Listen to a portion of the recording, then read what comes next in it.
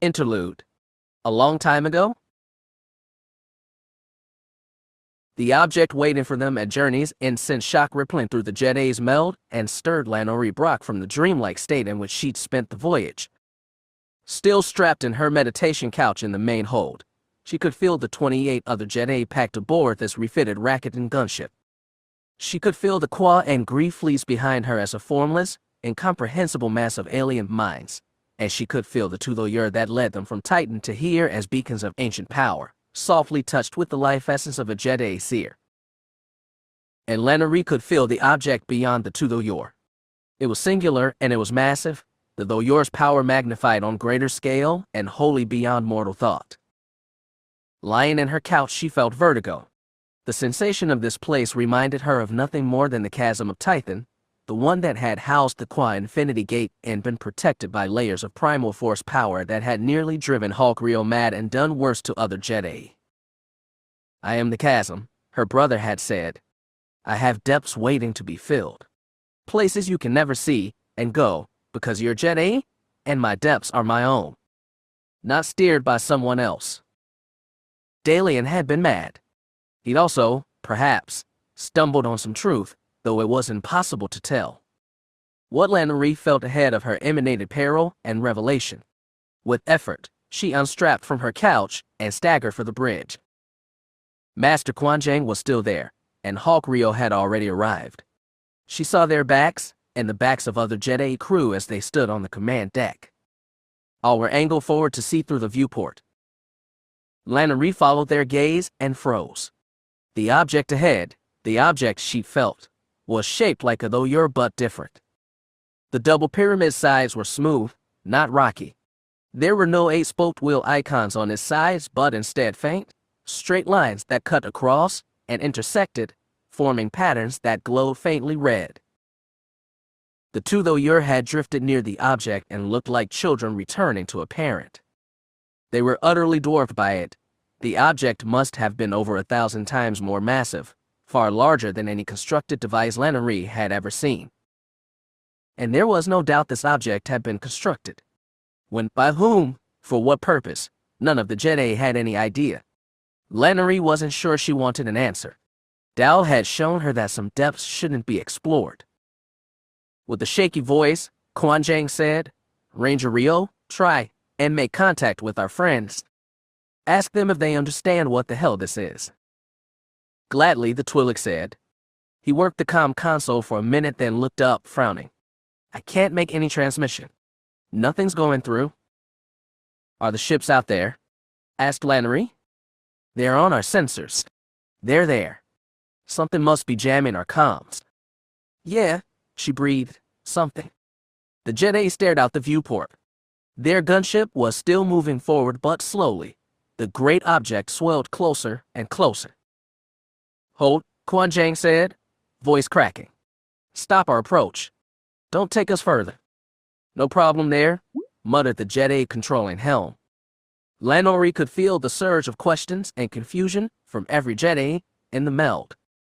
She also felt Hulk reaching out to the Thoyur, imploring the ghost of his niece for instruction. No answer came. Attention settled on Quan Jang.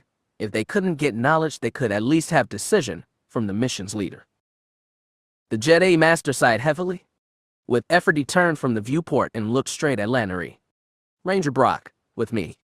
We'll take the hunter and get closer to the object. She blinked. Me, sir. Yes, you? Ranger Rio, stay on the bridge. Monitor us and keep trying to communicate with the Thoyur. Understood, Hulk nodded. Without another word, Quan Jang moved for the exit. Lanori hurried after him. Last time they'd left on the hunter, it had been for a parley, and they brought no weapons. This time they did. Quan Jang armed himself with one of the force sabers the Jedi had adopted from the Rakata. Its sizzling blade of pure, lethal force energy was fueled by the emotions of his wielder, and though Lanori had used the alien weapons before, they had always filled her with unease. She felt more comfortable with the metal sword she usually used and elected to take that aboard the hunter. As she pushed the starfighter away from the gunship, she admitted to herself that mortal weapons of any kind would probably be useless for what lay ahead. From the passenger seat behind her, Quan Jang asked, "Can you contact the gunship?" Lanori checked comms. Nothing. The master grunted. They both expected as much. Lanori wheeled them around the gunship, giving them both a direct view of the assembled Gree and Qua fleets, then turned back to the lawyer and the great object beyond. "The size is incredible," Quan Jang muttered. "It should have its own gravitational pull." Experimentally, Lanori pushed the fighter ahead, then killed thrust.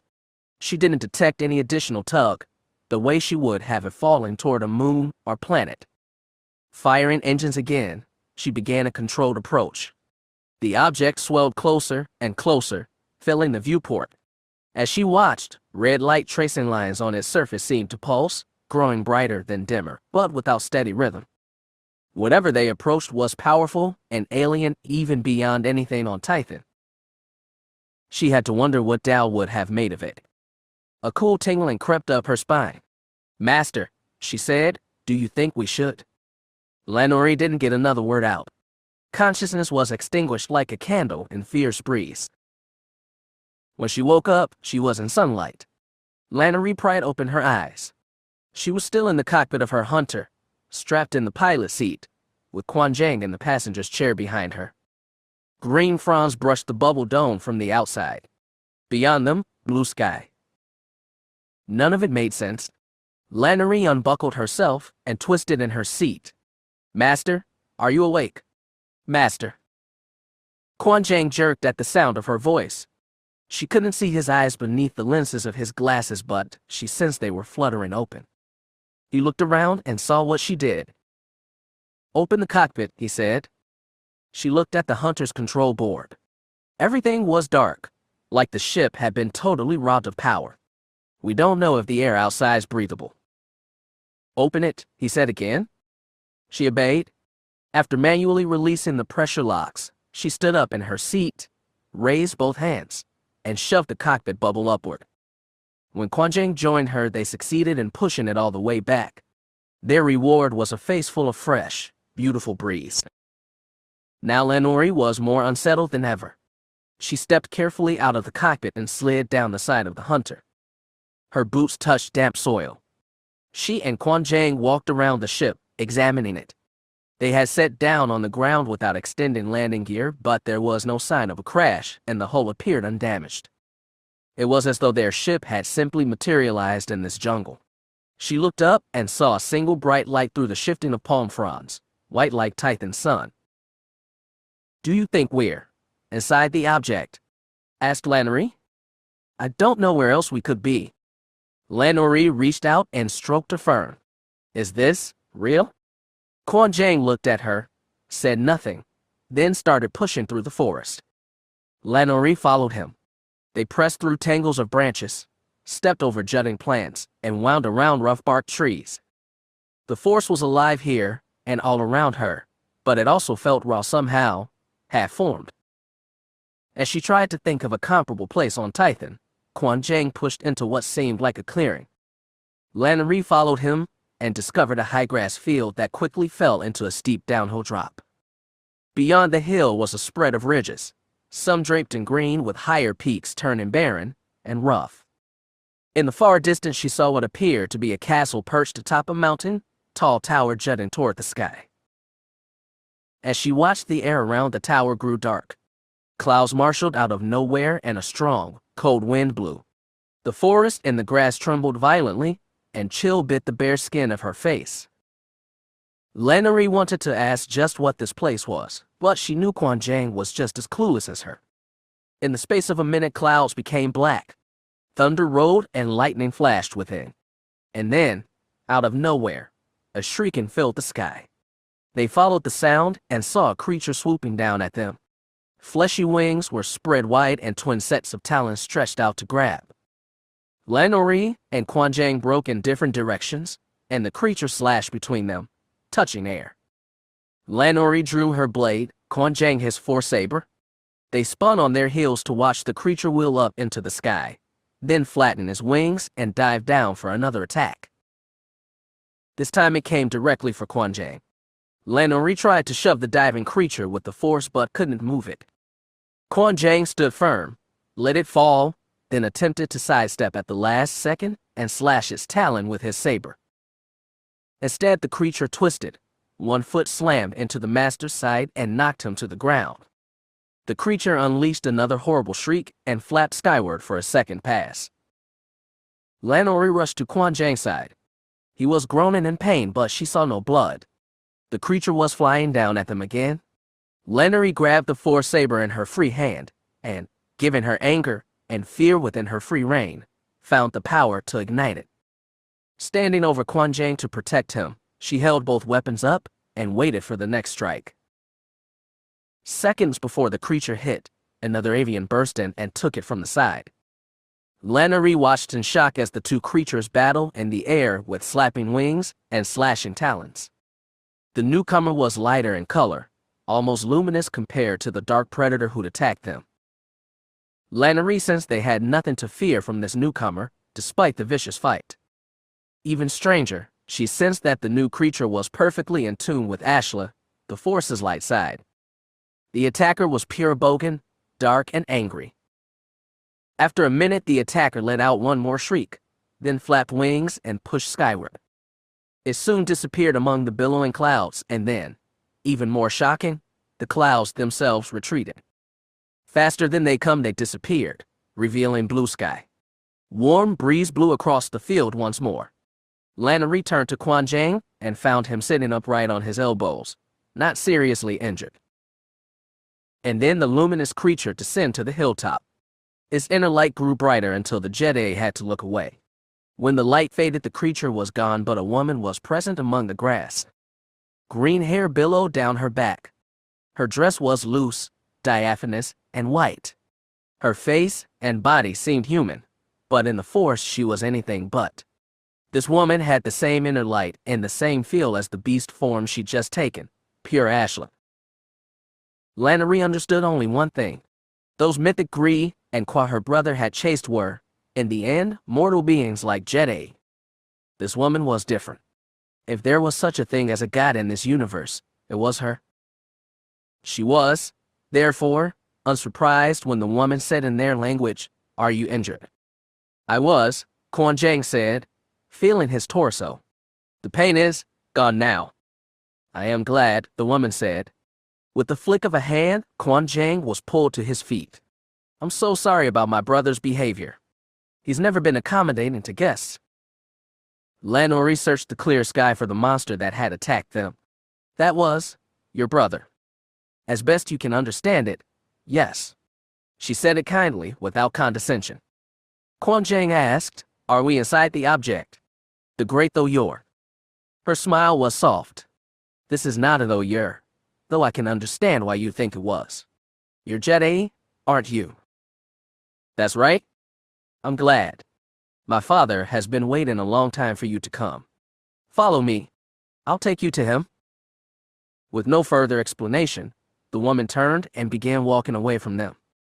Lan Ori looked at Quan Jang. All the Jedi Master could do was shrug. Together, they followed the woman down the hill. The journey took forever and no time. Despite the winding passages, steep hills, and steeper mountains they climbed, Lan Ori did not feel exhausted by the journey. The Force was strong here, and it was everywhere, and it gave them both strength. She sensed that the woman didn't need the Force for strength at all. She was such a singularity of Ashla that the Force conformed itself to her as she moved. If they'd been traveling with the creature of Bogan, her so-called brother, the journey would have been unbearable. Instead, this long trek to the mountaintop castle felt like the most invigorating stroll. The castle itself was magisterial and empty. Its single tower was an artificial peak stabbing toward the lightly clouded sky. The woman led them down long hallways where stained glass windows dyed color onto flat stone walls, then up a winding staircase. There seemed to be no lifts here, no sliding doors, no signs of technology at all, but Lan Ori knew that whoever had made it possessed knowledge and power that far outstripped the Jedis. During the long walk, they tried to talk to the woman and get some explanation as to what this place was, how it existed, and who she and her brother were. Always the woman demurred, saying her father would tell them everything they needed to know. Once they finished descending the long stairway which should have left them exhausted but didn't, they stood on a balcony jutting out from the floor of the castle. A stony cliff fell down far beneath them, and when Lanori looked up she saw the tower peak rising up another 200 meters. Incredible view, Quan Jang admitted as he peered down the gap. But where is this father? Are you impatient? Asked a voice behind them. Both Jedi turned to see a new figure had appeared on the balcony. Standing beside the daughter was the father, an old man in layered robes and tall hat, with a white beard falling halfway down his chest. He looked and sounded human, but he wasn't. In the Force he was like his daughter but different. She was pure Ashla but he was in perfect balance, the kind Jedi strive for but could never attain. Forgive me, Quan Jang said, but we've come a long way to be here, and we'd like to know why. The old man stepped closer. His eyes, small and kindly but a disconcerting gold, examined them each in turn. Did you depart from Tython? We did. We were guided here by the Thoyur and traveled on a captured Rakatan warship. He examined the father closely. Did you create the Thoyur? The old man smiled gently and evaded the question. Tell me, did you come aboard a Rakatan vessel? They invaded our home system, Lanori said. It took a great war, but we drove them out, with the Thoyur's help. The Rakata power their ships with the dark side of the Force. They harvest suffering and agony as fuel. Yet I do not sense you to have tipped to the dark. How is this? We modified the Rakatan warship, said Quan Jang. It's still powered by the Force, but our Jedi give of themselves voluntarily. We join our minds and keep them in balance. The old man narrowed eyes, like he was peering into the master's heart. I sense truth in your words. That is good. It means you have passed the test set for you thus far. Is the Thoyur one of those tests? Asked Lanori. Did you create them? They are my creations, and in a fashion they are tests. He smiled gently. And there are more to come. Her mind spun, dizzy with questions. But why did you test us? Why gather all the Jedi with the Thoyur? I gathered you because you were not Jedi. He looked at the blue sky. The Force is not what it was. It has withdrawn from you. The Rakata, you have noticed, are all capable of using it. We have noticed, Quan Jang said. Only a fraction of the beings in the Tython system can touch it. Often children born of Jedi can't and have to be exiled to the outer worlds. It's often painful, and we never understood why. The Force touches all living things. It is the natural flow of the universe that binds all life together. Though it moves, it can be quieted, even silenced. He gestured to his daughter. Most of our kind have withdrawn from the galaxy as you know it and have been taking the Force with them. They believe it is too much for mortals, that you are corrupted by it. Your kind? Asked Quan Jang. You mean like your daughter and son? We three have stayed behind while the others have left, the daughter said. They've given up their bodies and joined fully with the Force. Lanori struggled to wrap her mind around it. We've seen you change form. We are still beings of matter. With the Force, we have more control over it than you. She touched her chest. We can die, like you, though we do not age like you. Time here is not as you know it. Lanori had already figured that. The father said, the Gree, the Qua, and other ancient races used to command the Force, but it has withered in them as well. For you younger races, the withdrawal is even more pronounced. The Rakata appear to command the Force, but it is leaving them, slowly and steadily. They know it and are afraid. That is why they sought Tython, you see. They wanted the Qua Infinity Gate, Lanori said. The gateway to every world inside our chasm. The father held up a finger. The gateway to specific worlds they believed would restore their full power in the Force. And that gate would have. The gate was destroyed, said Quan Jang, but not before some power escaped it. Was that what activated the Thoyur? That is correct. The Rakata are destruction embodied. In giving themselves fully to the dark, they become abominations. As they slowly lose the Force, they become more desperate and more dangerous. For that reason, I created the Thoyur.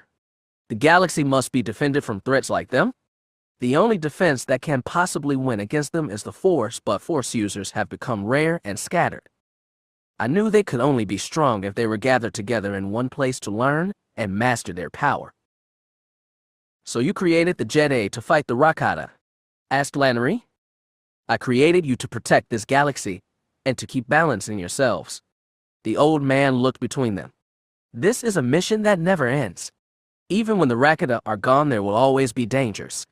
My son has given himself fully to the dark side of the Force, and you can see the monster he has become. I've done everything I can to preserve balance in this galaxy, but I am just one being. Even I cannot do everything. These creatures may not be immortal formless gods, Lannery thought, but they were still close. She said, though you led us to a fleet of Gree and Qua first. Was that also part of your design? It was.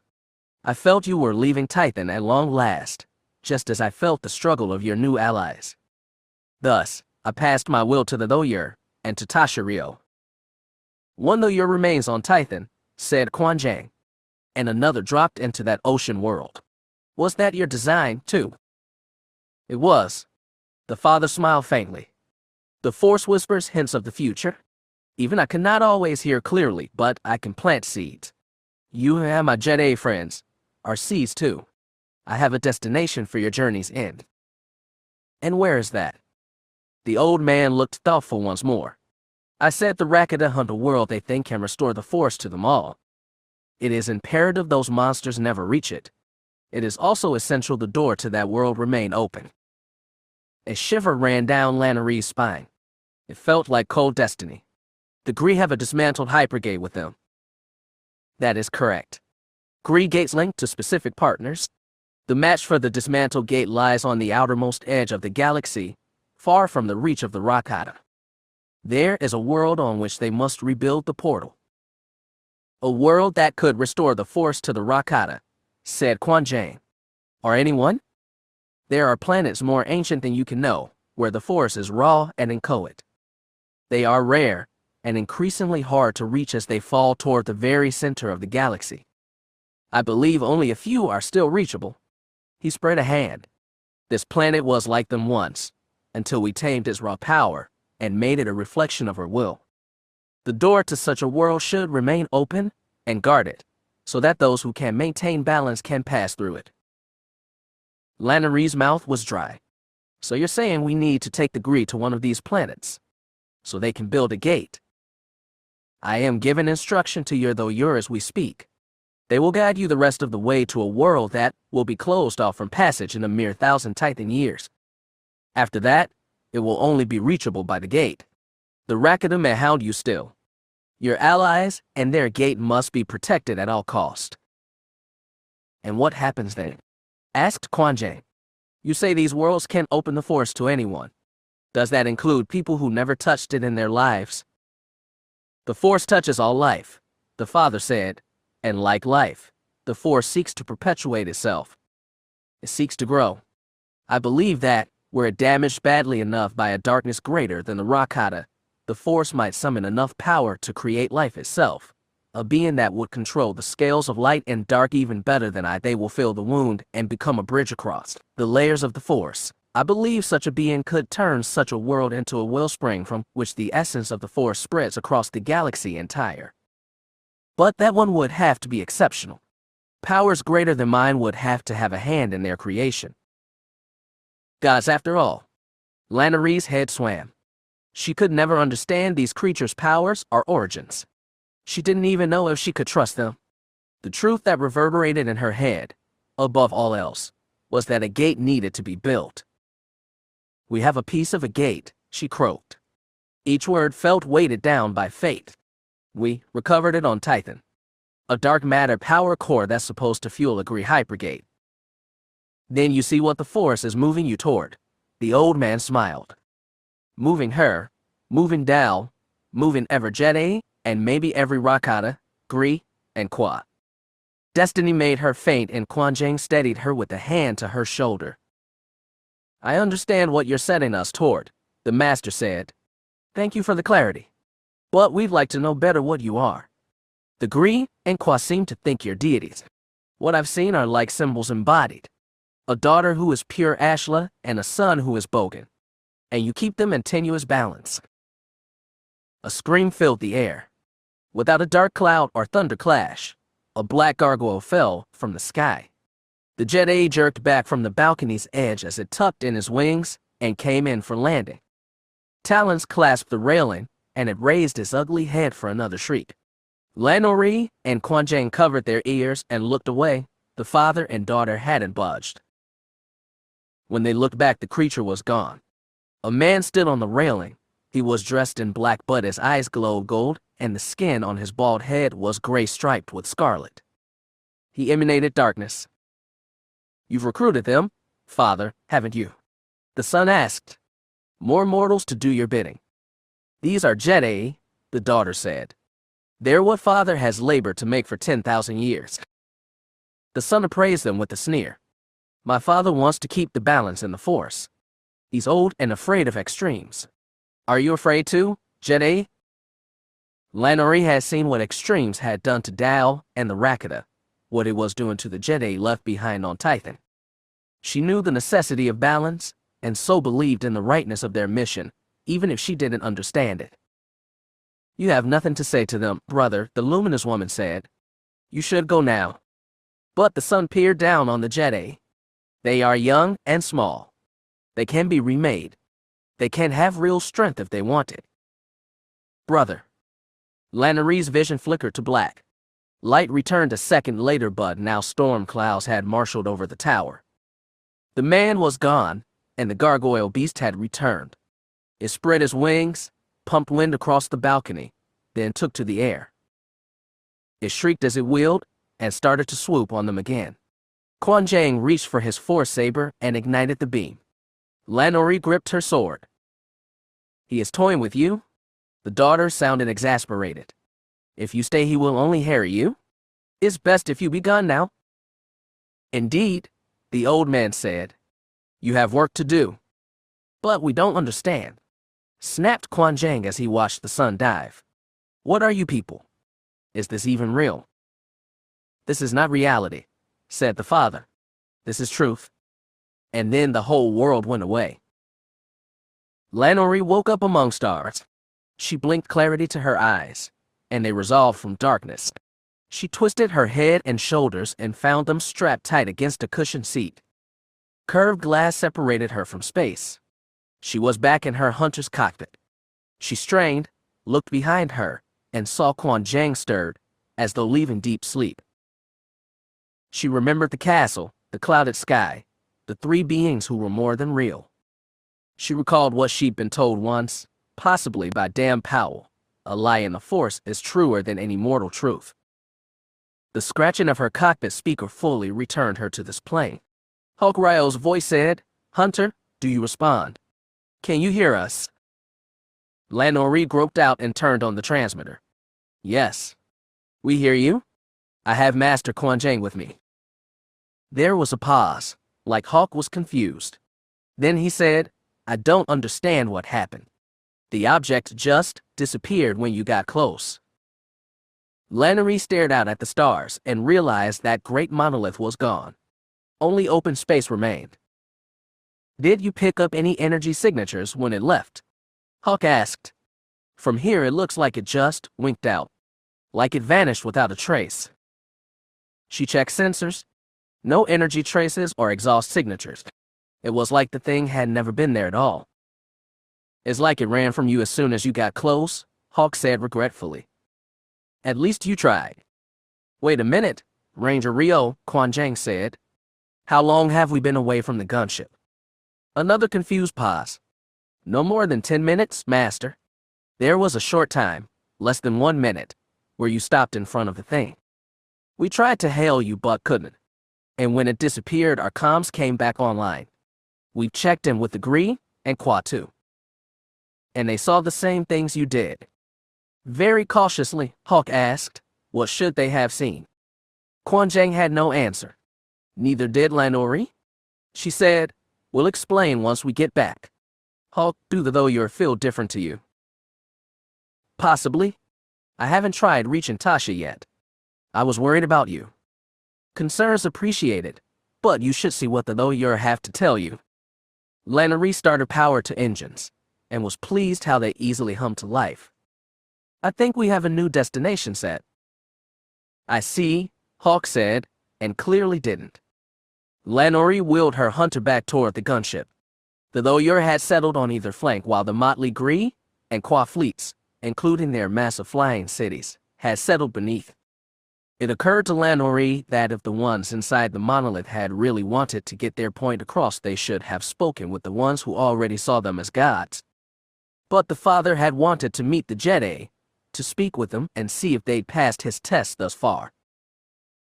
The Jedi were, in a sense, his children, and they meant more than worshippers ever could. As their hunter neared the gunship, Lanori spotted new ships wink into existence around the fleet. Her stomach went cold. The Force told her what they were even before her sensors did. Those are Racket out there, she cried. They found us.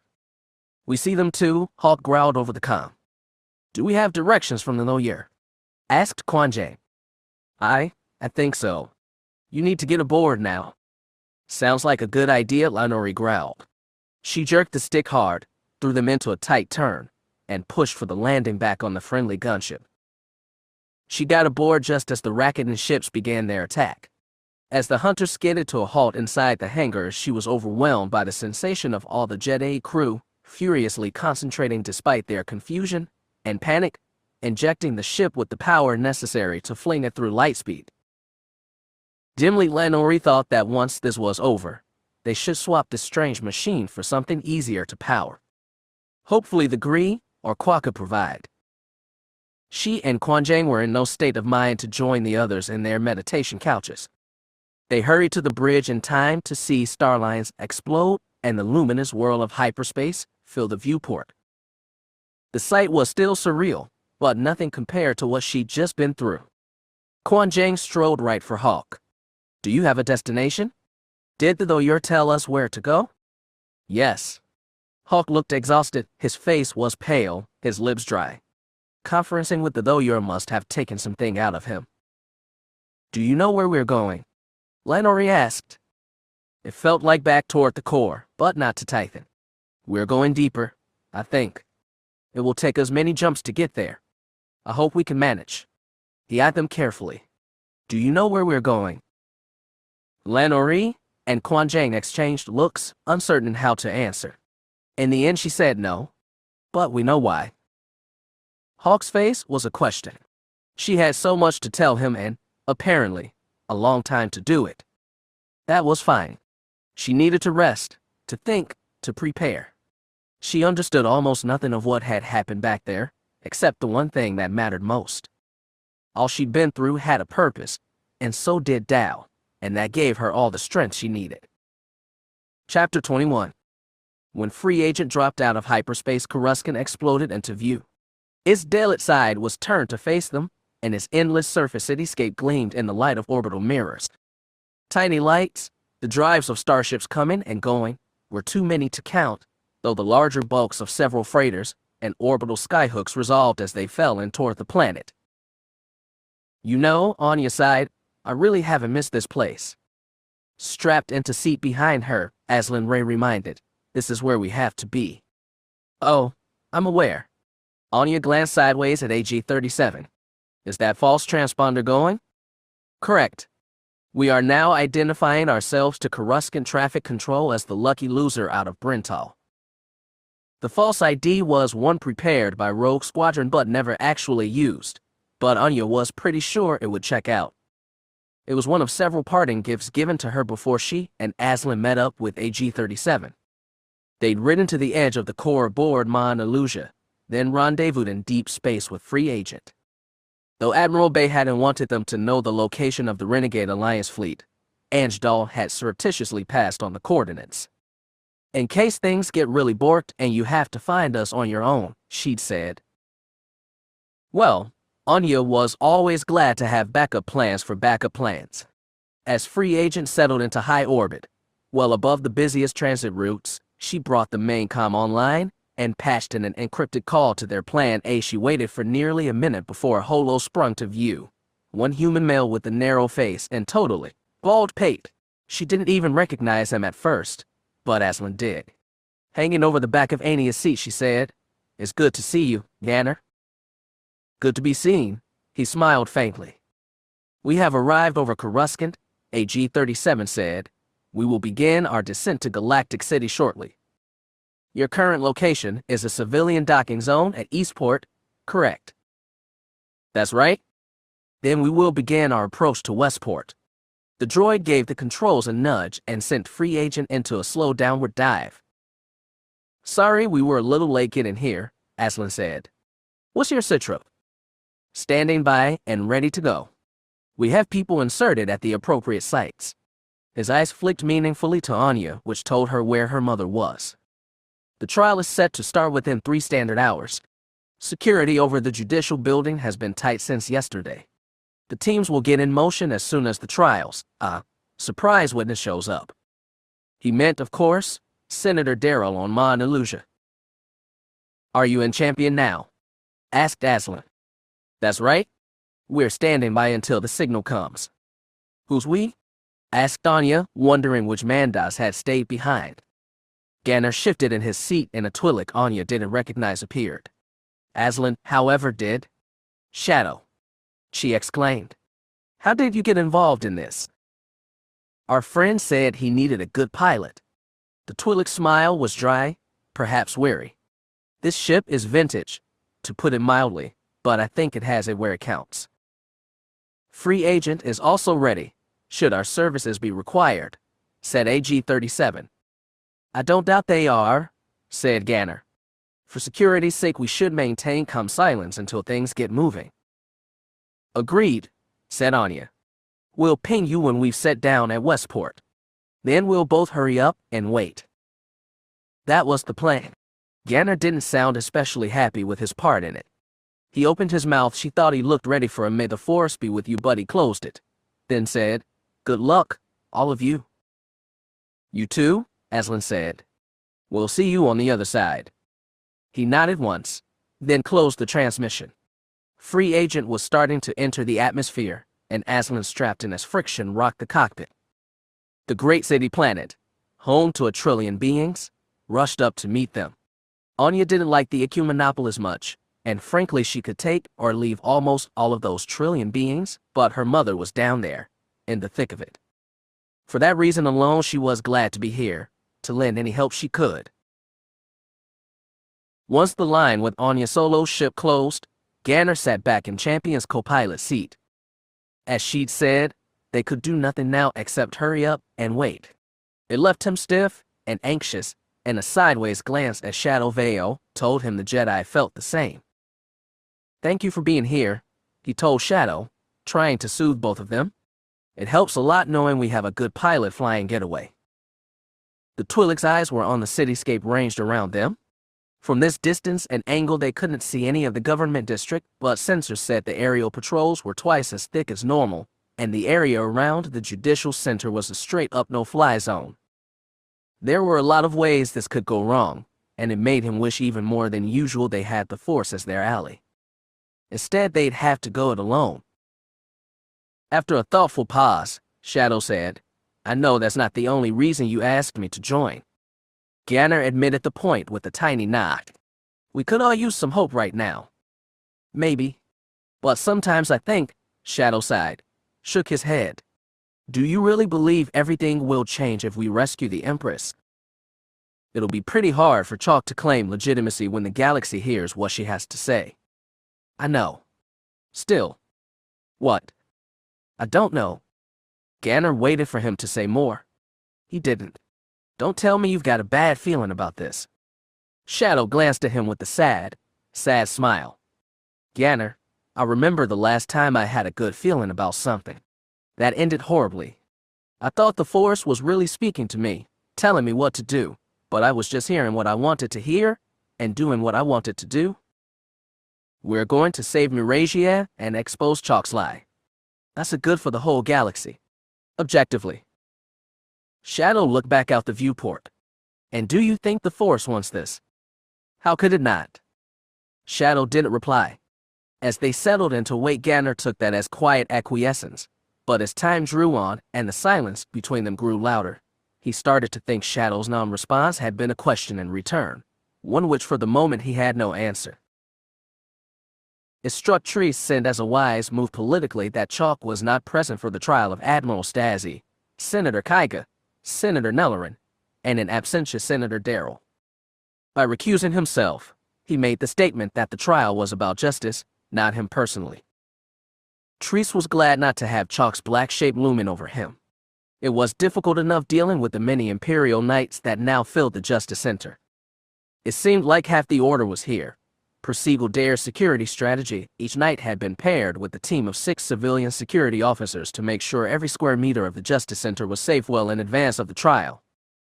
Bomb sniffers, both mechanical and animal, had scoured the building to its lowest levels, and the courtroom was scanned hourly for listening devices, poison gas capsules, stray blaster charge packs, and anything else that might be dangerous in any way. At the same time, other knights and security officers had investigated every possible danger from outside the Justice Center. Every witness was thoroughly vetted. Every street whisper about the trial being bombed or shot up was investigated. Treese had to give Siegel Dare credit. She'd made the most threatened building in the galaxy into its most secure. That was one reason why Treese felt pangs of conscience. From a certain point of view, what he was doing was treasonous, but he didn't let that stop him. Ganner Krieg had presented him with compelling evidence that Marasiah was being held captive in the unused underlevels of the Department of Transportation Tower. It was his duty as her knight, as a friend of her father, to see her freed. It was to Treese's advantage that his seniority made other knights hesitant to question him. Even Siegel would balk to do so. This made it easier for him to make 3 last-minute personnel swaps to the security detail he was in charge of. 2 civilian security men he'd originally been assigned with had been replaced by guests from Ganner's crew. The men they'd given their names as Yanger and Hondo had the lean, mean look of mercenaries, but in the blue security officer uniforms, they looked just acceptable shy of roguish. The third man, named Oren, had a smaller build and actually looked quite passable in his gray technician's clothes.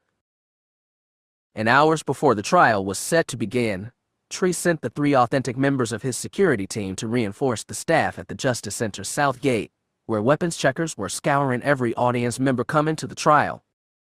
He maneuvered Yanger, Hondo, and Oren into a section of hallway he knew to be unmonitored by listening devices and said, "All right, gentlemen. Tell me what you need from me." "Nothing grandiose," said Oren.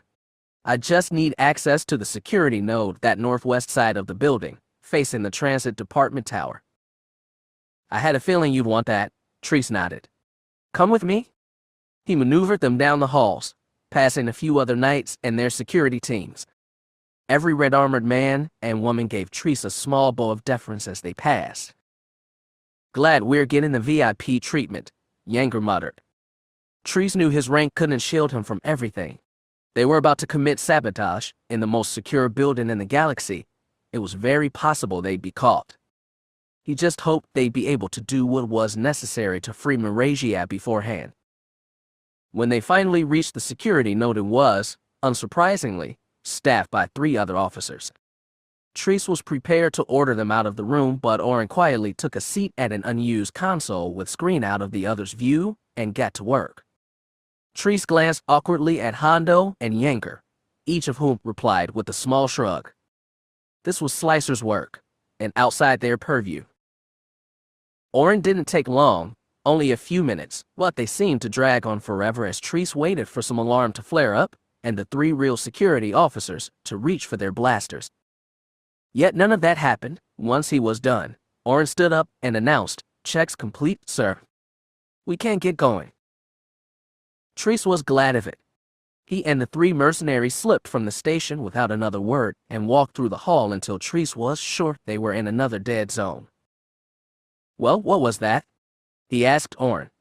"Did you disable the exterior sensors?" "Not yet." The man shook his head. "What I did was slice an extra code that will allow me to kill the sensors facing the transit tower and knock out power to levels 80 to 94 of the Justice Center." Treese frowned. "Why knock out power? And why there?" It's well above us and the courtroom. Exactly. It'll draw people up top to figure out what's going on, and hopefully they'll miss some dead exterior sensors. And the trial can keep rolling all the while, so we'll have their attention split in all kind of ways. You said you planted the code. How do you activate it? I'll need to access any terminal in the building. Orin tapped the white earpiece, all security techs wore. I've modified this to patch in with our evac team. When I get word from Ganner, I'll get over to a terminal really fast and activate the code. Then he snapped his fingers chaos, on demand. Trees looked to Hondo and Yanger. And you gentlemen. We're here in case things get nasty. Hondo patted his holstered service pistol. The knights and security teams here are just doing their jobs. There's no reason to fight them. If we are found out, I intend to surrender without violence. The mercenaries exchanged looks. No offense, said Hondo, but I'm in this for the money. Mostly. I'm certainly not doing this out of some kind of Khat Lah imperial honor. I want no unnecessary bloodshed. Is that clear? His imperial knights would have snapped bows and spluttered assurances. These mercenaries just exchanged another set of looks. Hondo said, if we do things right, it shouldn't come to that. There's airspeeders docked at the west gate. He tapped his badge. We've got authority to pull them. If things really look like they're gonna go jets up, we'll make a run for it. You're welcome to come with, Master Sende. Trees felt reluctant. Apparently he was willing to commit treason but not run from his crimes. We will see, he muttered, then changed the subject. I intend to be in the courtroom when the trial starts. You gentlemen can come with me. There's an access terminal right behind the security entrance. Sounds like a good setup to me. Orin glanced at his companions. You barbs want to witness some history. I've already done that once or twice, Hondo said ambiguously. But what the hell? I'm not going to pass up a front row seat. His hard eyes said he wasn't going to explain more. Treese accepted that and began leading them to the courtroom. The area around the Justice Center was essentially on lockdown, but the engines of government had to keep churning elsewhere.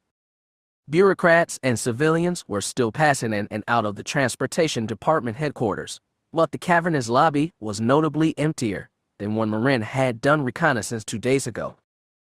Most eyes today would be on the trial, which might work in their favor or might not.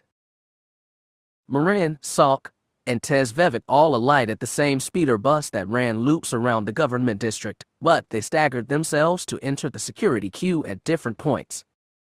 Salk went through first, passing a bag of tools onto the conveyor belt and into the scanning machine.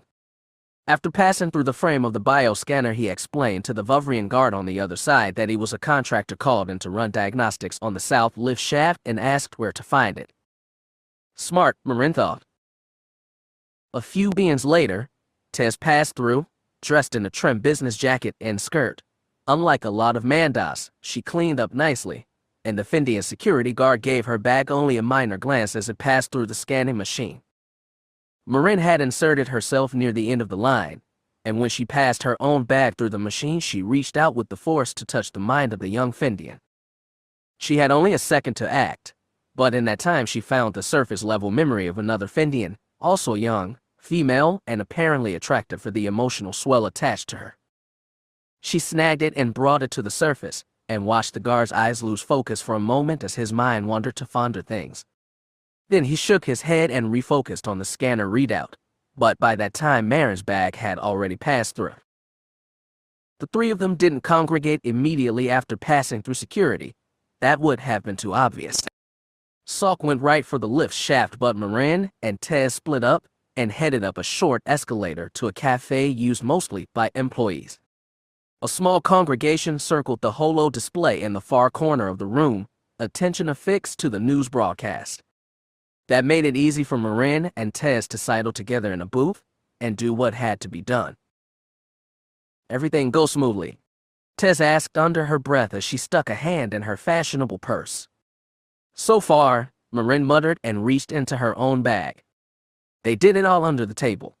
Marin passed a metal cartridge to Tez, and Tez attached it to the ceramic firing mechanism she brought in her bag. The cartridge contained 24 bullets, each filled with explosive powder. The firing mechanism provided the simple spark needed to set one of them off. All they needed was the barrel, which was stuck in Salk's tool bag. Even good security scanners like the ones here didn't recognize a slug thrower if it was brought in pieces. Tess took the almost completed gun and slid it fully into her purse. You have the lightsaber too? Of course. When was the last time you used one of those, if you don't mind my asking? Tess hadn't even been born when Marin had last used one in combat, but she didn't say it. I remember how to handle it. Don't worry. I expect to use this for chopping through doors, not people. Tess didn't look assured. Well, it's a good thing I've got an extra weapon. Are you ready? Marin looked at the holo across the room. Don't think our distraction's shown up. They might be late. How long do you want to wait? Hondo, Oren, and Yanger are in position and ready. You talk to them. Got a ping from Oren right before we got off the bus. He's done his job. We just have to do ours. Marin took a deep breath. Let me see if the trial started. She slid out of the booth and joined the crowd gathered around the news broadcast. Nobody glanced at her as she approached, and she saw why. The commentary and prelude was gone, and the trial was getting started. The holo showed a high, long podium behind which 5 magistrates sat. Beneath them, sitting on the left-hand side, were the defendants and their counsel. Prosecution sat on the right. The magistrates seemed to be giving preliminary statements to both sides. Opening speeches, the real attention grabbers, would begin soon. If Porat Darrow wanted to make his entrance extra dramatic, that would be when he'd leap in. Marin decided it was time to act, but she spared a moment to sense the feelings of the crowd in the force. She'd been told that most of the civilian bureaucracy had passed from the Alliance to the Sith to the Federation intact, and sure enough, she felt anxiety and anger directed toward the prosecution. At the same, she felt a level of doubt not just to the outcome of the case, but to whether any of the accused had, in any way, been involved with the assassinations. Either these bureaucrats weren't die-hard Alliance partisans, or Chalk's machinations had succeeded in sowing quiet discord. But that was not her concern. Marin turned and caught Tez's eyes across the room. She gave the tiniest nod, and the younger woman grabbed her purse and exited the cafe. Marin waited 30 seconds, then walked out as well. As she rode the escalator down to the lobby platform, she looked for the south elevator column. She counted 8 individual shafts collected together, and it wasn't until she rounded the column to the side facing away from the rest of the lobby that she found Salk and Tez. Orange caution markers had been affixed to either side of one lift's door, but at the moment no riders were even using this column. The Mon Cal was passing what looked like a short piece of pipe, actually a gun barrel, to the incognito Mandalorian, who screwed it tight to her weapon, completing the assembly. What have we got? Marin asked under her breath. I've run diagnostics on this lift. Salk waved a webbed hand at the datapad he'd affixed to the control panel. It goes down 56 floors beneath this one, then stops. We should assume all the other lifts operate the same way. How far beneath is the empress supposed to be? Asked Tez as she tucked the gun into her purse. Between 62 and 66. Roughly. Salk, can you override those protocols? I could try, but it would probably set off alarms, the Mon Cal said. Besides, for all we know, they physically blocked the bottom of the shaft. Marin nodded. She'd expected it would come to this. Where's the car for this lift right now? Salk glanced at the datapad. 21 floors above us. Can you freeze it where it is? Asked Tez. The Mon Cal's big eyes blinked. He bled anxiety in the force. Maybe, but that might also trigger an alarm. You won't have to, not yet. Marin put a hand on his shoulder. Just stand by. Pretend to do diagnostics on this tube. If the car does start coming down, make sure it stops here and doesn't go further. She added with a little smile, you look respectable. Just tell them you need to do maintenance. As Salk bobbed his head, Tez looked to Marin. Does that mean we're going down the hard way? Was there ever any doubt? With a wave of the hand and a tug of the force, Marin pulled the tube doors open to reveal the long, deep plunge of the shaft. Salk removed a pair of fibercore spools from his pack and magnetically clamped them to the shaft's interior, one on either side of the door. Marin and Tez dropped their bags after retrieving only the things they'd need, a lightsaber and a sloth thrower, plus 2 glow lamps. "Keep watch while we're going down," Marin said. "When we get to the bottom, we'll send the cord back up. Once it retracts, get out of here. Make your way back to Eastport if you can." "I know." Salk hesitated, groping for something to say. He went with, "May the Force be with you." "I sure as hell's hope so." Marin patted his shoulder. "We'll see you on the other side." They checked around the lobby to make sure no one was nearby or watching. Once they were certain things were clear, Marin and Tess bent into the open shaft and gripped the handlebar at the end of cable spool. Marin used the Force to lift both their bodies fully into the shaft. From there, gripping the handlebars tight with both hands, they thumped the extension button and began a long straight plunge down into the dark. Chapter 22. The touch of the Force was the touch of life, and everything seemed different for its return. Through the Force, Lobaka could feel the bonds that connected him to all living beings and shared with him a part of their existence. He knew the religious awe of the Yuuzhan Vong warriors and the thoughtful contemplation of the Khat. He felt Darth Talon's numbing despair, Delia Blue's confusion, and Sam's quiet envy. He saw all the frantic emotions ready to break Jerry Sin from the inside out. Most of all, he felt the echoes of primal power emanating from the Hypergate Arch.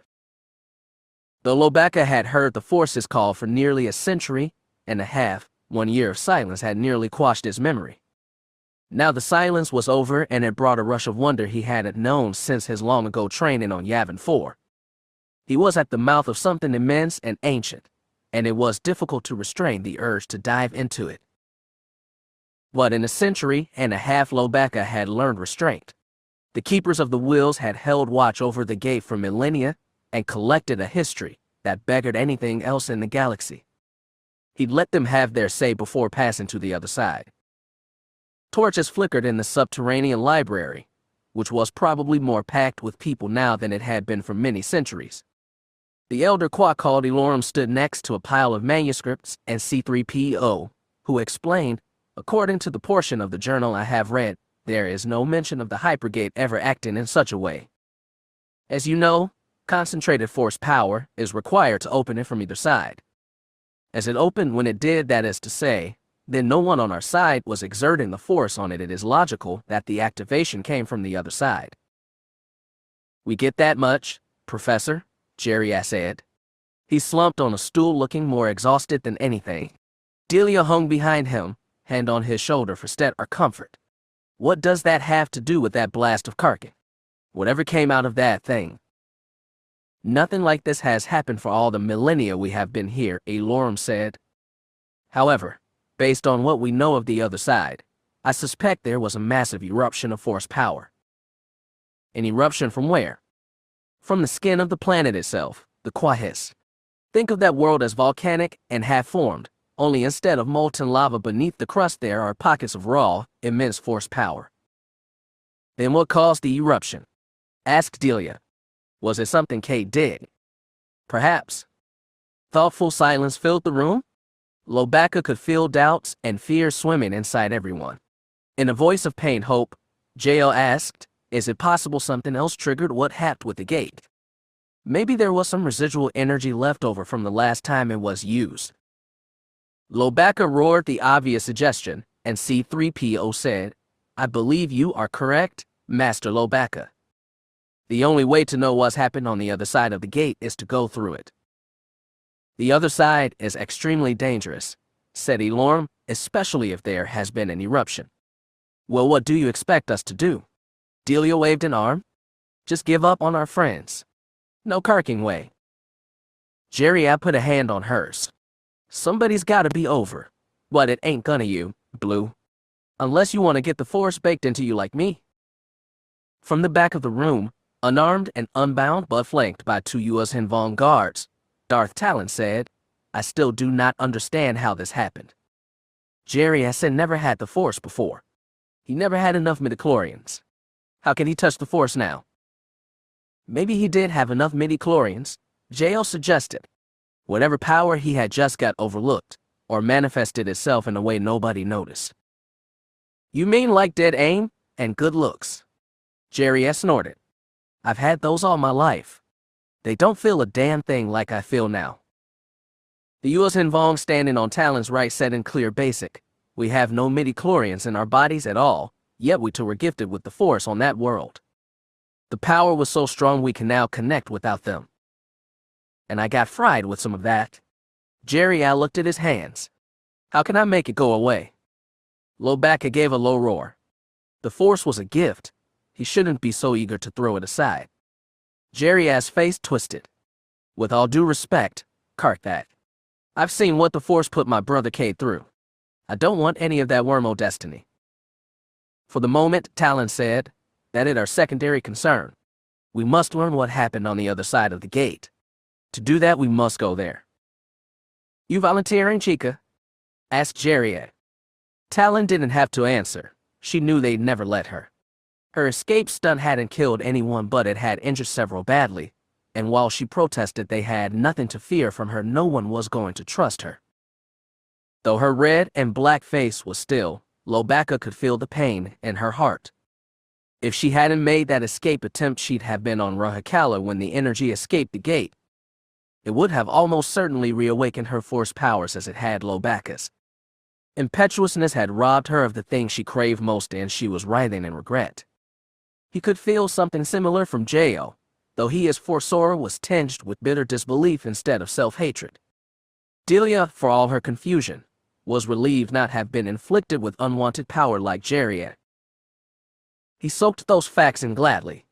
After so long being trapped within himself, Lobaka found he took joy in these shared emotions, unhappy as they were. Darth Talon is fundamentally correct. That same Yuuzhan Vong said, someone must go beyond the gate to explore and to find our missing comrades. Any of us are ready to go. I knew you would be, Zankar. Elorm dipped his head in a nod. I will leave it to you to select your team. Lobaka couldn't restrain himself any longer, and he announced his intentions with a trilling roar. C-3PO said, Master Lobaka announces he is eager to join you beyond the gate. Zankar looked suddenly reluctant, and Elorm said, one's first time beyond the gate can be quite dangerous. Now more so than ever. Loi's one of the most powerful Jedi Masters around, Jerry said. If anyone can handle himself over there, it's him. You do not understand, said Zankar. It is his power which may make things more dangerous. That is why Khat Lah took the two youths through first. Yeah, and he also Cade Skywalker. Cade's nothing but powerful. That, said Elorm, may be why things have gone so awry. It was a hard point to argue, but Lobaka barked insistence. The Yuuzhan Vong would be capable searchers. Yes, but as a Jedi with over a century of experience, he stood a better chance of dealing with untoward threats than anything. Zankar and his people, by contrast, were new to their powers and barely trained. Very well, Zankar relented. You may come. I'd like to go too, J.O. spoke up, as Lobaka had known he would. The Yuuzhan Vong shook his head. Reawakening to your Force powers will not be easy. Now, when things are so uncertain, is not the time to do it. Lobaka get his powers back fine, J.O. pressed. Hell, even Jerry could handle it. Gee, thanks, the other groused. Elorm said, this world is very different from the one beyond. With the Force as raw as it is, matter itself may bend to your thoughts and fears. It is not safe for you to reawaken now. He swung his vertical slick gaze to Talon. Are you? J.O. grimaced but assented. Talon's face was a hard mask. Lobaka gave a roar. It was time to get moving. Everyone in the room understood the point, if not the words. As people started to file out, R2-D2, silent in the corner for most of the meeting, released a series of shrill tweets. Oh, Master Lobaka, said C-3PO, R2 would like a short word with you. Lobaka stepped over to the droids. It occurred to him now that he'd known these two machines longer than he'd known anyone in the galaxy outside his parents and sister. Though he'd sometimes gone years without seeing them, they'd always been there, moving through the background of history like a needle and thread knitting far-flung events together. Everything felt new, strange, and, yes, dangerous, but it was a comfort knowing they were still around. C-3PO said, R2 implores you do everything in your power to save Master Cade. R2 is quite fond of him, and despite his insouciant demeanor, I admit he'd grown on me as well. R2 hummed soft agreement.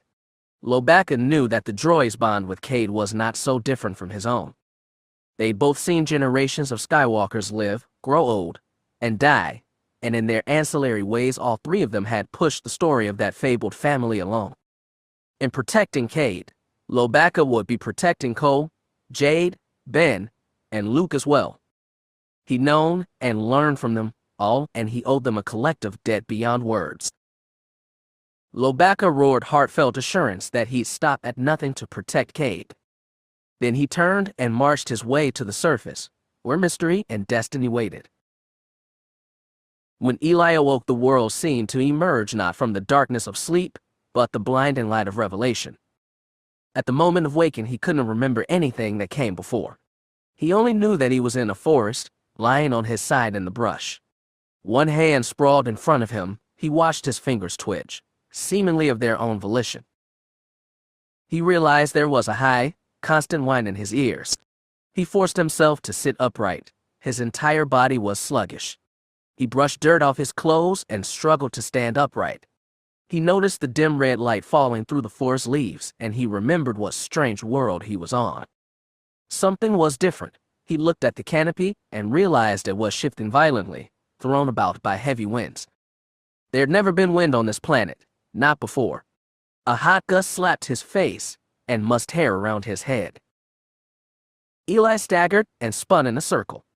When they first come here, there's been a light, a great and brilliant geyser of pure force energy that had drawn them forward through the woods. There was no light now and no point of direction. He remembered more, Cade Skywalker descending into the pit from which the light erupted. Khat Lah holding the fiber cord reel with which he was supposed to pull Skywalker back in an emergency. It was clear that hadn't gone to plan. He remembered watching Skywalker step up to the light and reach out with the Force. He remembered the light flaring wider until it was impossible to look into. Skywalker had disappeared from view but not from the Force. In the Force's presence had seemed to join with the eruptions and become it. Eli had been overwhelmed, and he remembered Kyra letting out a wordless shout of panic, fear, maybe agony. Without warning, the forest floor quaked under Eli's feet, and he remembered one more thing. With the light had come a burst of wind and a trembling in the earth. He'd been thrown back from the pit's rim, back into the forest from which they'd come. He spun around once more. In the red light and shadow, he saw no rim, no pit, no light. He saw none of his companions either, and none of the ghosts that had haunted them on their long journey to this place. He was alone and lost in this horrible, incomprehensible place. Eli's heart went cold with fear. He staggered through the forest, looking in every direction, trying to hear something besides the ringing in his ears. He began to make out the groan of wind and the violent slap of leaves overhead. He shouted for help and heard his own voice, weirdly muffled. With the wind blowing hard, the trees were always shifting, and the world around him a constantly shifting kaleidoscope of shadows and scarlet. The colors of Sith, he realized, and the thought left him nauseous. Eli wished he'd let Darth Nil kill him along with the other captured apprentices. A righteous death would have been a far better fate. Instead, he'd sold himself for the fleeting illusion of power when the full strength of the Force was so far beyond him. He'd been an angry child lashing out at the universe. Now it felt like the universe was striking back, crushing him beneath its impossible weight. Suddenly his foot hit a root. Eli fell and barely caught himself in the dirt. He pushed himself up with his hands, but before rising he saw a patch of red sunlight and the object inside. He recognized the smooth lump as one of the backpacks they brought with them from Rahakala. Eli crawled on frantic hands and knees. Some objects had spilled out of it. Wrapped foodstuffs, a sealed bottle of water. As he stuffed them back inside, his hand found something else. He wrapped fingers around the hard metal cylinder and pulled it out. Cade Skywalker's lightsaber. He had no idea where Skywalker was now, maybe not even on this plane of existence. He thumbed the trigger and green light lanced out. He heard the hum beneath the fading ring in his ears. It was the most beautiful sound in the universe, simply because it was familiar. Eli hooked Skywalker's weapon to his belt. He sealed the pack and slung it over both shoulders. The food and water ensured he could survive a little longer. He spun around once more and looked for something familiar in the shifting, synth-colored landscape. He was still lost in a maze. With no better option, he began walking forward. He stumbled through the forest, making high steps so as not to trip over any more roots. He saw the movement of light and water and cut toward it. A thin stream ran through moist earth, maybe the one they'd refilled at before. He started to follow the path downstream, hoping it might lead him out of the forest. A voice called his name. He heard it, loud and clear. Eli turned and saw a dark form moving through the forest. His hand went to the lightsaber, but before he turned it on, he recognized Kyra. She had a pack with her, maybe her own, as she breathed heavily as she approached, as though she'd been running through the forest. When she got near, she stopped, eyes on the lightsaber. "Where'd you get that?" she asked, voice hoarse. Eli had more important things to deal with than her distrust. Holding his hand far from the weapon, he said, "I found Skywalker's pack in the forest. When I woke up, I didn't have mine." "Have you seen him or Khat Lah?" He wagged his head. "Just you. I don't know what happened. I just remembered this light, and this quake." As if on cue, the earth trembled beneath their feet. In the distance, he heard the call and flutter of panicked birds. It stopped a moment later. Kyra said, "I don't even see the light. The eruption. Whatever it was. Neither do I. I saw the stream and thought I could follow it."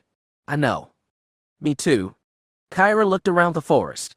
"I know we should search for them, but I want to get out of this place," Eli said simply, no excuses. Kyra, more abashed, agreed with a small nod. "Let's keep following the stream," he said. "If we get a little further out from the wood, we might get a better idea what's going on." Kyra didn't look sure of that, but she followed Eli anyway. He could feel she still didn't trust him. He didn't care.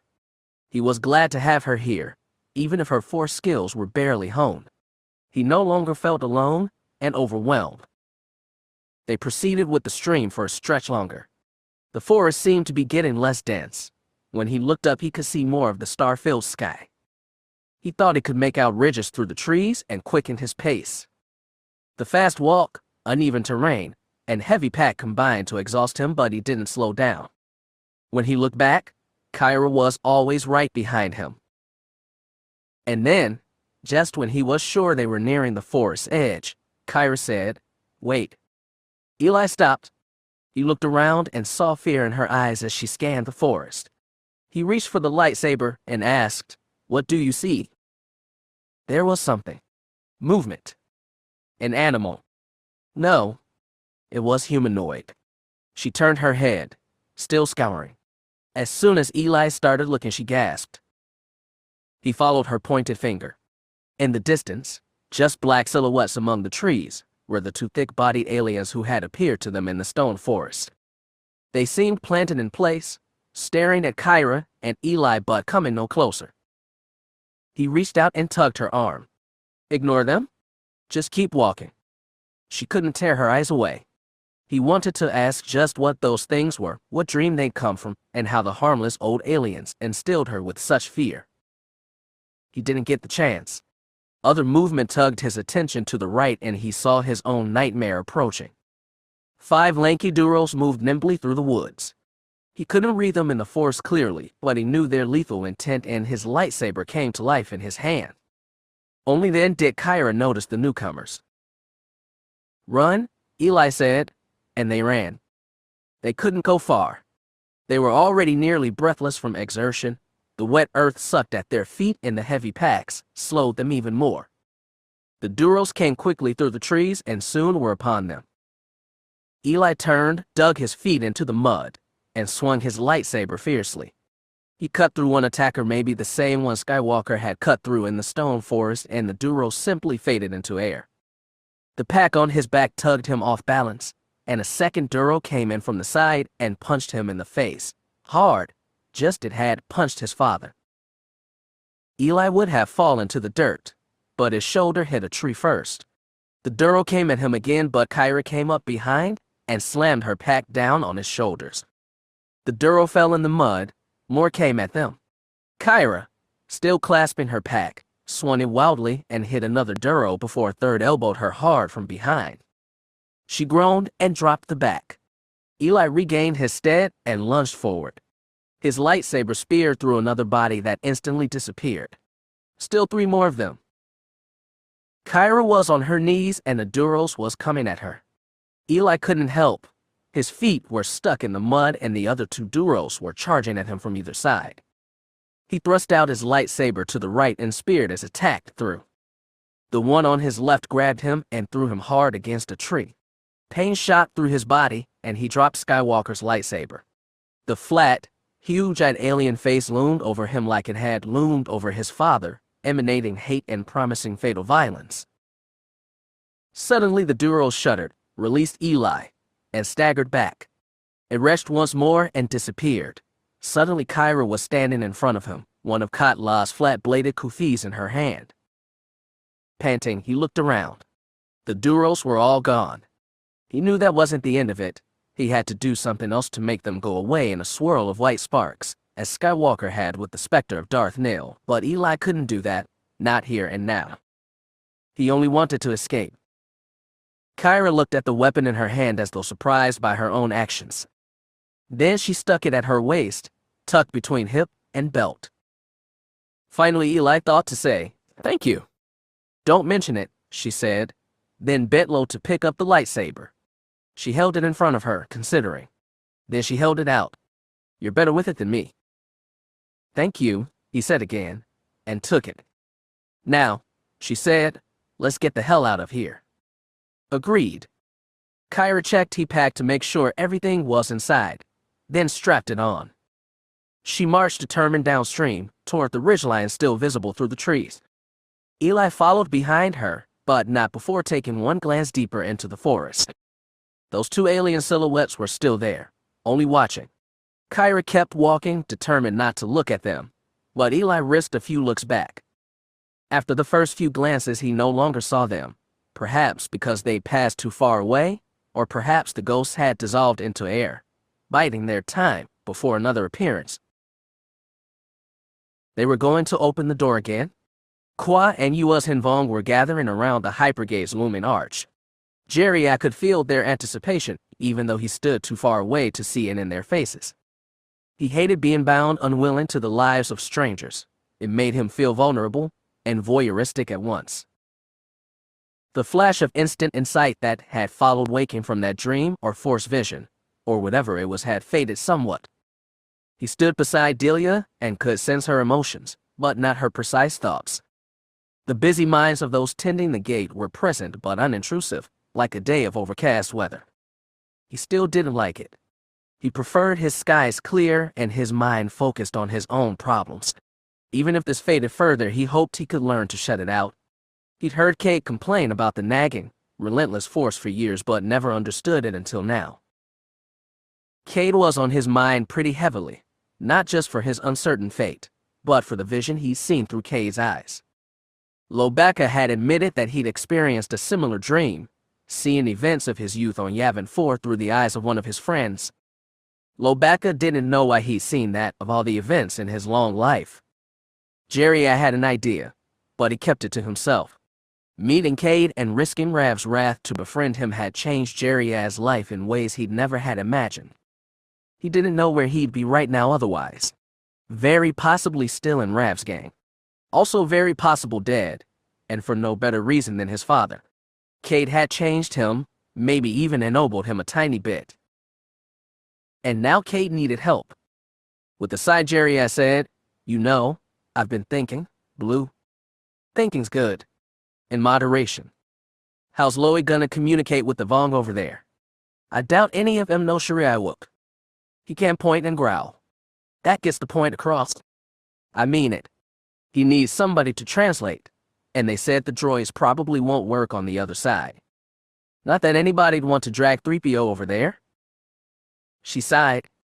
Jerry, I know what you're getting at. I know some Shriwook, and some Vong too. And I've got this damn force me in. Be a shame not to use it. You don't know how to use it, which is probably for the best. Not that I ever went into Jedi moralizing, but if you start casting force powers, they'd probably be all dark side. After a pause, Delia added, not saying mine would be any different. Stop being so relieved, he grunted. I can feel it coming off you, you know. Just like I can feel all those guys over there, he waved at the gate, getting ready for the big communion. It's the strangest damn feeling. I'm an empath, Jerry. I'm used to picking up other people's emotions. Yeah? Not like this, though. She admitted his point with silence. He knew that if he was going to do this, he'd better act fast. Lobaka and the Vong team were still in the caves getting their gear packed. He knew where to find them, but his feet wouldn't move. He was stuck between duty and fear. Delia, empath that she was, could sense that. Or maybe she just knew him well after all these years. Softly she said, the worst they could do is turn you down. Why'd we come on this trip if it wasn't to help Cade out, you know? We can't help him on this side of the gate. If you want to go, then go. Indecision's not your style. It wasn't, until everything he ever was got upended through no fault of his own. Jerry took the first step, the hardest. I'll go see if they'll had me. As he started for the cave, she called at his back. Be safe, damn it. Listen to their advice. Don't take any stupid risks, and don't risk your neck for anybody. Always good advice, he laughed once. Not very Jedi-like either. Seriously, I don't want to be left alone with all these Force freaks. She said it with a tight smile that wilted fast. From a certain point of view, Jerry was one of those Force freaks now too. He left Delia behind and made his way to the caves. Lobaka had a lightsaber on his belt and was stuffed in a backpack that looked small on his massive frame. There were 4 Yuuzhan Vong in the chamber with him, including Zankar, and another basic speaker he talked with called Neshri Buell.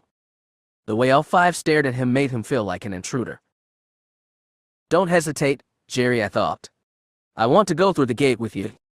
With all respect, Jerry Sin, your powers, and new and untrained, Zankar said. What lies beyond will be dangerous in ways you can't imagine. I can imagine a lot of things, like my brother Cade being in all kinds of nasty trouble. I'll be a coward if I stay on this site and do nothing. Besides, I figure this crew could use a good translator. I can handle basic Wook and Yuuzhan Vong. I'm the complete package. No one questions your bravery, your honor, or your skills, said Neshri Buell, but for your own safety you should stay behind. Jerry looked to Lobaka. If I cared about my safety, I'd have ditched this Grant's local quest at the start. Come on, Patissa. You know I can keep my head in a tight spot. The Wookiee knew he could, and he also knew all certainties went out the window now that he'd been afflicted with the Force. But Lobaka gave a confident roar and a nod, and even the Yuuzhan Vong assented to that. It took less than a half hour to pack. Zankar warned his blaster might not work on the other side of the gate. Jerry brought a primitive slug thrower anyway, and stuffed a viper knife into either boot as well. The Yuuzhan Vong said that they faced greater dangers than could be fought with weapons. Jerry didn't care. He wouldn't feel close to confident unless he was well armed. When they were ready to pass through the gate, it happened like before, but it felt so different. The Kwa and remaining Yuuzhan Vong gathered around the arch. Along with them were the handful of Force-dull spectators, J.O., Delia, Talon, all watching with a mix of wariness and longing. Jerry stood with the rest of the recovery team at the great arch's base. He saw the surrounding Vong and Kwa close their eyes and felt their concentration.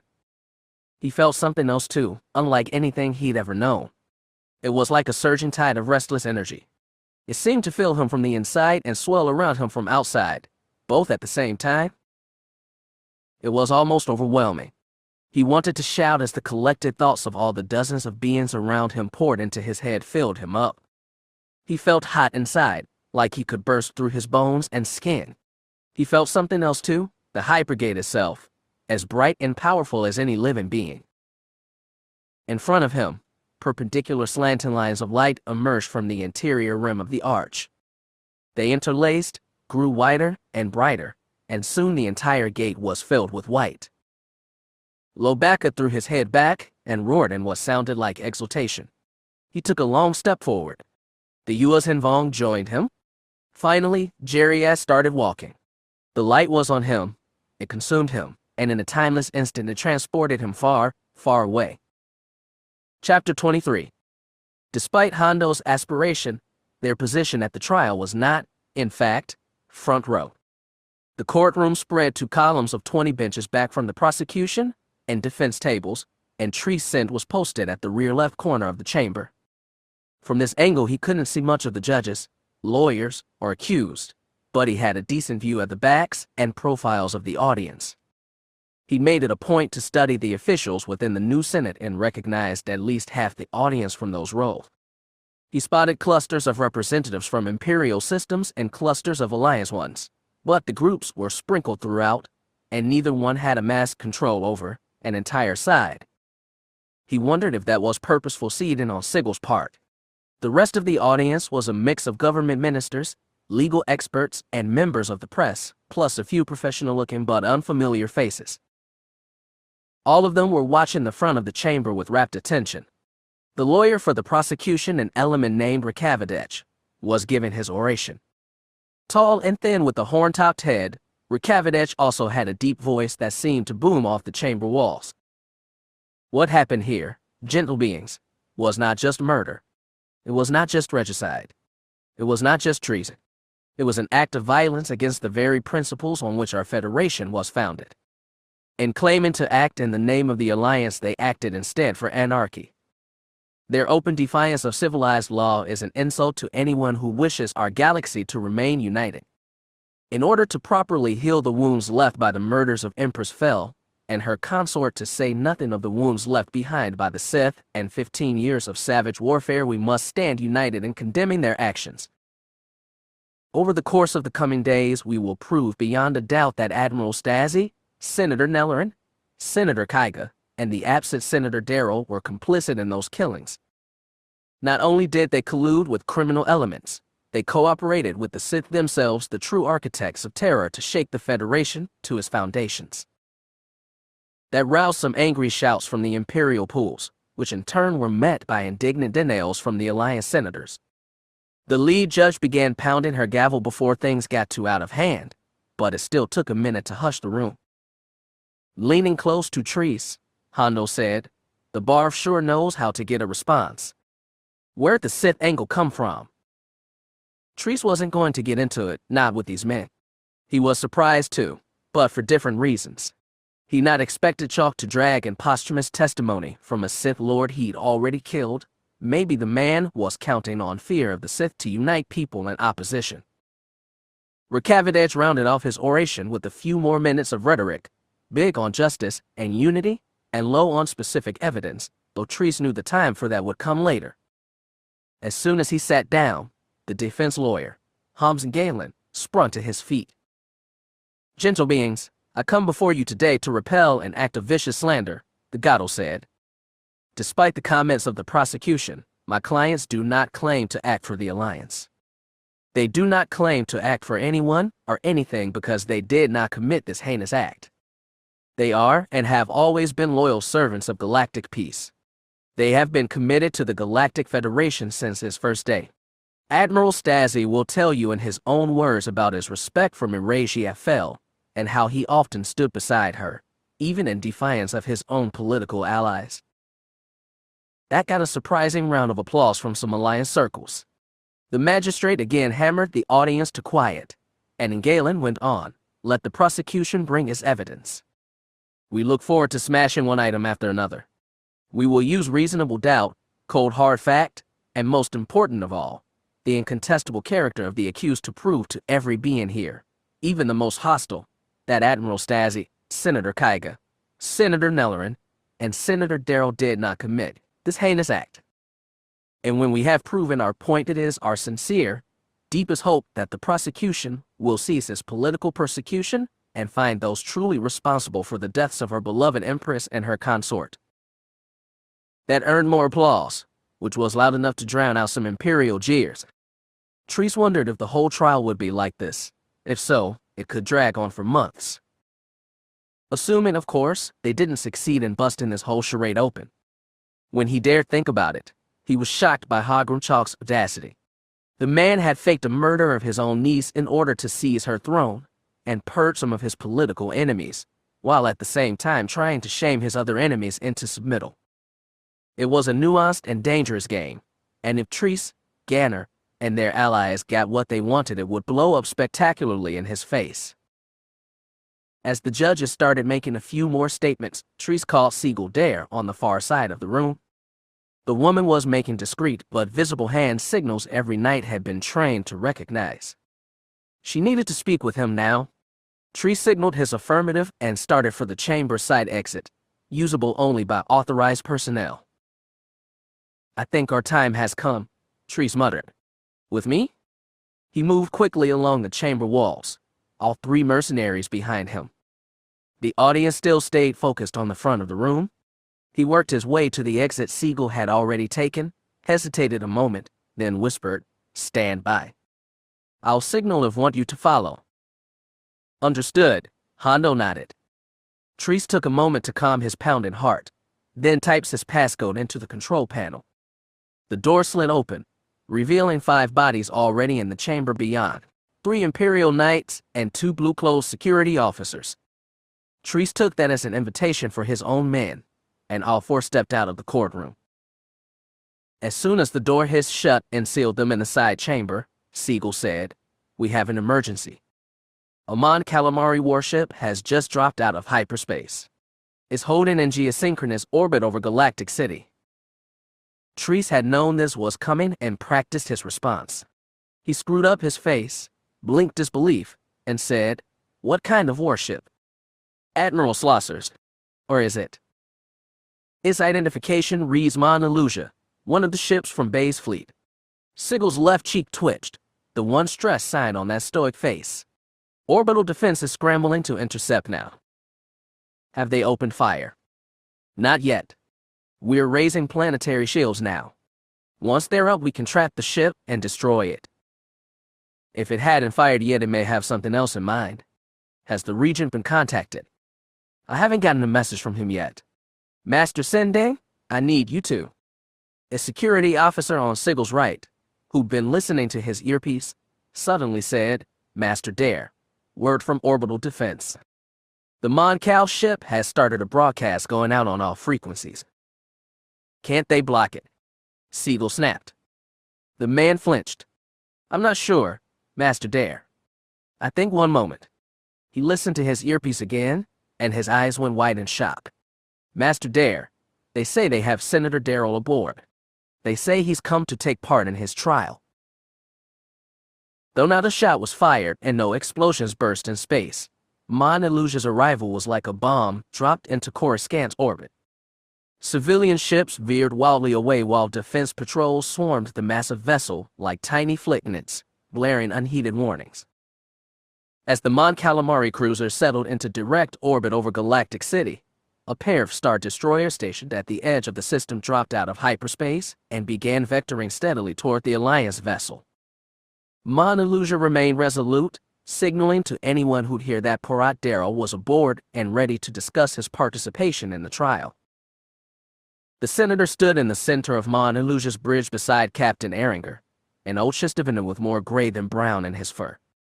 The tall horned Chagrian was an icon of calm confidence to the entire crew, none of whom noticed the anxious twitch of a pinky finger as he folded his hands in front of him. Sari alone knew her husband's tales. They'd played the same message on repeat for nearly 10 minutes. The Star Destroyers were nearly within firing range but had slowed their approach. Porat asked the captain, "Do we know if they've stopped the trial?" Ehringer passed the question to his communication officer, who said, "We're picking up a few news feeds. It looks like the session's been put on hold but not dismissed." Are they trying to sequester? Asked Sare. It's hard to say anything for sure, the lieutenant shrugged helplessly. Porat said, we need to send out a new message before they regain control over the situation. Captain, may I? Erringer waved at the comm station. By all means. After the lieutenant set the message to broadcast on all frecs, Porat leaned close and summoned his most authoritative speaking voice. This is Senator Porat Darrell, again speaking to you from the bridge of the Federation warship Mauna Luja. I did not come here to start a fight. I came as I did to ensure my safety as I negotiate terms of participation in my own trial. I regret taking drastic means, but I need to protect myself. I have already stated that I will speak to the magistrates as soon as they are willing to speak to me. Since they have not yet responded, I extend my invitation. I'd like to negotiate with Regent Hogran Chalk. Rest assured, Regent, you have nothing to fear from me, any more than you have to fear from the truth. I look forward to your response. He stabbed the button, shutting off the link, and looked straight at his wife. Too strong. It will be strong enough to get his attention, she said. That's what we're really after. What's the status of the Justice Center? Erringer asked. No signs of power losses yet, sir, a lieutenant said. The Shistavinan made a low growl and tapped a button on the comm console. Rogue Leader, are you there? Snug in my bird and ready to deploy, Anjdal's voice sounded faintly. Like the other fighter units, her rogues were being held in Mauna Luja's hangar, prepped and ready for launch on a second's notice. Hold position for now. Please confirm that the Justice Center will suffer a partial power failure. Yes, Captain, though not to the courtroom. We've got a rogue down there. He should get it going any minute now. That was clearly too vague for Erringer. His fur bristled as he said, Understood. Stand by. He took his claw off the button and looked back at the tactical display. Those Star Destroyers had just entered firing range, but the guns were silent for now. Further away, rounding Coruscant's ecliptic, was a third Star Destroyer.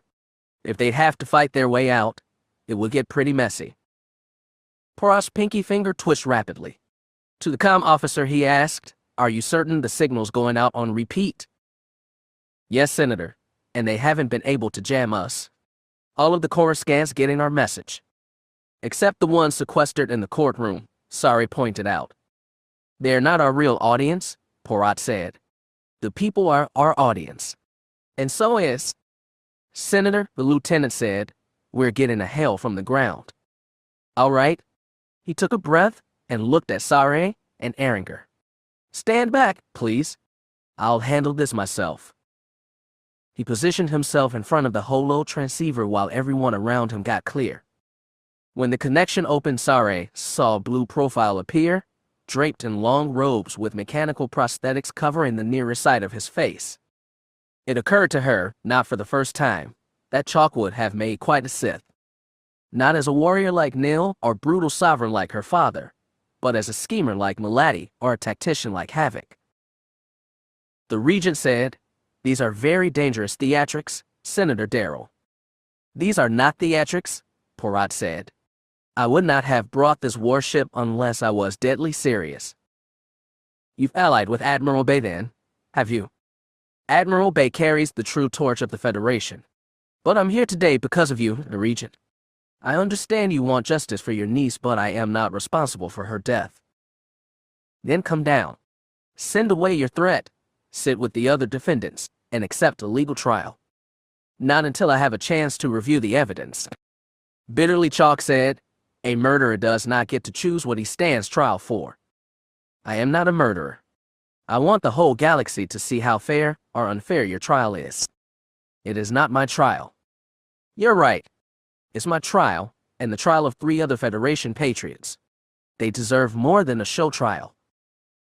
A tactical officer skipped quietly up to Aragon and Sare and whispered, reporting partial power outage in the Justice Center. It's on. Meanwhile, Chalk sighed. This is getting tiresome, Senator. You clearly have no interest in an official trial, and I will not bow to threats. I'm threatening no one. That ship is threat enough.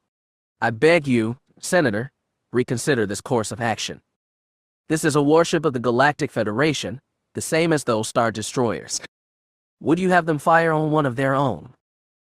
That is not my decision, Senator. It's yours. If you're not threatening us and are done with your drama, then feel free to leave Coruscant orbit now. I will tell the destroyers to let you pass. We are not leaving until we see justice done, Porat said firmly. One way or another. Then by all means, stay where you are and watch the trial proceed from orbit.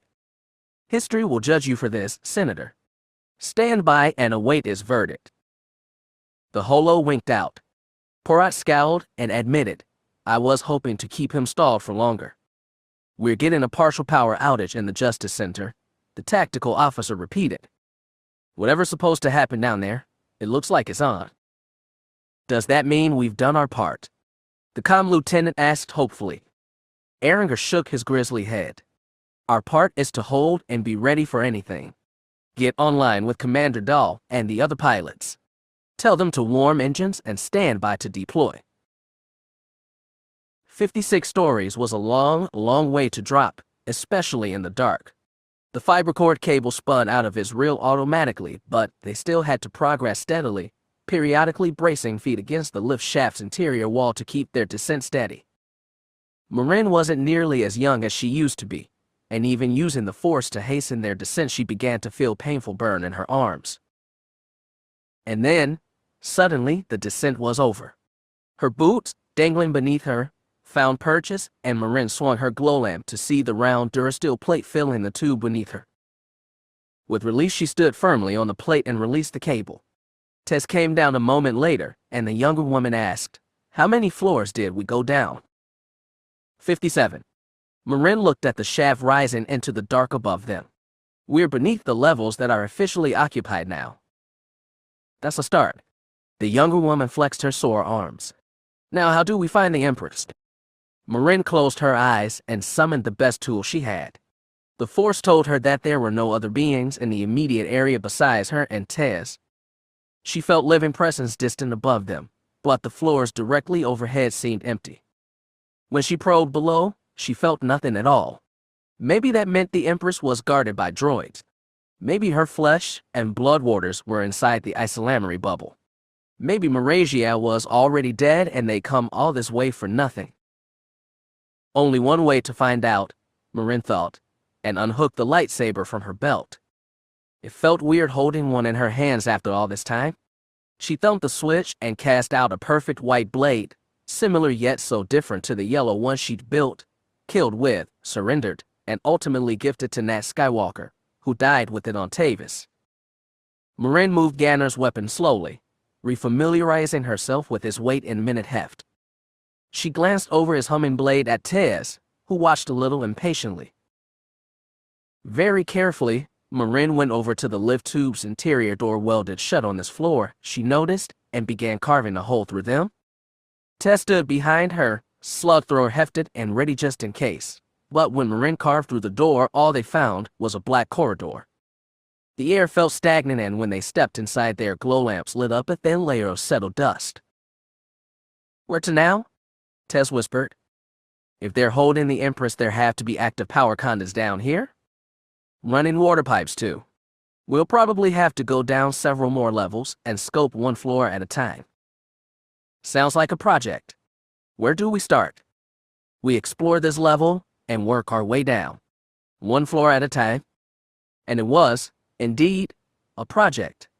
Marin and Tez scouted dark corridors, one after another. With every new passage, they searched for working security cameras or visible alarms, and found nothing. Every door had to be carved through with her lightsaber. None seemed to be receiving power. This was a dead level, and when they found the entrance to a stairwell, they immediately took it down level. The next floor was the same, and the one beneath it. Marin could feel Tez's frustration, but she remained calm herself. The real challenge would start once they found the Empress. After 2 more floors, they finally found something. They didn't even notice it at first, but when they heard the tinkle of running water running, both women turned around, swung their glow lamps up, and found the underside of one pipe cutting perpendicular across the ceiling of the hall. Marin listened very closely and tried to pinpoint the direction the water was running in. They tried to follow it. There seemed no easy way to follow the pipeline, so Marin decided to risk some destruction. She carved through the wall beneath the pipe with her lightsaber very carefully to reveal another narrow hallway beyond. She carved through another wall and chased the pipe further until she found it twist in a right angle and stabbed straight down into the floor. "Follow it all the way," Tez whispered behind her. "All the way," Marin agreed, and began cutting through the floor. One more level was all it took. Marin dropped them both down, force-assisted, into the most spacious chamber they'd encountered yet. Apparently a storage facility of some kind, is stretched for tens of meters in each direction. The ceiling, higher than in the levels above, seemed to have a double layer that obscured the water pipeline from view. The women split up, swinging their glow lamps to scour the darkness in every stretch of the room. Marin had stalked about 10 meters from Tez when she felt the other woman disappear in the force. She swung around and shined her glow lamp on the distant figure. Tez saw light flood and from behind her, turned around, and tilted her head curiously. Marin trotted toward her. "What is it?" Tez asked in hushed voice. "Do you feel something?" "No. That's the point." As she stood beside Tez, Marin took a deep breath and tried to depress the button of the inert lightsaber in her hand. Nothing happened. She couldn't feel Tez either, or anything or anyone. "We're close," she whispered. "We're damned close." She turned her glow lamp in the direction Tez had been walking.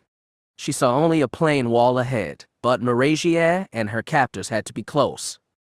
She trotted straight to the wall and ignited the lightsaber with a twitch of the thumb. "You're going to carve right through?" asked Tez. "I don't see a door, but I can make one." "Are you sure the Empress is in there?" "Only one way to find out." Marin stabbed the lightsaber into the wall. The superheated blade turned metal molten, and she began to cut her way deeper. Despite losing the force, she felt a confident thrill. It had been a long time since she'd worked a lightsaber, and even longer since she'd felt like a Jedi, but that was what she felt like now.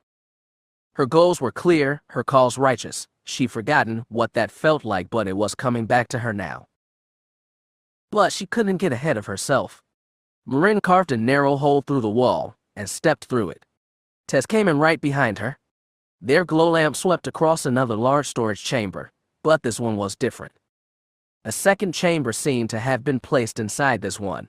The second had curved walls and a lower ceiling, and several pipelines and power cables could be seen connecting to its roof from the main chamber ceiling.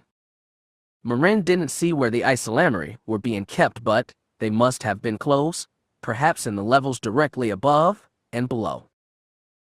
Then her eyes caught another light, the steady winking of a red diode located beneath the security camera. She didn't have the force to blur it, but Tez had the next best thing.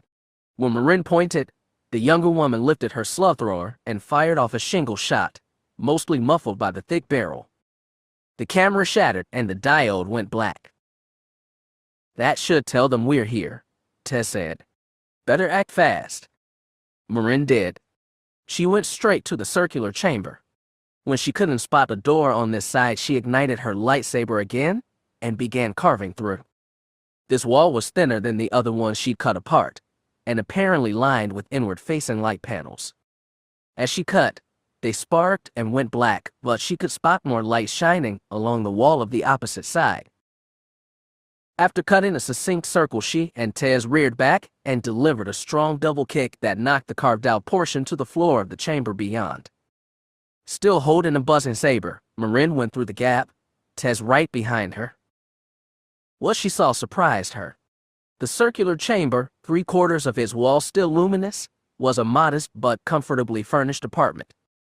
She saw sofas, chairs, a dining table, a nook for a refresher, even a small kitchen. And she saw, standing with her back pressed against the opposite wall, a single woman. Anyone who's seen the Empress on holo broadcasts alone wouldn't have recognized her. She wore only a loose white tunic, the kind you saw on hospital patients. Her long brown hair was a mess of tangles that half covered her face, and the one eye Marin could see was framed by dark bags. Her hands were held up defensively, and Marin could see bruises on her knuckles, as though she'd been punching something hard repeatedly. That one haggard eye locked on Marin's lightsaber. Slowly the hands lowered and the face lifted. In a rasping voice, Marasiah asked, "Who the devil are you?" Chapter 24. It was only when they found the stone forest that they realized everything had changed. After escaping the lush woods and their lurking ghosts, Kyra and Eli climbed ridges that seemed to match to the ones they descended from. The plan, both agreed, was to start back toward the hypergate while keeping an eye out for any sign of Cade or Khat Lah. They'd walked around the edge of the forest but found nothing. The red sun was almost gone from the sky, and the myriad stars were growing brighter.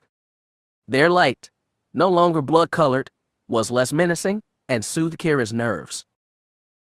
When they climbed partway up the ridge, they stopped and looked back. The great pillar or light, which had sprung from the heart of the forest and guided them on their long journey from the gate, was gone. The most they could make out was a dark pit from which, perhaps, it had sprung. They marched further up the ridge. Tiredness hit them both hard, and they agreed to make camp. Kyra was still a little wary of Eli, but through the force she could tell he was as scared, confused, and lonely as her. She didn't trust him, but she was grateful not to be alone in this strange place. Dimly, she could tell he felt the same. Despite everything, they both slept soundly. When they woke up, the red sun was returning on the opposite horizon. She still didn't know how long day and night lasted on this world. Time never seemed constant. They proceeded over the mountain ridges, talking little, watching every shadow and cliff for ghosts that never came. She knew those two old Jedi would come back, and she didn't know how to make them go away, but right now those worried her less than Eli's murderous duros. After waking, she checked the place where she'd been hit to find a purple bruise welling. Those phantoms could kill unless Eli found a way to banish them. She wanted to ask what they were, if only because it might help her figure out how to banish them. But she sensed Eli wouldn't talk about it any more than she'd talk about her Jedi. Though they were in this fight together, they were still facing ghosts alone. After wake up, it didn't take them long to cross the highest ridge and begin their descent toward the forest of stone trees. That was when they started to realize what had changed. The eruption they followed was gone, but new pillars of light stabbed toward the sky. From high elevation they could see at least 7, some small and faint, others seemingly closer. "I don't understand." Eli's breath was fast and shallow. "How many of those were here when we came?" "Only a few. Maybe that one. Those 2. She pointed toward faraway ones. "I don't know what Skywalker did, but it's like he made more eruptions." "Then where is he? And where is Khat Lah?" She felt a flush of shame for leaving the forest without fully searching for their companions. "I don't know," she said in a small voice. "Do you remember the path back to the gate?" "I think so. Don't you?" He nodded. "Do you want to keep going?" Kyra didn't know what she wanted. She didn't know if they had the power to open the gate ahead, and she didn't know if Khat Lah and Cade even existed behind them. For all she knew, the two of them, experienced and trained Force users, had dissolved into that primal energy, ascended somehow, leaving the 2 apprentices to fend for themselves. The thought brought awe and terror. She swallowed hard and said, "Let's go down." They went down. As they approached the stone forest, she could tell something was different about it. The right sunlight didn't fall so harshly on its gnarled branches. When they finally reached the trees, it took her breath away. The trunks and branches were still stone, immovable even in the wind that swept through the forest basin. Yet blossoms were bursting on every tree, spreading out wide, thick leaves. Eli experimentally cut off one branch with the lightsaber and found it petrified straight through. Nonetheless, it was blooming. "I don't understand," he said. "This is impossible." "I don't think that's a word we should use for this place." "Maybe not," he admitted, "but the flowers, they're not growing out of anything. They're just growing.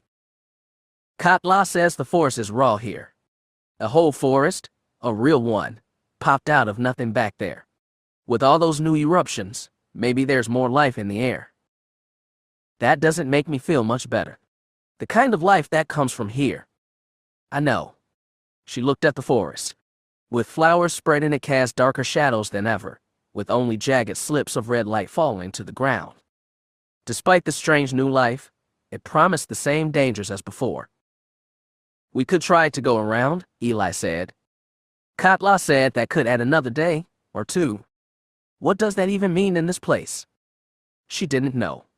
She lost count of how many rotations of stars and red sun they'd been through, and had no idea how many standard days had passed. But for her bruises and hollow stomach, this could have all been a dream. We can't try to stay in the foothills, she said. Skirt around the forest. Eli looked relieved. That's fine by me. It was slow passage around the slopes that rimmed the flowering woods, but better than going through that haunted place. Just being here brought memories of the last encounter, and both of them kept looking at the surrounding ridges and the stone trees below. Nothing appeared. When they sat down to sleep again, they agreed they should keep watch. Kyra, still anxious, agreed to take the first shift. Eli lay down in his bedroll and slept. She waited, watching him for signs of his old nightmares, but they seemed to be leaving him alone. Maybe they just shifted to his waking hours. Once she was certain he was asleep, Kyra wandered a little upslope to a spot where she could sit down and watch both Eli and the forest. Then she took out Darth Treya's holocron. The old woman materialized in front of her. That crisp, stern voice said, "You have returned to me? Good. What guidance do you seek?" She'd retrieved the device without fully knowing why. Cade and Khat Lah, mentors she trusted, were gone, maybe forever. Jo and Lobaka were on the other side of the gate. This dead old Sith had knowledge, dark knowledge, but maybe something still useful. Kyra considered and said, "I feel like I'm being hounded by the Force. I need to get control over it somehow." Your voice trembles. You sound as though you desire escape. That's not possible right now. The Force isn't going to leave me alone. Please, tell me what is happening to you. She couldn't explain a situation she didn't understand herself. We're being chased by our own nightmares. My companion and I, fighting them doesn't get rid of them. I just want them to go away. I want to be in control. Control is something the Force denies you at every turn. It works its own will and constructs its own design. Mortal beings such as us are mere instruments, unless we choose to be otherwise. I choose. Tell me what I have to do to be free from all this. She expected some talk about seizing control by embracing anger. Instead, Darth Treya gave a more measured response. You must find a place in your heart that is resilient. Find that inside which gives you strength to endure and hone that strength into a weapon you can turn against the Force. Kyra tried to think back to her worst days of debt slavery on Socorro. She'd endured those through hope and stubbornness. She wasn't sure how either would help her here. No, she'd endured, but she'd also escaped, and that help came through Ania and Jo. They, too, were far away. True strength always comes from within, Treya continued. And I will tell you one thing about the Force. Though it constantly seeks to bend you to its will, it is not inviolable. Focus on that inner strength. Harden it inside you as pressure and heat create a diamond, and if you succeed, you will become unbreakable. Then the Force will begin to bend to your will. Pretty words, but Kyra didn't see how they could help her here. I don't think I have that kind of strength. If you lack strength, it is no one's fault but your own. Likewise, if you fall prey to your fear, you have only yourself to blame. Are you a coddled child? No, Kyra snapped. She'd been anything but and was insulted by the suggested. Good, Treya said approvingly. Focus on the hardship you have endured in your life thus far. Meditate on your triumphs and take them to heart. If your will is strong enough, the Force around you will bend to reflect it. Control your inner self, and you control the Force. She said it so forcefully, and despite her confusion, Kyra felt a chill of conviction. In this strange place, where the Force was so malleable, Treya's words were even truer than she realized. I'll consider that. Thank you, Kyra said honestly. Do not thank me. Do not feel you are obligated to me at all. I am long dead, and these are merely my words as I chose to preserve them. Think of yourself alone, your strength, your endurance, your desires, your will. Only by controlling what lies within can you control what is without. If you seek more advice, come to me again. Treia's image dissolved to light and fell back to the holocron. Kyra cupped the inert pyramid in her hands, thinking. Cool wind blew over her. She felt she was on the verge of understanding something, but didn't know what. Whoever this dead Sith was, she seemed to like it when you figured things out for yourself.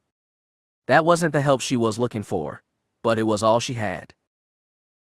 After thinking for a while, Kyra stepped carefully down the slope. Eli was still asleep, and she crept past him to her bag and placed the holocron inside.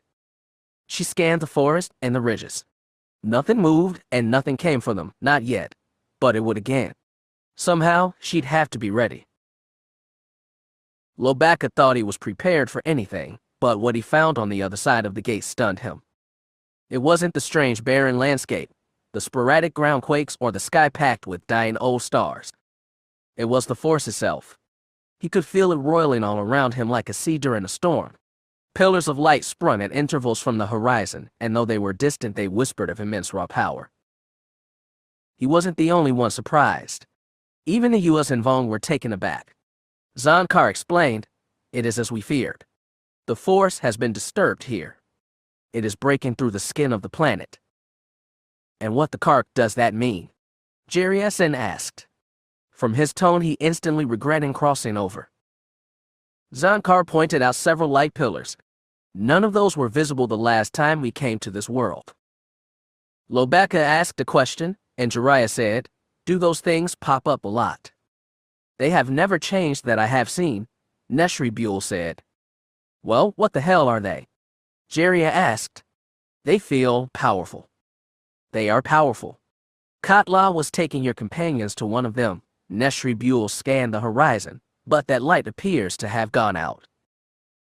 Lobacca roared another query. This one didn't need translation. "We have no idea why," Zankar said. He scanned the horizon with narrowed eyes, then pointed to one light pillar. "That one feels closest. Come, we will approach and examine it." "You must be ready for anything," Neshribule added. "Stay alert." With that cryptic advice, the Yuuzhan Vong led the march. Jeriasen kept glancing back at the hypergate arch, like he wanted to jump back through, but he kept trudging on. As they walked, the two basic-speaking Yuuzhan Vong explained how Khat Lah had spent years exploring this planet, charting its terrain and trying to communicate with the Whills at the light pillars. Millions of years ago, they said, this planet and others had been just like Zana Maseket, with the communal consciousness spread across the entire sphere. Eventually, that consciousness gained such communion with the Force that it was able to voluntarily merge with it, shedding all physical life that had once been here. Nonetheless, echoes of its immense force power remained, and Khat Lah believed it could serve as a bridge between their plane of existence and the higher one of the Whills. Walking around the alien landscape and feeling the strange currents in the Force, Lobacca believed it. Belief unnerved him all the more. He was facing an unknown, possibly unknowable power. Worse, he did not trust his companions. Jeriasen was a rogue of questionable morals suddenly granted unknown abilities, but he worried Lobacca less than his guides. It was a shameful thing, one which he never mentioned aloud, but a part of him was still revolted by Yuuzhan Vong. He was one of the few remaining Jedi who'd lived through their initial invasion. He'd seen them kill close friends and butcher entire planets for their imaged gods. He knew that they had changed much in the past century, but it was impossible not to look at Zankar and Neshribule and see the monsters who had traumatized his youth. Jedi were not supposed to cling to old prejudice and hatreds, but no Jedi was perfect. When he stepped down as leader of the Jedi Council, Lobacca had said it was to allow new blood and new ideas. That was technically true. The truer reason was that Cade Skywalker had gathered broad support among the Jedi for the Asus project and its collaboration with the Yuuzhan Vong. Unlike Cade, Lobacca couldn't bring himself to trust the one-time invaders. As Jedi Council leader, he'd have to either stand in the way of the project or stand down. Often since he wished he'd chosen the former option, though not for reasons he'd imagined at the time. Yet these were the companions he had now, the only other beings in the galaxy who could use the Force. He did not enjoy having such strange bedfellows. It was often said among Wookiees who traveled the galaxy with shorter-lived species that your first friends remained the best long after they were gone. For Lobaka, that was true. Of all the Jedi he'd known in his career, he found himself longing for the help of his oldest friends, Jaina and Jacen, Tenno-Ka, Raynor, Zek. Maybe that was why he'd seen them in the Force vision that had accompanied his waking. Elorum had explained that when the Force awakened inside you, it showed the pivotal moment in your life, the one that most made you what you were today. Lobaka had seen the moments before the attack on the old Jedi Praxium and Yavin 4 by the Shadow Academy. He'd seen it through Jaina's eyes and marveled at himself still young and lanky, with a rich auburn pelt, and more, he marveled at how determined the rest of them were. They were Jedi under siege, but they stood together, fearless, certain in their cause, and a heroic Jedi future awaiting them if they could defeat the perils ahead. He'd almost forgotten that moment after over a century, but it came back so vividly he'd known it was a gift from the Force. Lobaka tried to cling to that memory of devotion and purpose now, when everything was so confused. They trekked for many hours, mostly in tense silence. While most of the landscape was absolutely barren, they passed a few places where fresh trees or shrubs seemed to have sprouted out of nothing. The Force, Zankar said, could summon life out of nothing here, but he'd never seen growths like this, far away from any eruption. In time, the stars in the sky were joined by a fat old sun that beamed blood-red light onto the landscape. It made for a discomforting view, and Lobaka found himself wishing for night. The group was getting tired, and Zankar suggested they make camp and sleep. Jeria was the first to agree. They found a low hill to lay out their sleeping rolls. Neshri Buell volunteered to keep first watch. What they were watching he didn't say. It struck Lobaka as especially strange. They hadn't seen any sign of other beings here, or even animal life. It was one more disturbing element, and he struggled to sleep, despite being very tired. His big body twisted on the roll, from one side to another. He couldn't feel comfortable, and couldn't rest. Dull red sunlight kept trying to pry his eyelids open. He was, therefore, more or less awake when Neshri Buell nudged his shoulder, saying, "Master Jedi, wake up. Wake up now." With an annoyed grunt, Lobaka pushed himself upright. Another Yuuzhan Vong was waking Jeria. The others were already on their feet, and he saw with dismay, gathering weapons. Lobaka took his lightsaber from his pack and looked around the surrounding area. He saw a small group of figures approaching. 7 or 8 humanoids wearing what looked like bulky, jagged armor. As they drew closer, he made out familiar bare skulls, slanted foreheads, and spiked shoulder pads. The amphistaffs writhing in their hands were the last giveaway. Yuuzhan Vong, somehow, had resolved out of the blood-red day. "Tell me those are some of your pals?" Jeria whispered. "They are not," Zankar said simply. "How can you be sure? Where else would they come from?"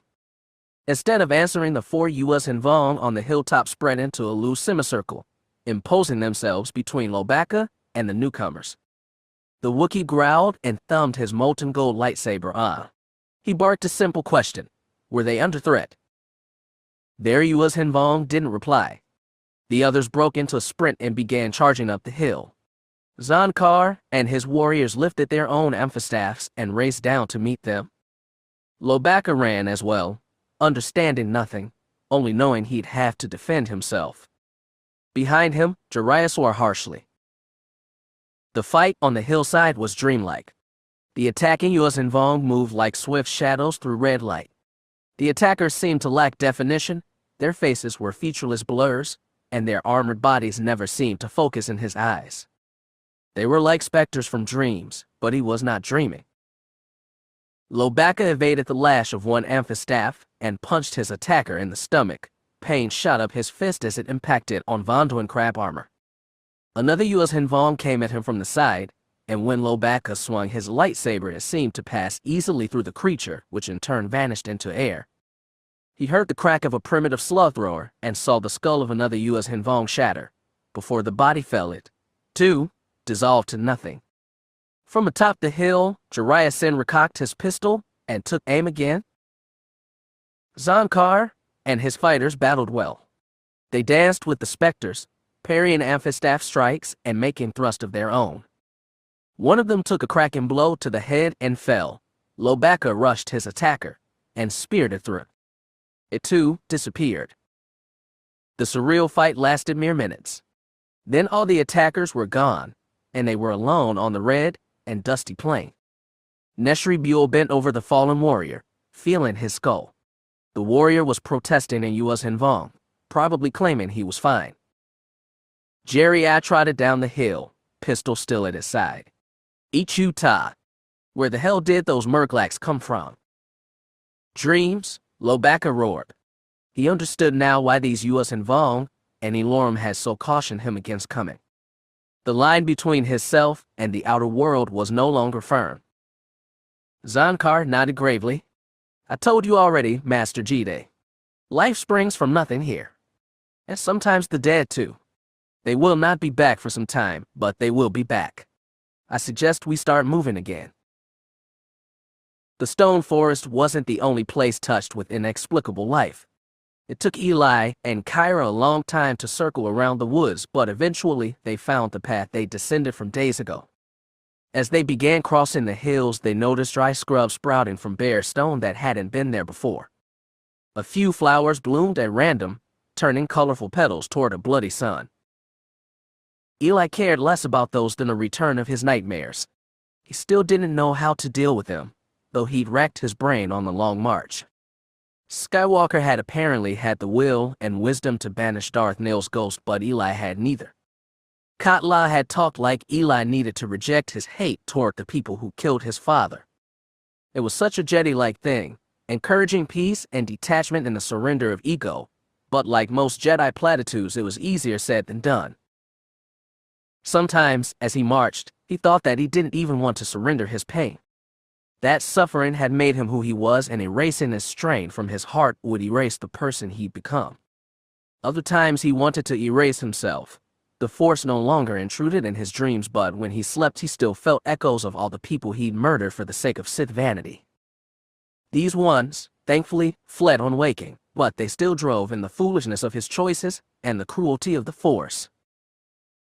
He was going in circles inside himself, getting nowhere. The next time he and Kyra made camp, he said to her simply, "Tell me about your ghost." She stared at him across the low warm burn of the fire stick. They were nestled on a hillside ledge, with a good view on the plain they'd descend to tomorrow. She asked, "Does it matter?" "They won't leave us alone. Noting matters more." Kyra looked at him and past him, into deeper memory, but she said, "You first." Eli had expected that. Leaning against the stone behind him, he turned eyes to the stars. "Those Duros killed my father. I saw them through that first dream, the one that awakened the Force in me. I saw it through his eyes. I felt them kill him." Just speaking of it made his heart smolder. Kyra could hear the hate in his voice. Cautiously she asked, "Your father was a Jedi, wasn't he?" "He sacrificed himself at Duro. He threw himself at an angry mob, a mob he'd done everything to help just so we could escape.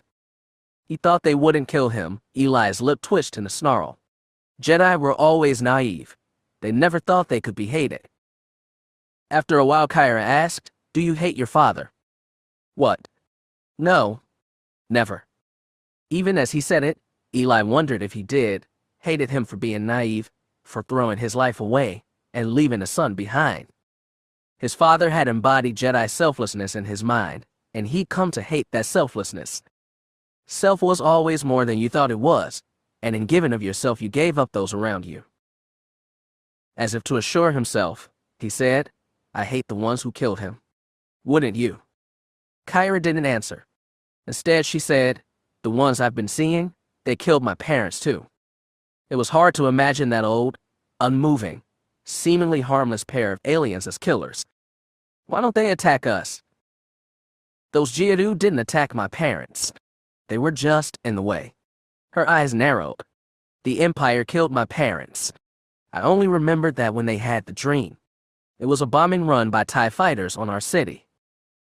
"But you blame those Jedi." I didn't remember them either until that carking vision. She ran a hand over her forehead, through her hair. I wish I'd never come to this place. I know. So do I wish. He wished he'd realized the gift he'd been given. According to Skywalker, Darth Maladi had called the Force's silence liberation. She'd been right. He should have embraced his freedom, but instead, he chased after new chains. Neither of them talked for a while.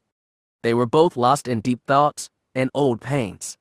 Eventually, Kyra asked, "Do you think we'll ever see them again?" He understood that she meant Skywalker and Khat Lah. I don't know. Maybe the Force took them away. We should have stayed in the woods. Looked for them longer. Maybe, Eli admitted. But we could have gotten killed in there. We had to go, and we have to get to the hypergate and open it. If we can open it? He nodded. We're on our own now. We have to look out for ourselves. It was practical and callous remark. He also believed it was true. Sith training had still left a mark on him even if he no longer thought of himself as one. Kira's training had been less thorough and more noble, but she nodded too. There was only one direction they could go. When they woke next, they began working their way toward the plain. The slope was still dotted with random brush, occasional flowers, and a few gnarled trees. Each plant seemed of a different type. Eli thought he recognized a few, and they were all from different worlds he'd been to. Maybe they were shaping these bursts of life just as they'd birthed the nightmares. The Force here was waiting to be formed, and willingly or not they seemed to be forming it. The greatest confirmation yet came halfway down the slope. Eli heard fast scraping behind them, claws on bare rock. He turned to see a creature on an outcropping behind them, looking down. It was felinoid, 4 legs, long tail, a smooth brown pelt.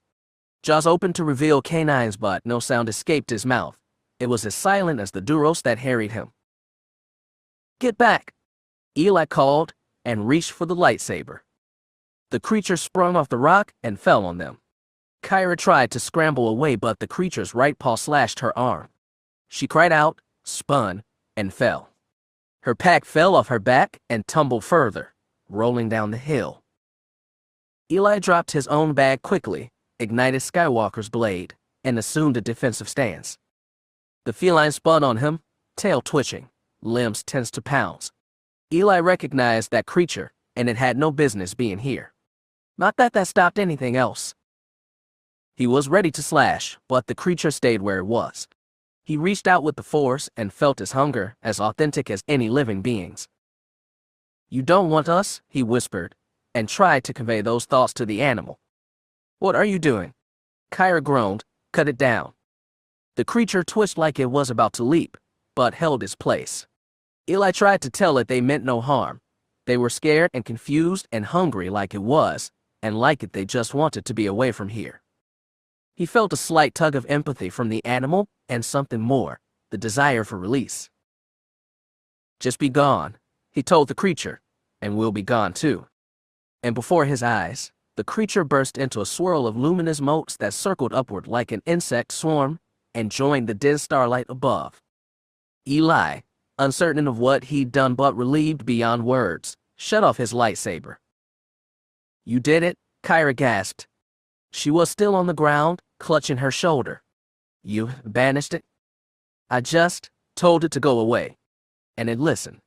He wished those other ghosts could be so easy, but he felt like he'd made an important step. What the hell was that? Kyra asked. Corellian sand panther. You've seen one? No, but my family's Corellian. I've heard stories, seen holos. So you're conjuring local predators now. Great. It's not like I'm doing it on purpose. I know. She looked at her arm and winced. The claws had torn the sleeve of her jacket and the skin beneath, drawing blood from 4 long slashes. Please tell me they're not poisonous. I think they are, actually. Oh, fear effect. They didn't cut deep, and I think is mild in small doses. I know we packed some antitoxins. She looked down the slope. Her bag had fallen some 10 meters, and Eli could see several items had spilled from it. Stay here and don't move, he told her. The less your blood flows. the less the poison travels. I know.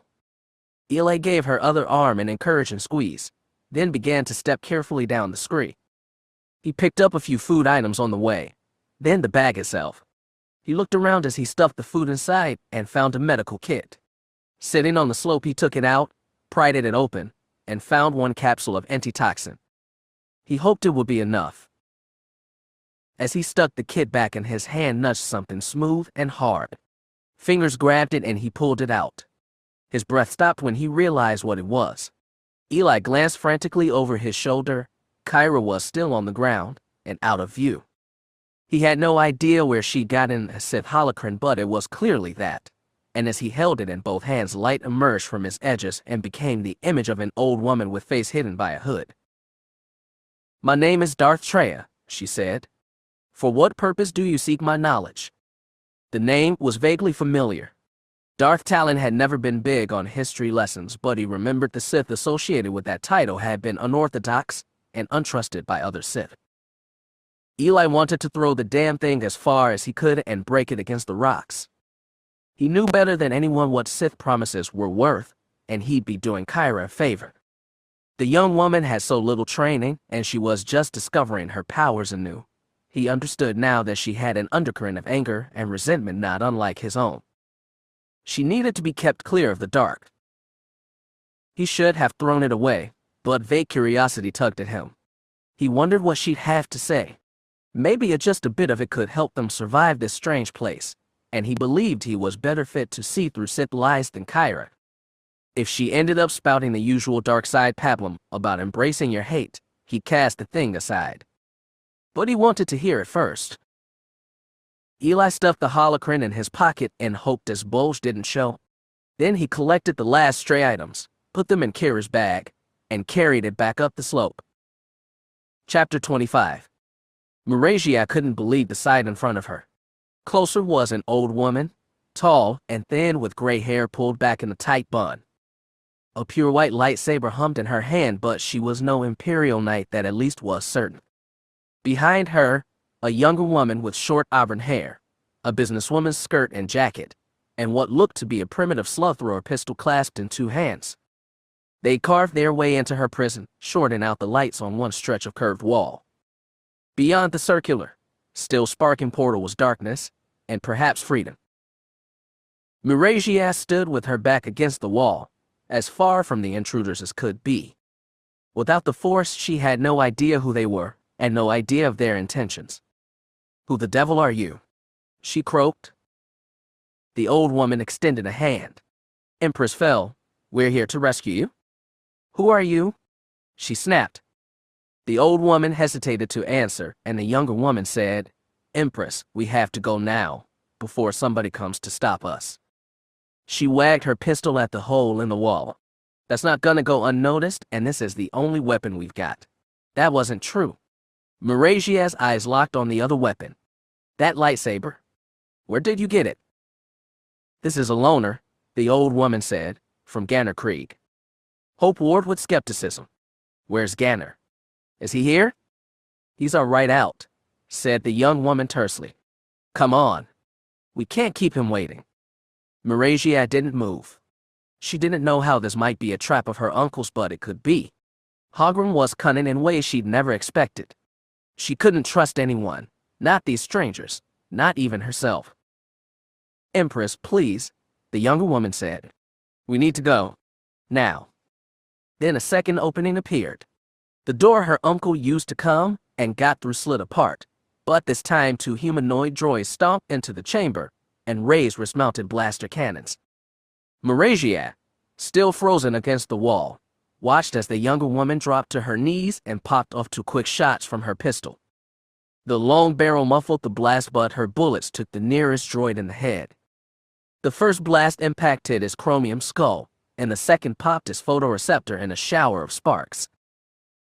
The older woman was already moving. The second droid fired a volley of red laser blasts, but the woman flicked her lightsaber fast to deflect one. The second skimmed her shoulder, scorching clothing and flesh. But a third bullet popped that droid's photoreceptor. Ah well. The old woman, wincing through her pain, lunged forward and thrust her lightsaber into the chest of the droid who shot her. She pulled it out easily, spun on one heel, and took down the second droid with a horizontal slash through the torso. Both machines clattered to the floor.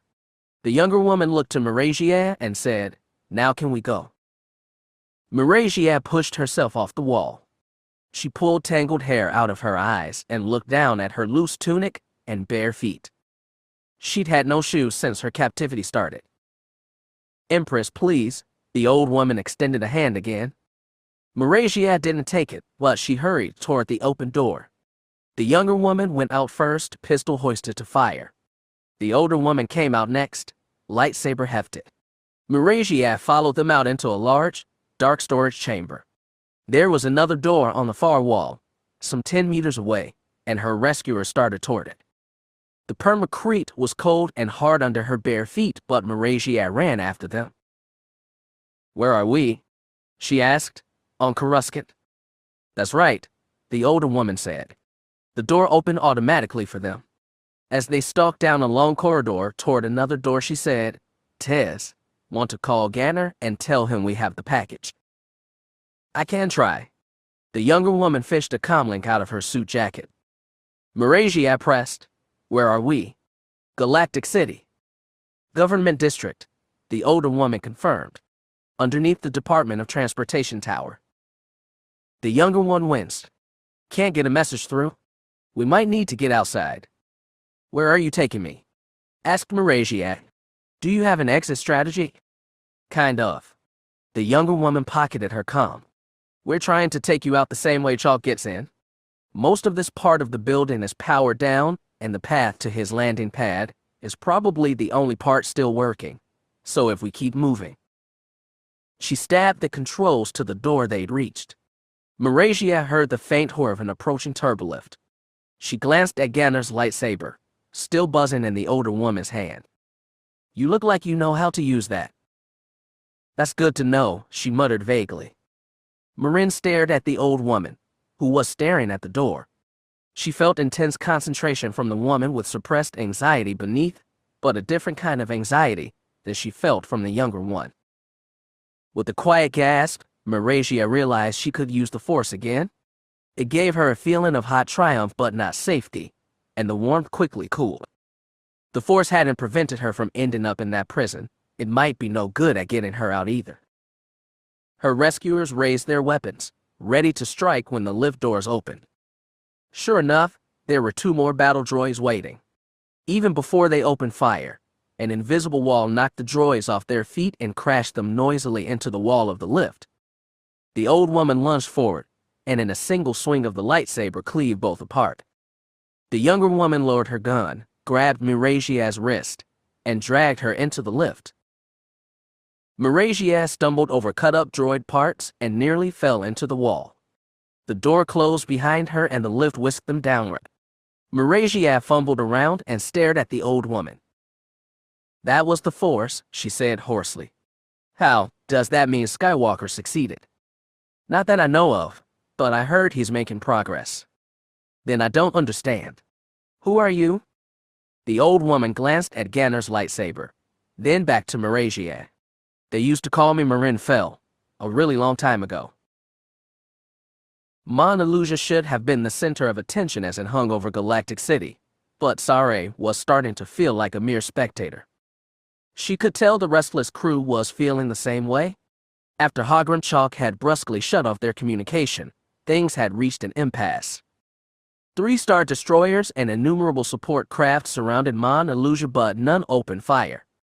The Mon Cal cruiser was rebroadcasting its initial message in an endless loop, but no one was even attempting to reply. Neither Porat nor Captain Eriger were ready to try and leave Coruscant orbit. There was no telling how the destroyers would react, and more, it might damage the Empress rescue operation, which was apparently underway right now. They were monitoring the news nets, and there was no report of disturbances in the government district. The trial had apparently been put on short-term suspension, with the audience and accused behind held in the courtroom while the magistrates met to discuss the new development. Saray greatly hoped the magistrates would try and talk to Porat directly. They might even open a dialogue, instead of repeating Chalk's dismissal. Her husband stood still in the middle of the bridge, projecting confidence, but again she could see his tells. He was less nervous than impatient. His right foot tapped soundlessly on the deck, marking a restrained urge to pace. The bridge's awkward silence was broken with the sound of a tactical officer clearing his throat. "Captain, Senator, sir, you might want to see this." Sare followed them to the tactical console. The holograph showing ships over Coruscant remained unchanged. The man instead directed their attention to his console screen, which showed for morbid views of Coruscant's surface. Even in the shrunken image, Sare recognized the ordered layout of the government district. "Sire, we're picking up anomalous energy readings. Lots of thrust signatures just appeared over the government district, especially around the courthouse." "Chalk must be allocating more security," Porat reasoned. "I'm not sure, Senator. It's hard to tell from this distance, but the signatures look like starship drives, not the airspeeders they normally use for patrol. And there's a lot of them. Sirs, I think." "Sirs, came a call from the comm station. You need to see this now." By the time they got there, half the bridge crew was staring at the holo-projected news broadcast they were picking up from the surface. At first, Sare refused to believe what she was seeing. The familiar skies over the government district were alight with explosions. A few darting shapes dipped close to the camera, one TIE Predator, being chased, with two CF-9 Crossfires on its tail. The Crossfires, the most iconic starfighter of the Galactic Alliance, released a flurry of laser fire that blew the TIE out of the sky. The starfighters disappeared from view. The camera panned, then zoomed on the distant drum of the Justice Center. Some of the crew gasped as a flight of Crossfire swooped down and released concussion missiles that impacted on the building's frame. "What the devil are those ships doing?" Porat gaped. "They're not ours." "Are they?" "They are not," Erringer snapped. "Come, send a new signal. Tell everyone those are not our ships." Porat and the captain hurried back to the comm station, but Sare still stared at the news broadcast. Initial shock was giving way to understanding. Mon Elusia could proclaim all it wanted that those Crossfires were not his own, but the trillion citizens of Coruscant and the trillions more following the situation across the galaxy would see an Alliance cruiser over the capital and Alliance starfighters strafe in the city, and come to the obvious conclusion. Understanding gave way to bitter admiration. This attack would be roundly condemned as the work of Bay's rogue fleet. Alliance diehards would be demonized, and the Alliance loyalists in the Senate would be forced to cooperate with Chalk. Without even meaning to, they planned into his hands. Yes, the man would have made a frightfully good Sith. Sare wanted to pull Porat aside and explain this to him if he hadn't grasped it already, but things were moving fast. As soon as he got to the comm station, the lieutenant there started explaining that a new call coming in from the nearest Star Destroyer, demanding that they cease the attack on Galactic City or be destroyed. "Tell them we have nothing to do with that." Erringer snapped. "They've been watching us this whole time. They can't see we haven't launched fighters. They've had shields up over the city, for fear fact's sake." "Sir, they're not responding," the comm lieutenant warbled. From the tactical station someone called, "They're launching TIE fighters." Another said, "Incoming turbolasers, aft starboard." Their shields were up, and the bridge didn't even rock as the energy screen absorbed the first volley, but there would be many more, and Mon Elusia was outgunned 3-1.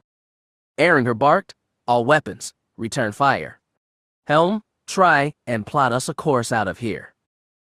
Those destroyers have us boxed in tight," Porat said as Sare came to his side. "Then we'll have to push out hard and fast. Tactical, tell the hangar to launch all starfighters. I want every bird we have in space." "Yes, Captain." "Even if we send them all at one Star Destroyer, they might not be enough," Porat wanted. "They won't be," the Shistaman growled, so quietly only Sare and her husband could hear. "But we have no choice. It's fight or die." Or, Sare thought, most likely both. Anjdal's Crossfire exploded out of Mon Elusia's docking bay and flew into a maelstrom. Laser volleys lanced through space, and waves of missiles trailed sways of exhaust as they arced down onto the Mon Cal cruiser's shields. Rogue Squadron, fresh out the gate, was well clear of the impact zone, but Ange was still rattled in her cockpit by the concussive force. As she got clear of Mon Illusion, she banked to port and looked out her cockpit bubble. The cruiser was being slammed on all sides, and its shields wouldn't hold for long, but Captain Erringer wasn't going down lightly. Mon Illusion had angled his nose toward the nearest Star Destroyer and was already opening fire with all forward batteries. The space between the two behemoths was alight with plasma volleys, and it was clear Erringer had planned to smash through that destroyer before the other two could press in on his flanks. That was a bold gambit, one more than likely to get the ship destroyed, but it was all they could do. Ange didn't know if the destroyers had offered them a chance to surrender before shooting, but mercy no longer seemed an option. "I don't get it," snapped the pilot on Ange's wing. "What the hell happened? Why are they shooting?" She'd gotten only the barest sketch before being sent out into the fray. "Something's going down on the planet. They say there's crossfire shooting up Galactic City." "What? Where'd they come from? They can't be ours." "I have no idea," Ange grunted and checked her scanners. The other starfighter squads were swarming toward that first Star Destroyer, clearing intent on pounding it for all it was worth. Clusters of crossfires flew cover for groups of BB-2 heavy bombers and old D-wing attack fighters, and for the moment they seemed to have the ties at bay. Ange was torn. If they didn't kill that destroyer, Mon Illusion was doomed. It was probably dead even if they succeeded. But even more important than that one ship was what was happening in Galactic City. She didn't know where these other crossfires had come from, maybe some reckless pro-Alliance militia, maybe even mercenaries, but even they were less important than the operation to rescue the Empress. Ange knew the basic sketch of the plan, and she knew extracting Marasiah Fel would be a hell of a lot harder now that the air over the government district had become a war zone. She flipped on her comm and tried to hail Ania Solo. No such luck, but that wasn't surprising for the jamming and energy scatter up here. The only way to find out was to get closer to the surface, probably beneath Galactic City Shield Dome. "Leader, what are our orders?" a pilot asked. Ange glanced at her scanners again. The rogues were holding back, but the rest of the fighters had joined the attack on the destroyer, and the enemy TIEs were currently racing to intercept. The big capital ships had joined battle in full, and even from a far distance her eyes caught warheads pushing through shields and tearing flaming gashes in the hides of both ships.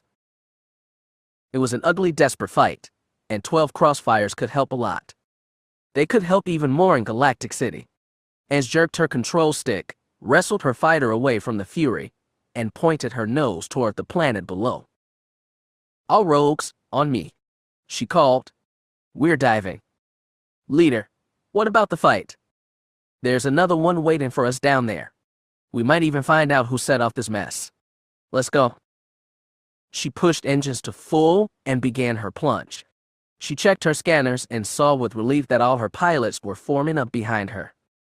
Most of the TIEs were busy in the main brawl, but she knew they'd never get all the way to Galactic City unmolested. This was going to be a bumpy ride. Her comm signal lit up with another hail, Mon Illusion, probably calling to ask what the hell she was doing. She was about to answer when she spotted the first flight of TIEs on an intercept course and primed her laser cannons instead. When this was over, if they survived, she'd explain this to Jorm Bay himself. If anyone would understand, it would be another rogue leader. Laser fire flashed dead ahead of them, followed by the engine flare of a passing crossfire. Shadow twisted the throttle and slammed the reverse thrusters, killing acceleration and nearly throwing Ganner into the viewport to avoid a pack of TIE Predators chasing the Alliance fighter. The ships whipped past, and for a second Ganner felt elation. Then gravity seized them, and they started to drop. Shadow, face wrenched in a grimace, started engines again and pulled the throttle back. As they soared skyward, Ganner was pinned to the back of his seat, but once they hit level altitude with the highest surrounding skyscrapers, Shadow leveled them off. Ganner waited 3 heavy heartbeats, and they were still alive. "Sith spawn," he gasped. "I guess you can still fly." "I guess I can," Shadow said with no joy in his voice. They just kicked off from Eastport after getting the signal from Tezvevik when the sky lit up with dozens of explosions. He had no idea what was going on. Local security was blaring warnings on every channel, saying that Galactic City was under attack, and all civilians were to stay grounded. That certainly wasn't part of the plan, and Ganner wasn't even sure if those crossfires were from Admiral Bay's fleet, but the ferocious dogfighting was certainly authentic. Swarming ships and explosions were thick around the government district and especially around the drum-shaped judicial complex. As Shadow put them on a course for the thick of it, Ganner looked to the seat behind him and asked, "Holding up back there?"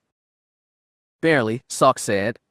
The Mon Calamari had gotten back to Starlight Champion just in time for takeoff and was clearly regretting it. "Can we contact Ania?"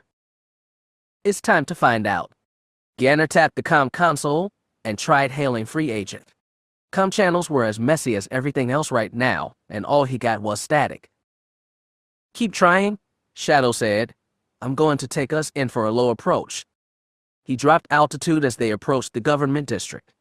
Starfighters were dueling high above, sometimes blasting each other out of the sky, and Shadow had to swerve out of the path of a falling crossfire. They were coming in from the north and approaching the Transit Department Tower, fighting clouded above the Judicial Center just beyond, and even over the bulk of the palace. "This is insane," Ganner rasped. "How did it get like this?" "All I care about is getting the Empress and getting out," Shadow said. "Salk, you know where the docking pad is, right?" "Yes, southeast side. So we have to swing around closer to the Judicial Center." "Great." Shadow twisted them into a broad port turn so they circle around on the landing pad from the east side. He began to increase altitude, and Ganner turned the comm system to Tezvevik's frequency. "We'll be there in a minute. Are you standing by?" "We're at the landing pad," the woman replied. The transmission was marred by static or background violence.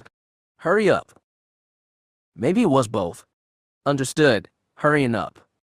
He killed the comm just in time for Shadow to throw them into a hard starboard turn. The entire ship rocked and alarms wailed.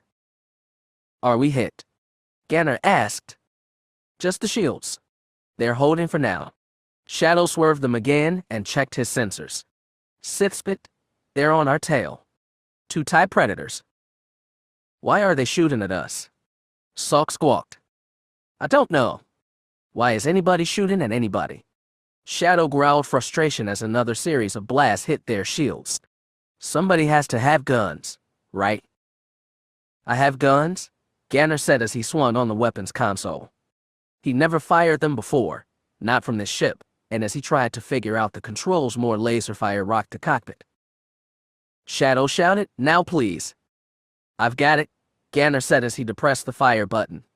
The shots went wide and he struggled to track the ties that were slipping around behind them. Beside him, Shadow breathed, "Oh, this is not fair." "What's not fair?" asked Salk. "Another incoming TIE neutralizer. I think they're after us." Those were heavy attack craft, loaded with proton torpedoes and equally capable of bombing runs and tackling capital ships. "Guys," Ganner said, "I think somebody knows what we're up to."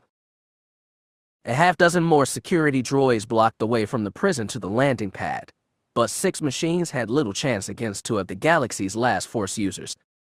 Marin handed Ganner's lightsaber over to the Empress, and she made good use of it. Marasiah was younger, stronger, and better trained, and with the Force as her ally, she deflected laser blasts and cut down one machine after another. Marin would have been heartened by the sight, were it not for the black angry paw and the Empress's Force aura. There was no time to worry about that now. They reached the landing pad Hogram Chalk used for his special visits and looked out on chaos. It seemed like a full-scale war had come to Galactic City, and from what Marin could tell, the worst of it was focused on the Judicial Center. She couldn't believe Admiral Bay's people were trying something so brazen, so damaging, but she could think of no other explanation for what was happening here. The awful sight almost distracted the women from 2 more battle droids. They came up from behind and took shelter behind the frame of the hangar entrance, spitting out laser fire at 3 figures on the jutting pad. They had little places for cover themselves, but Marasiah had the lightsaber, and she wielded it ably, deflecting shot after shot. Tez Slowthrower was running low on bullets, but she tossed her comlink to Marin and did what she could. Tez had said their ride was coming in, but Marin couldn't spot Starlight Champion's familiar shape in the fray. She tried to call but got no response, and she was about to try a call to Ania and Free Agent when Marasiah cut down the last droid. Done, the Empress announced.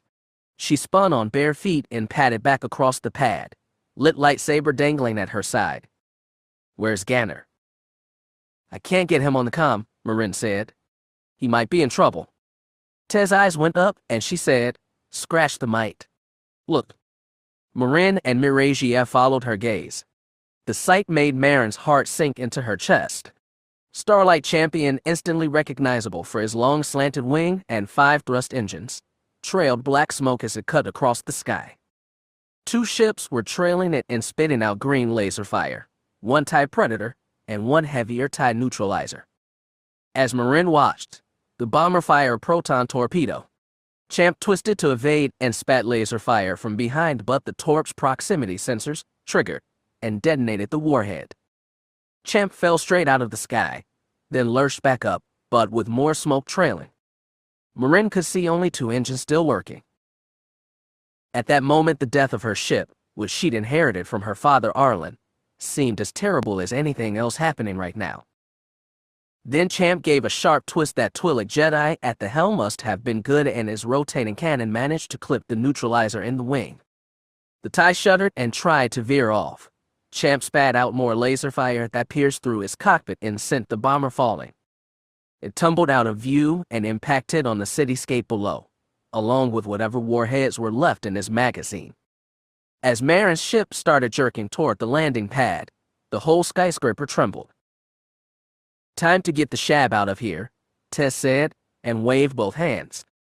Starlight Champion slowed and pivoted so his slanting wing faced the city, and his opening landing ramp faced the pad. Marin could see Salk hanging from one hand off the landing strut, stretching out his other. The sounds of wind and warfare drowned out his voice, but she could tell he was urging them on. You first, Majesty, Tez said, and gave Marasiah a shove between the shoulders. The Empress charged ahead and made a long force-assisted jump onto the ramp. Champ kept nudging closer, and Tez jumped on next. Salk grabbed her hand tight to help pull her aboard. Marin took a breath, summoned the force, started to run in preparation for a jump. And then a TIE Predator came out of nowhere and blasted Champion. With his shields down, there was nothing to stop the laser bolts from shearing off his bottom wing and spinning the ship out of control. For a second, his hull scraped against the landing pad, sending up a shower of sparks that burned Marin's hands as she threw them over her face. The jarring impact knocked the landing ramp. Salk held onto the support strut and Tez held onto Salk, but Marasiah had nothing for purchase. She tumbled through the shower of sparks back onto the pad, which itself groaned and tipped from the weight slammed into it. Champ bucked the other direction. His engine sputtered, and it started falling. Marin raced to the pad's rim, and in time to see her ship's engines just to left sputter to life. The TIE Predator was still on it, pummeling it mercilessly. Starlight Champion had no chance, and his pilot knew it. The ship dove toward the cityscape below, juking when it could to evade laser fire. Her eyes traced it as it fell and fell, trailing smoke and fire. When it crashed into a far below rooftop and skidded across the flat Duracrete surface, she knew a part of herself was lost forever. Back in the tower, she'd almost felt like a righteous young Jedi again. Now all her failures came back to her like a punch to the chest. Suddenly, the platform dipped beneath her feet, nearly throwing her over the edge. She fell to hands and knees and looked back. Half of the pad had been ripped free of its connection to the skyscraper, and its own weight would send it tumbling down soon enough. Marin pushed to her feet and staggered to Marasiah's form. Before she got there, the younger woman opened her eyes and struggled to stand. The ship, she moaned. Where is the ship? Marin clasped her shoulder tight. It's gone. Marasiah pushed hair out of her face. You said there was a backup. Can you call them? Marin pulled out the comlink and tried to hail Ania. Static. She tried to hail Champ too. Still nothing. The pad shifted beneath them as it tipped toward the abyss, and she squeezed Marasiah's arm tighter. Let's keep moving, she said. We're on our own for now. Chapter 26. As Eli had promised, the Sand Panther's poison left Kyra feeling weak and nauseous, but it didn't kill her. He suggested they make camp and wait for her to get her strength back, but she insisted they continue the march. She started to regret her stubbornness not long after. Her legs got weak, her head swam, and a few times she had to stop for the dry retching in her stomach. If she'd eaten anything besides fruits and rations bars, she might have vomited. Despite it all, they kept moving. They were still pretty certain they were following the path back to the gate. The broad plain they moved across was dusty and dry, and no plants dared peek through the crust here. That was slight relief. As far as they could tell, their ghosts seemed more likely to appear where there was other life. The next time they made camp, Eli kept watch and let Kyra sleep as long as she needed. Time was still slippery here, but when she woke up, starry night had passed into bloody day. She felt lightly fevered but no longer as sick as she had the day before. After letting Eli take a few hours' nap, they pressed onward. She found she was coming to trust him, if only because she had to trust someone.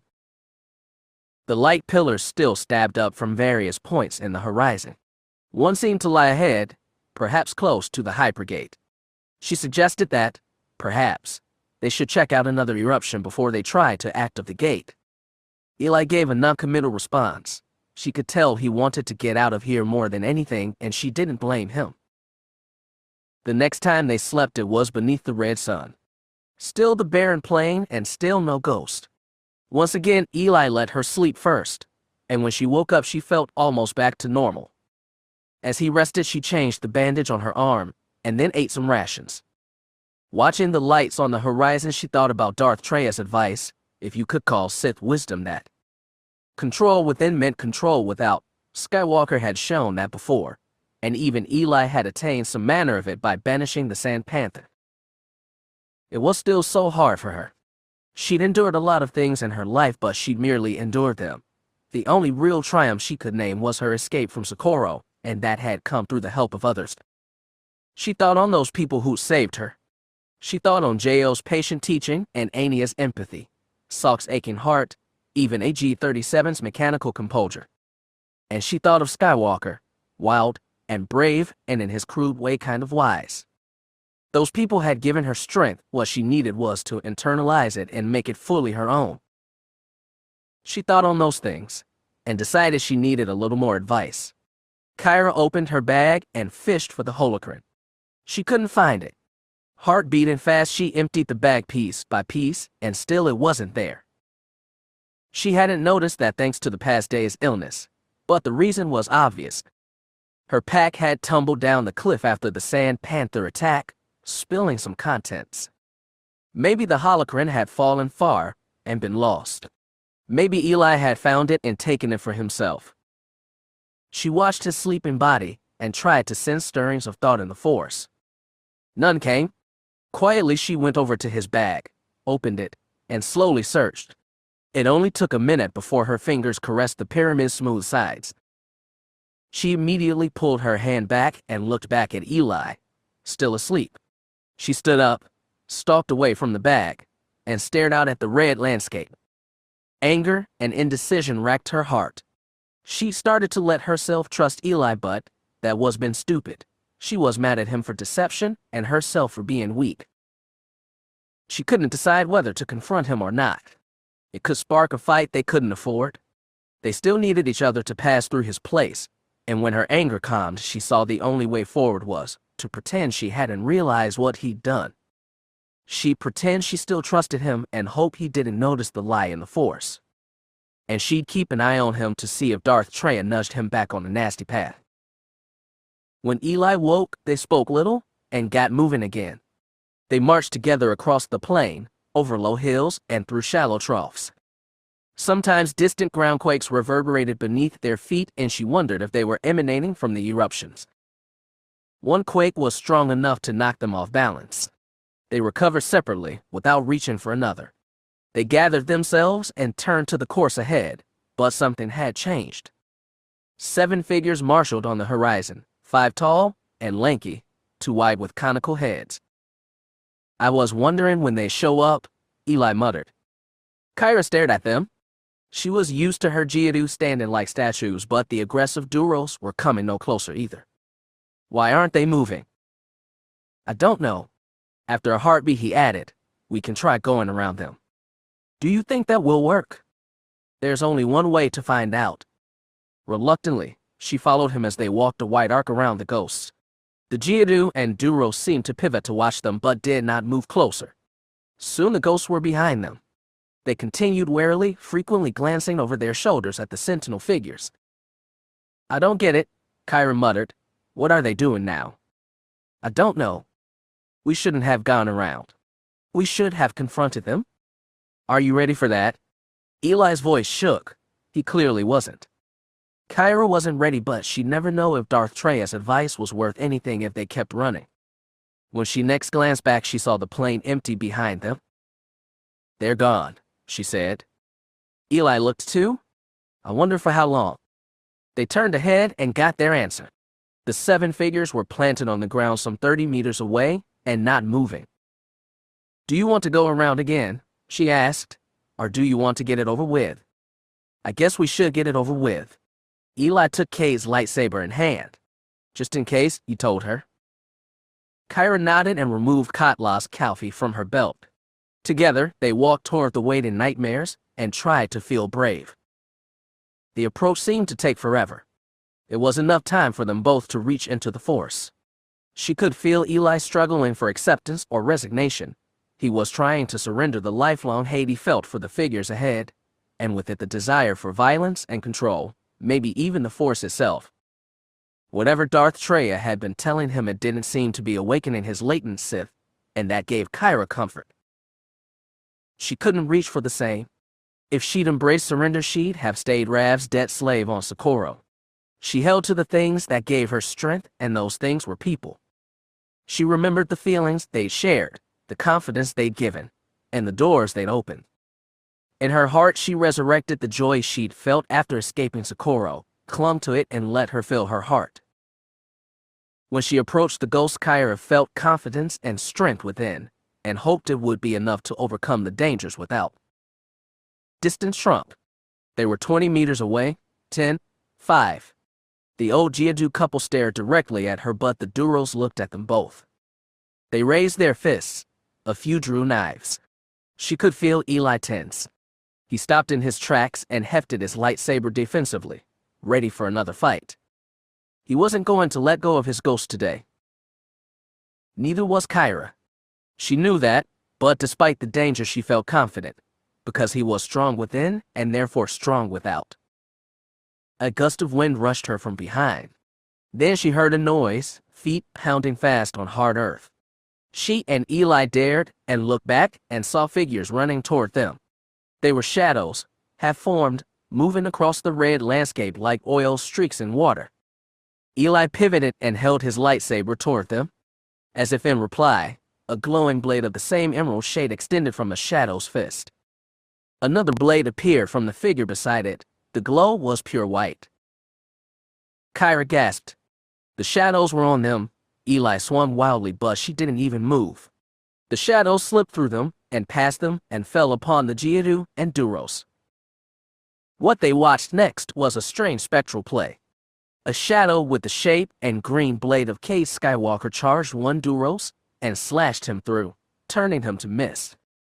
A shadow with Jo's white sword speared through another ghost, and a smaller shadow in the shape of Ania dropped to one knee and fired a spectral plasma burst into the chest of one Geodu, then another.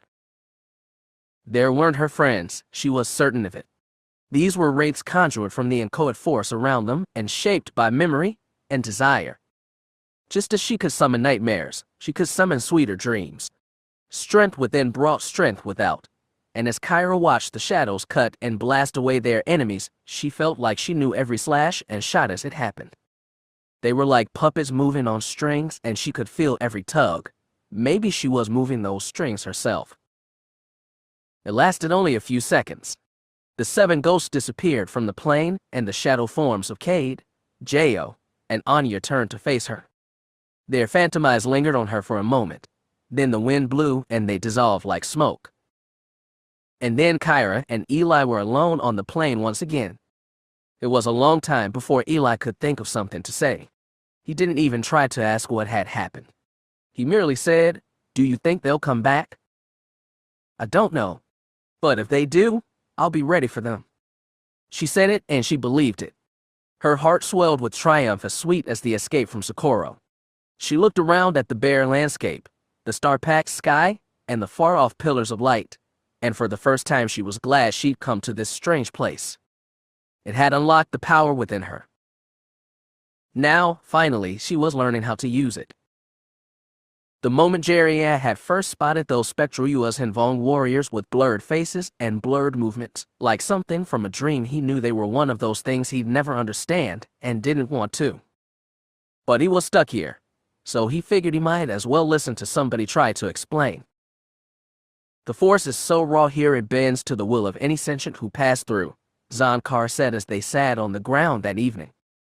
Jeriah had never seen a sky so packed with stars. Whatever Cade Skywalker did to this place, it has become more raw and powerful than ever. And, I think, dangerous. "How do you know it was Cade that did this?" Jeriah asked. Aside from the weird light pillars in the sky, they'd been getting low-intensity ground quakes at increasing intervals. "He is a Skywalker. He carries a piece of the Chosen One inside him," Zonkar said, which explained absolutely nothing. Lobaka roared a question, and Jeriah translated. "Why did Yuuzhan Vong, of all things, attack us?" "The Force here reflects what it finds in unquiet minds," said Neshri Buell. "When we first crossed the gate, we were all assailed with dreams where we saw the turning points in our lives through the eyes of another.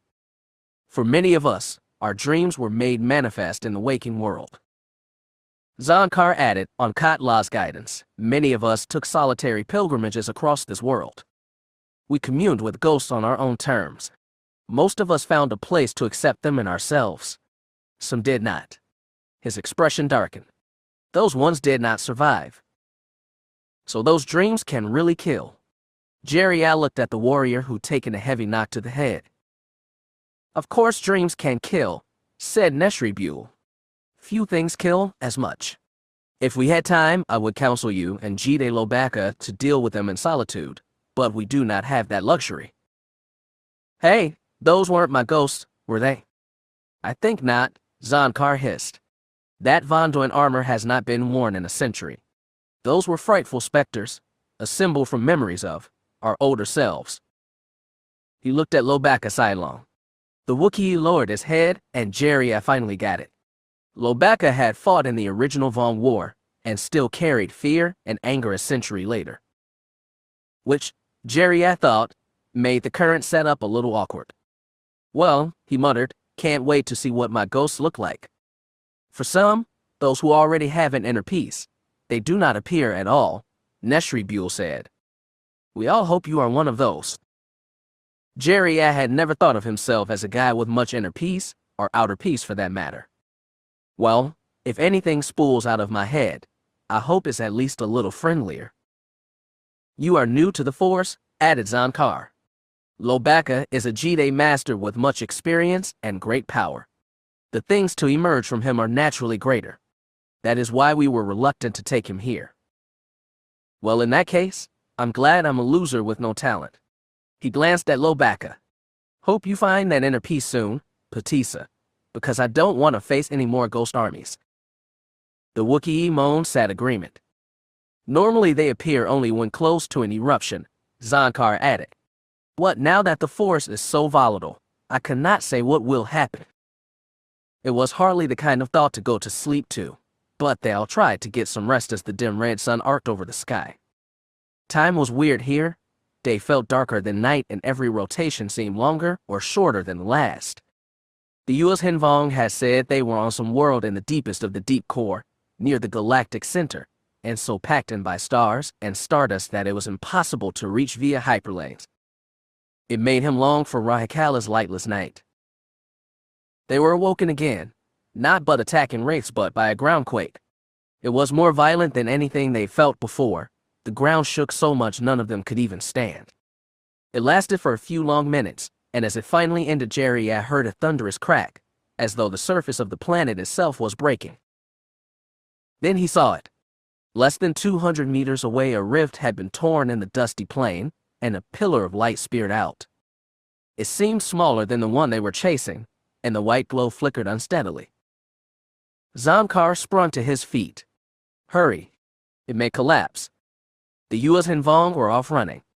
Jeriah and Lobaka exchanged looks, confirming that neither had a clue what was going on, then followed.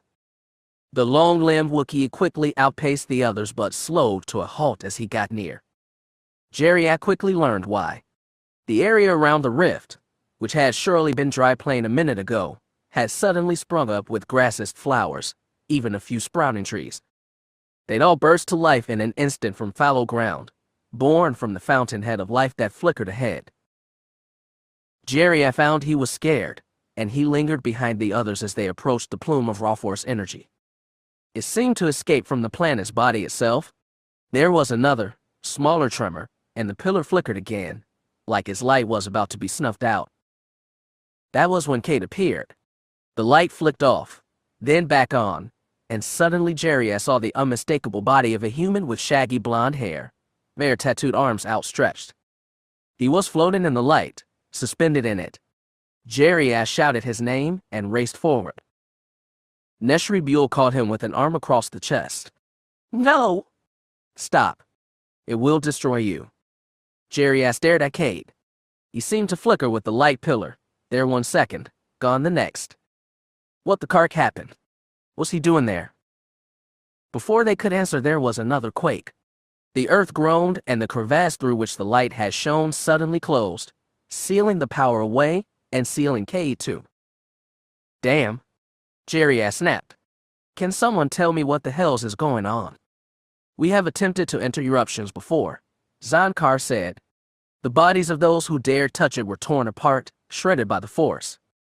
Khat Lah believes a powerful enough Jedi might be able to endure it, even merge with it and speak directly to the Whills who ascended from here. In a flash of anger, he grabbed the Yuuzhan Vong by the collar. You used my brother as a carking lab rat. Is that it? Lobaka roared for calm, and Zamkar said, if Cade Skywalker stepped into the light, it was by his choice alone. Clearly he was able to merge with it in some way. Then how do we get him back? That is why we sought to reach an eruption. He raised an arm toward the light pillar they'd been marching to. That one is stable. We may get close to it, feel it in the force, and see if we may remove Cade Skywalker safely. But as you are now, Jeriah Sin, you can do nothing for him. I am sorry. With a frustrated growl, he released the Yuuzhan Vong. The other warriors, who put hands to weapon, relaxed. He stepped back from them all and looked to the ground. Some of the plants, lush a moment ago, were already starting to grow brown and dry. He turned his eyes to the light pillar that had been their destination from the start. For the first time since getting afflicted with the Force, Jeriah knew exactly what he needed to do. A calm, maybe a little Jedi-like, settled over him. Well, he said, what are we waiting for? Let's get a move on. After the battle between specters, Kyra pressed ahead with greater assurance, but Eli was more confused and afraid than ever. He didn't know how she summoned those wraiths shaped like her companions. By her own admission, she didn't understand either. When he faced the Duros from his nightmares, and even the Sand Panther, he'd been able to feel them in the Force as though they were truly present. He hadn't been able to sense Kira's fighters at all. It was as though she summoned and commanded an army of golems. That terrified him. Kyra was untrained, fumbling along with her newfound power. It could easily spin out of control, and so could she. As her spectral figures had cut through the nightmares, he'd felt an immense and savage satisfaction from her in the Force. It was not merely enjoyment of victory. It was love of the power she wielded and its ability to strike down enemies. He let that same love seduce him and lead him into the dark. Kyra wasn't on that side yet, but she had the potential. He could feel it. And without guidance, there was no telling which way she tipped. He was scared for another reason, too. If she could raise that much power, a trained Sith Lord or a Jedi Master gone dark could command so much more. This place was dangerous beyond words. They should have never opened the gate. When they next rested after the fight, Eli volunteered for first watch. Kyra lay in her bedroll, perfectly still, but he could tell she wasn't asleep. Maybe she was still energetic from her victory, or maybe she was listening for what he did next. She'd have surely noticed her holocron was missing by now. She said nothing but he was sure she suspected him of taking it, even before the spectral fight a chill had fallen between them. She hadn't confronted him about it, perhaps because she wasn't sure. So he waited for a long time and kept sensing her prone figure with the Force. When he was pretty certain she was asleep, he got the holocron out of his pack and walked 20 meters from the camp, where he'd be able to talk in private. He consulted the holocron the night before, and when the image of Darth Trey appeared, the old woman said with surprising warmth, "Welcome back, young apprentice." "I'm no one's apprentice," he reminded her, as he'd done last time. "Yet you seek my knowledge anyway?" Her smile had a touch of cruelty. "You must be desperate." He was. Eli felt he was at another crossroads, the second of his life. The first had been when he felt Darth Nil's saber against his neck and begged to join him. "I'm not a Sith anymore," Eli said, half to himself, "but I'm not a Jedi either. I can't be." Even before coming here, he'd seen and done too much. Names are shackles.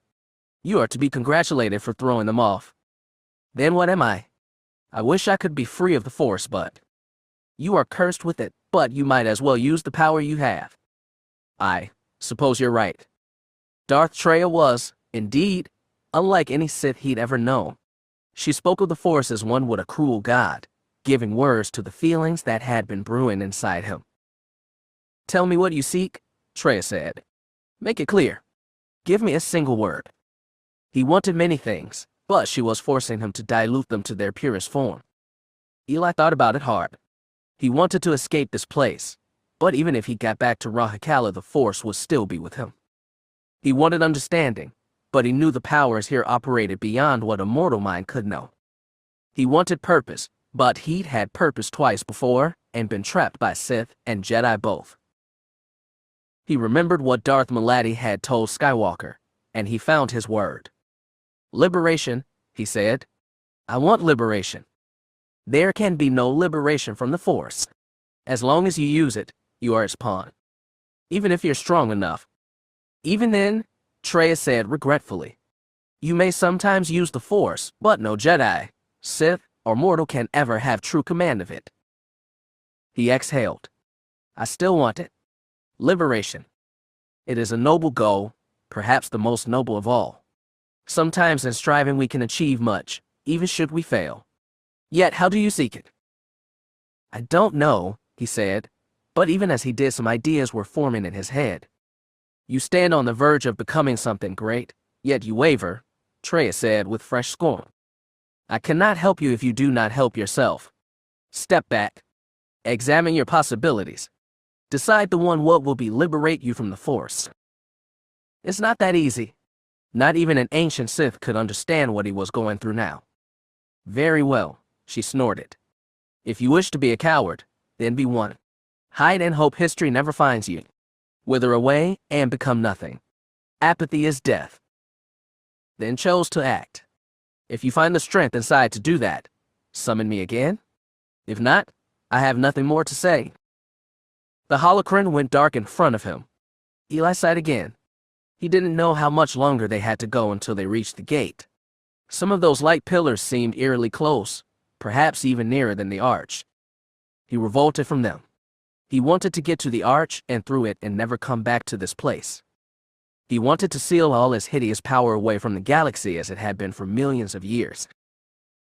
He wanted the Force, its cruel and false promises, to simply disappear. Eli looked at the dark holocron in his hands for a long time. Eventually, he went back to the camp, put it in his bag, and lay down for sleep with neither dreams nor nightmares. When Lobaka first saw the thing approaching, he thought it was another nightmare made real. This time it was just a soul figure, something about the shape of the body, and Cade told him it was Yuuzhan Vong, and his heart beat faster. He'd been wrestling guilt over the apparitions that had appeared, trying to soothe the fear and anger that had been simmering inside, barely noticed for 100 years. It was bad he'd not been able to shed them, and worse that his inability was endangering good beings. When Neshri Buell raised his amphistaff and joyously called Khat Lah's name, Lobaka felt weak with relief. The Yuuzhan Vong warriors trotted eagerly across the plain. The Jedi and Jeriah followed. When they got close, they saw the gray-haired warrior was dirty. His clothes were torn in some places, and he wavered on his feet. He had no pack on his back, and he might have been traveling days without food or water. The other warriors knew this, and they immediately sat him on the ground and plied him with rations and drink. Khat Lah swallowed gulps of water slowly, like one recovering from great thirst, then began nibbling on a nutrition bar. As he did so, the other Yuuzhan Vong began explaining what had happened on their side of the gate. Khat Lah was surprisingly unsurprised to see the Force had awakened in Lobaka and Jeriah. When he regained some strength, he started telling his story. He talked about how he, Cade, Kyra, and Eli had approached what he called the Great Eruption, and the other Yuuzhan Vong nodded in recognition. He said they'd bound a fiber cord cable to Cade Skywalker's belt as he'd stepped close to the light, but it had proven useless. When Cade got close and communed with the power there, the light had flared brighter and consumed him. A great quake had thrown Khat Lah off his feet. When he woke up, he was in the surrounding forest, separated from the others, and the light had gone out. He searched the forest and found neither Eli nor Kyra. He trekked for days across lonely terrain, encountering nobody and nothing except for the bursts of flowering plant life that had appeared like raw life leaking through the planet's cracks. Once he thought he'd seen something in the far distance, a skirmish, with many moving forms. When he'd caught up to that place many hours later, he'd found skirls in the sand, perhaps a drop or two of blood, but no dead bodies. He'd worked his way back toward the hypergate but had been drawn toward the fresh light pillar that had sprung up nearby. As he'd drawn close, he spotted their party, also on approach. And that was where his story ended. "Do you think we can find Cade there?" Jeriah asked. His concern for his friend was singular. Lobaka knew he cared nothing for what this planet signified. "An eruption appeared before us yesterday," Zankar said. "It was short-lived, but we saw Cade Skywalker suspended in the light." Khat Lah looked to Lobaka. "Are you certain? Did you feel him in the Force?" Lobaka barked in affirmative. During the short eruption, Cade's life force had blared loudly. It was like his self had been subsumed into the planet's raw energy and become part of it. After Jeriah translated, Khat Lah said, "In that case, it may be difficult to retrieve him." "What do you mean, retrieve him?" Jeriah said. "We're going back there to get Cade out. We do not understand what has happened to him, or how he has touched this planet. Listen, I know Cade better than any of you. He wouldn't want to merge with the Force or whatever. He'd want to live. He'd want to be a man, not some carking, glowing Force thing." Lobaka added that if they were going to understand what was going on here, especially how he and Jeriah had gained the Force, they would have to separate Cade's individual consciousness within the eruption.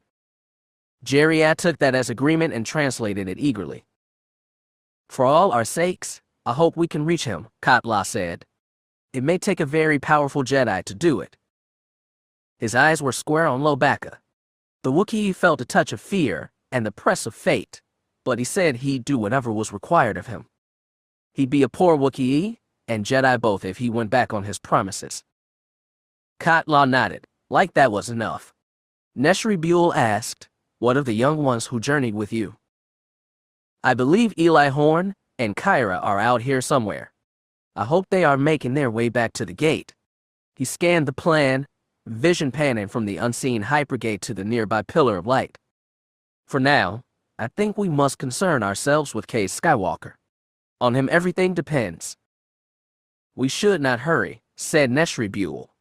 "You need to rest." "I will rest, but for a short while."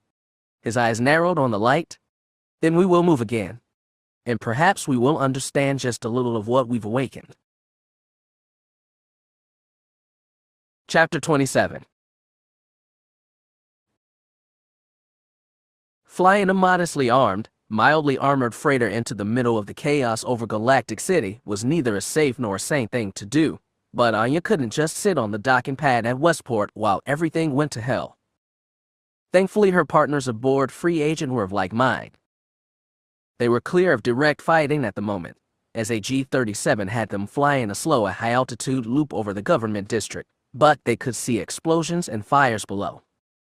Her mother was down there somewhere, and so was Marasiah, freed from her prison. They'd received a short transmission burst minutes ago. Through the static and background noise, they hadn't made out much of Ganner's words, but it sounded like they were trying to retrieve the Empress, and they were in trouble. It's hard to pick up anything down there, Aslan said as she hunched over the scanner. I'm picking up several fires going rooftop level. Some of them might be crash sites. Ania didn't like that possibility. She jammed a switch on the comm console and said, Starlight Champion, are you there? This is Free Agent. Ganner. Tess. She paused. Mom, are you there? This is Ania. No response, just like the other time she'd hailed. I also see some airspeeders going down to the rooftops, Aslan added. They might be rescue teams. Are they looking for an escaped Empress? Ania muttered. That too. Aslan looked at AG-37. The only way to find out is to get closer. I understand. The droid's top photoreceptor pulsed. I will attempt to steer clear of combat situations. That would be nice, but Ania didn't count on it. Free Agent began a steep drop, and the city rushed up to meet them. She tried to mark their destination with her eyes, but she'd never seen the transportation department building up close, and didn't know the government district's layout. Aslan did. She leaned over Ania's shoulder and stabbed a finger at one building. There's the target. Take us there, AG. Complying, said the droid. He dropped Free Agent low over the cityscape and then gunned it toward the high tower. Starfighters were chasing rings around its peak, and as they got close, a few ships-type predators peeled down and vectored toward them. Not good, Ania said, and turned to weapon controls. Can we get a flyby? Attempting now, AG-37 said. He dropped speed and pulled a hard turn around the base of the tower. Ania and Aslan both craned, looking out the viewport for a sign of what had happened. They found it. One landing pad jutting from the building face looked halfway torn off. One side of the metal platform, lightly scorched, tilted down in a slope steep enough for a person to slide off of. From there was a kilometer-deep fall into the bottoms of Galactic City, and Ania prayed neither her mother nor Marasiah had taken the plunge. They only got a second's glance at it before AG-37 swung them away, kicked power to engines, and fled. Free Agent rocked as his rear shield absorbed chains of laser fire. Electric voice utterly calm, AG-37 said, Ania, please clear those ties off our back. Right, she said, and tried to focus on the fight. The broken landing platform proved nothing. She had no idea where Starlight Champion was, whether Marasiah had been freed, whether her mother was even alive. For once in her life, she wished she had force powers to help her locate them, but no such luck. Instead, she'd have to settle for what she'd always had, a good trigger finger. As Ania let bolts fly, she hoped it would be enough. Inside the Justice Center, they'd done everything they could to carry on with the trial. When the Mon Cal cruiser had dropped into orbit, the judges had put the court on hiatus and withdrawn to discuss parley with Senator Darrell. That had lasted until the first explosions over Galactic City. After that, it was just managing chaos. Siegel Dare's troop of guards had fallen on the three accused first and whisked them to safety deep inside the building. The other knights and security officers did their best to contain the audience in the courtroom. For now it seemed the safest place for them, but they were all frightened, unruly, and on brink of total panic. There was no way to keep them calm. The best they could do was keep them restrained. That was a job anyone could do. Trisende, dragging 3 disguised mercenaries with him, escaped the courtroom, and hurried to the same security station they'd done their initial sabotage in. From the exterior sensors still working, it was clear a fight was raging all over Galactic City. Dozens of crossfires were battling dozens of TIEs, and some Alliance fighters were even making attack runs on the Justice Center. There were even reports of an aborted run by an Alliance troop shuttle, which might have been coming to free the accused by force of arms. None of this makes sense, Tree snarled. How did those snubs get past our shields? Why didn't nobody see them launch from the Mon Cal cruiser? A flustered lieutenant said, I don't know, sir. Maybe they were on the ground before the cruiser showed up, coordinating with it. What's that cruiser doing now? They say it knocked out one of our Star Destroyers, but we've got 2 more hitting it hard. Unbelievable. An open fight between Alliance and Imperial ships over Coruscant itself. It was another civil war, and it had taken everyone by surprise. He didn't need the Force to tell his 3 companions were as shocked as anyone. The blonde man, Hondo, looked especially worried. His eyes said he needed a word with Trace in private. Trace hurried out of the security station to a secure part of the hall. They were deep enough inside the building to be insulated from the sounds of battle, but the fight was still raging. He looked at all 3 mercenaries and asked, Can any of you give me a better explanation than what we got back there? No, definitely not, Yanger said. The sabotage you just did, the sabotage I helped you with, was that part of an invasion plan?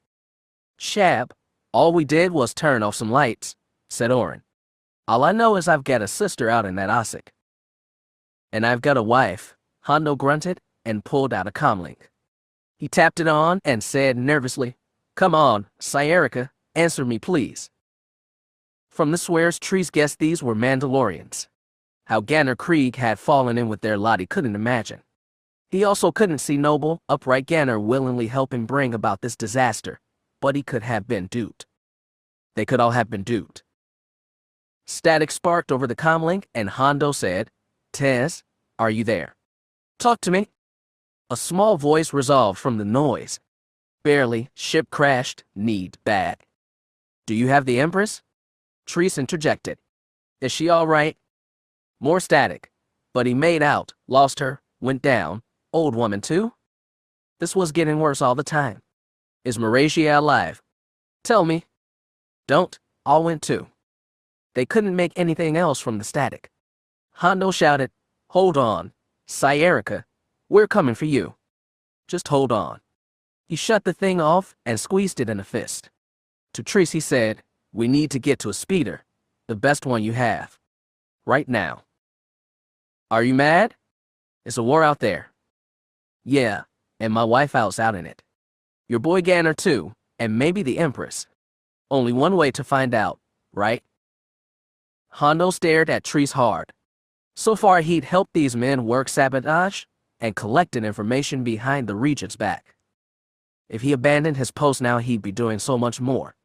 He'd throw his lot in fully with men he didn't trust or understand, and he'd be walking away from a lifetime of service to the regnant of the Empire and the Fel dynasty. Yet Marasiah was out there somewhere, and his duty to her superseded all else. The choice was surprisingly easy. I know where we can get a speeder, Tree said. Let's get moving. There were no good places to hide. The skyscraper was an island, and Marin and Marasiah were stranded on its cliff face, for the moment ignored as battle raged in the sky around them. But someone would be coming for them. As the broken landing pad bucked beneath them, Marin had pointed out the portal to another docking bay 10 stories beneath them. This bay was closed off, with doors closed and pad removed, but the indentation in the skyscraper's slick side remained. The spot provided solid footing and some cover. It was the natural place to go. The Force was their tool here. They used it to slow their long plunge, angle their bodies, and soften the landing, though Marasiah could tell from the older woman's wince that the impact still hurt. From there, Marasiah used Ganner's lightsaber to carve an opening in the sealed hangar door, one tall and narrow enough for the women to slip through one at a time. Beyond the opening was a dark and dusty hangar fallen into disuse. We can't stay here forever, Marasiah said. Chalk will be looking for us. He'll probably search the entire building from the bottom up. It's a big building, Marin said. That'll take time? Yes, but this is an obvious place to look. We can't go deeper inside. Will just be easier to pin down. Our best hope is to sit tight and wait for backup. Marasiah looked through the carved open gap. Starfighters still chased each other through the slanting afternoon light, but the frenzy seemed thinner than it had a moment ago. Once the battle dies down, they'll increase their search for us. I know. Marin brought out her comlink and thumbed it on. She made hails on several channels, only to receive static. The old woman sighed. Well, when it does die down, maybe we can get a call through. What kind of ship is the backup? It's Ania's ship. Free agent. They were supposed to sit down at Eastport and come in if they got a call. I don't know if Ganner was able to get through to them before he went down. Marasiah warned, it's possible they were shot down too. No. Marin's voice was firm. If that happened, I'd know it. They're out there, somewhere. She turned and looked out the gap, as though expecting Ania Solo's clunky freighter to show at any moment. Marasiah watched her stern profile. This woman looked around a decade older than Marasiah's father, but like Roan Fel, she maintained a strong body and sharp mind, and she clearly knew how to wield authority. But she also seemed more independent, more rugged, beholden to personal passions rather than official duty. So, Marasiah said softly, you are Ania's mother. That's right. Marin kept looking at the sky. And my father's cousin. I always wondered what happened to you. Hesitantly, the old woman asked, did he ever talk about me? Not in detail. He just said he had a cousin who'd abandoned her responsibilities as a Fel. I didn't even know your name. When Ania appeared, I tried to do some checking, but I didn't get anywhere. She told me she was an orphan. She used to think that. As to your father, we were never close. Her expression went distant with other thoughts. She didn't speak them. And your father was Arlen Fel. Marin nodded. Marasiah had only vague memories of her father's uncle as a wily old man with a white beard and a shabby brown robe. According to her father, Arlen had been born on Bastion but left there after the creation of Imperial Knights, preferring to stay with the Jedi instead. Whatever this Marin was now, she clearly hadn't been a Jedi for many years. Where were you? Marasiah asked. Marin looked at her distractedly. What do you mean? During the war against Crait, all that suffering, and all that death, what were you doing all that time? Marasiah's breath was ragged. The words came out harsher than she'd meant them to. Marin gave her a blank stare. I had my own war to fight. But your Marasiah stopped herself. Marin completed, a Skywalker. Marasiah nodded. The other woman shrugged. I've never thought of myself as a Skywalker. Even when I was a Jedi, I always thought I was something different. I see. I understand where Ania got her independent streak. Ania's independent because she had to fend for herself since age 10, Marin said, then softened her tone. But maybe we have some things in common. Maybe it runs in the blood. From your father down to you? And he got it from his mother. Or so he said. Marin's eyes went distant on another memory. But that was all a long time ago. I thought it was another life until recently. Is that why you're here now? Maybe. Marin scanned the violent sky again.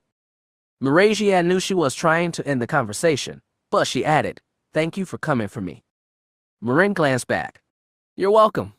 Then she looked at the sky again. Marasiah felt restless. She looked at her bare feet, dirty and bruised from so much running. As for her hands, they'd been bruised for days. After her uncle's revelation, his confession, she'd pounded the wall of her cell until her knuckles almost cracked, and her lower back still ached from the twist and strain of so many punches. Over the past few days, her anger had been reduced to a simmer, but it was still there. When she'd used the Force to battle those droids, it had been easy to dip into her hate and draw power from it. All her life, she'd been told the dark side was potent and seductive, and the best way to ward it off was through rigid self-control. She'd been taught self-mastery was the key to being a good ruler as well, but she was beginning to think it was an overrated commodity. Standing at the gap, Marin took out her comm and tried several more calls. Still nothing. She sighed and pocketed the link. What will you do when we get out of this? If Marasiah said, What? I'm trying to stay optimistic. Don't ruin it for me. So what will you do? Marasiah looked into the darkness of the deserted hangar. You said something about taking me to a ship? Admiral Bay's renegades. That was the original plan, before this. She waved a hand at the sky. My uncle must be punished for what he's done. I'll see to that. He was family, and he betrayed you. I can understand you're angry. You have no idea, she glowered. Maybe not. But I do know something about holding grudges and what it does to you. Are you going to lecture me about the dark side? Marasiah sniffed. She didn't want one, not from a rogue ex-Jedi who'd abandoned the galaxy to his fight against Crait. Not the dark side exactly. I had to deal with that once, a long time ago, when I was about your age. That was an ugly thing, and for all his power I knew I had to keep away from it. Marin paused and gave her a meaningful look. If she'd picked up Marasiah's angry urges when fighting the droids, they must have been stronger than she thought. Then the old woman looked away and went on. I was more thinking about something else. The thing about a grudge is that if you hold on to it for long enough, it grows inside you. It gets to be this weight you carry around, and most of the time it feels cold and dead until you dwell on it. Then it gets hot with hate. Marasiah already had her first hints of that. She felt her anger toward Hogwarm was cooling until she thought about him directly. Then dark fire started burning inside her. What do you suggest? She said. That I forget everything he's done. That I walk away. No. I'm just saying don't let that grudge grow until it takes you over. If you have to walk away to avoid it, then it's what you have to do. Marasiah didn't know what experience this woman was speaking from. She only knew that it couldn't compare with the pain of Hogwarm's betrayal. This isn't about a grudge. This is about justice. My uncle will pay. Marin looked at her again and lightly probed her feelings with the Force. Marasiah shielded herself awkwardly. It had been a long time since she'd been around someone with these powers, and she found it wasn't the welcome experience she'd hoped for. Finally, Marin shrugged. Well, what do I know? I'm no empress. You certainly aren't. Marin snorted softly. I didn't know your father that well, but you do remind me of him. For most her life, comparisons with Whills Fel had given Marasiah a flush of pride. Then it had become shame. Now, she wasn't sure how she felt. Just when she'd been starting to find emotional equilibrium, this woman had thrown her off balance again, in ways more subtle but just as seismic as her uncle's revelations. It was too much to deal with, especially now. Marasiah muttered, You should keep calling for Ania. When you're right, Marin admitted. She got out her comm and tried again. There was a saying about any landing you can walk away from, but Ganner couldn't remember it right now. He was less walking and more hobbling, putting as little pressure on his right ankle as possible. He was in better shape than Salk, who gotten banged around during the crash landing and bore nasty bruises on his bulbous head. Shadow and Tez supported him between them as they staggered across the low-lying rooftop, away from the flaming wreckage of Starlight Champion. Between the fire, the smoke, and the straight black line they carved through a block of cityscape on their way down, it wouldn't be long before someone came for them, and it probably wouldn't be anyone they wanted to see. Tez, Ganner called. Any word from Hondo? I think he's on his way. You think? She shot him a glare. Sorry, but in case you hadn't noticed, comms are a shabla mess right now. Lots of things were a mess. Tez's business skirt was torn up, and she was bleeding from the right thigh. It was a slow flow, not arterial, but her whole leg was getting painted red and soon blood loss would get to her. Shadow seemed the least knocked up of any of them, which Ganner supposed was fair enough, since it was only his piloting skills that had kept the crash from being fatal. Though he didn't have any external injuries, the Jedi was in a daze. As he hauled Salk along, his head was bent back, and he stared at the violence in the sky with shock or maybe awe. Coming up alongside him, Ganner clasped Shadow's shoulder. Are you still with us? The Twi'lek blinked and pulled his eyes downward. I'm here. Thank you, Shadow. None of us would be alive if it weren't for you. He's right, Tess said. You really did save our ships. Thanks, Jedi. Shadow looked back at the sky. You remember when I said I had a bad feeling about this? I guess you were right, Ganner admitted. But there's still hope. Ania's still out there. And if she can get Marasiah and Marin and bust out of Coruscant, we can still win this. Shadow didn't seem to be listening. Hoarsely, he said, I never thought it would be this bad. That's your mistake, Tess grunted as Salk's weight bore on her. Looking on the bright side. Always bites you in the ships eventually. We don't really need Mando wisdom right now, Ganner said. But she's right, Shadow said. For a moment, though, I thought. Shadow trailed off and looked at the sky again. Ganner was starting to think he might have damaged the Leku and was about to examine them when Tess threw her free arm in the air and started hollering. Ganner looked up to and saw an open-topped airspeeder swooping down on them. It had markings of Coruscant security, and he instinctively reached for his lightsaber, but it wasn't there. He hoped Marasiah was making good use of it. The speeder swooped down toward the rooftop, and the sight of his occupants filled Ganner with relief. Oren Vevik was at the controls, dressed in a gray technician's outfit. As soon as the speeder sat down, Hondo Kar and Yenger Skywalker vaulted out and raced to help the wounded. What really grabbed Ganner's attention, though, was the red-armored, gray-bearded man in the front passenger seat. As Hondo hurried his wife to the speeder and Yenger carried Salk, Ganner told Tree Sende, You didn't have to come for us. An old man like me wasn't much use in the courthouse, he tried to smile, though Ganner knew the Elder Knight had crossed the line and couldn't go back. What happened to the Empress, Ganner? She's still up in that tower. He hoped. Is she alone? No. There's one more with her. We've also got Aslan and a backup team on the way, hopefully. Oren looked toward the transportation center building. It was over 2 kilometers away, and some starfighters still swarmed around it. The crossfires that had once filled the sky had been gradually thinned down, and TIEs had established dominance. It wouldn't be long until the battle was completely over, and Ganner didn't know if that would make it easier or harder to reach the Empress.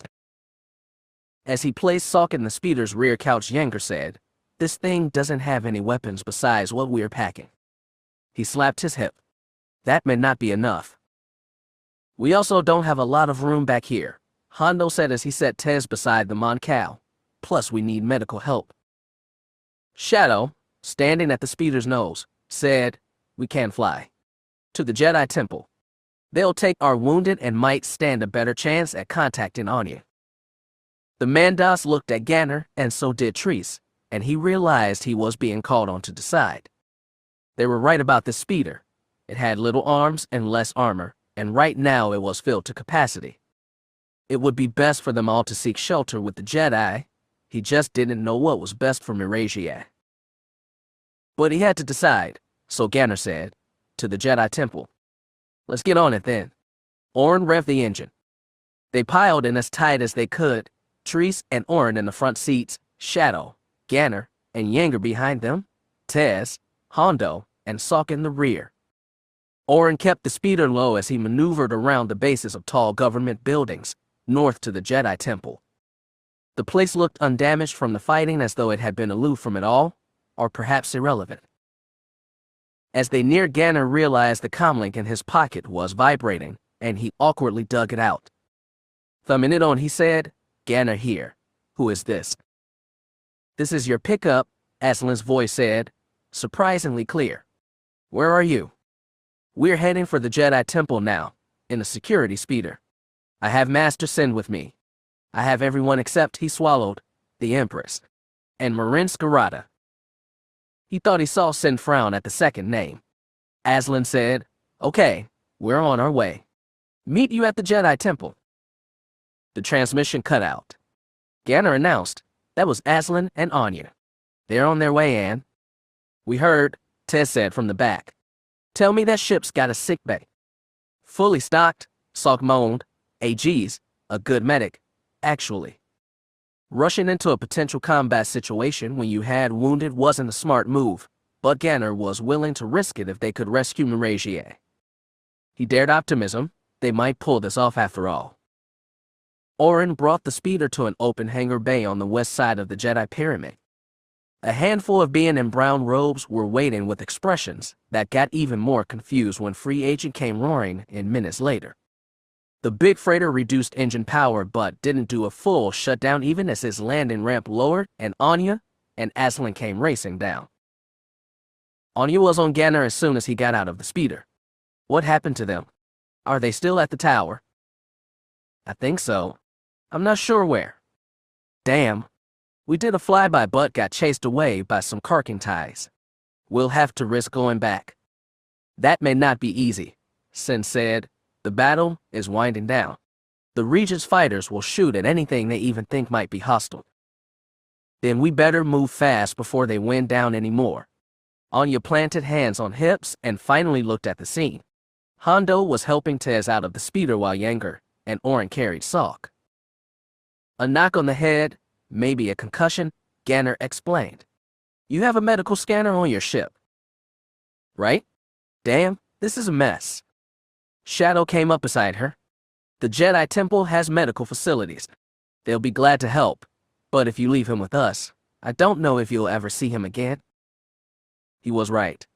When they grabbed Marasiah, they'd probably have a swarm of enemies on their tail. If they tried taking her to the Jedi, they might bring Chalk's wrath down on the temple.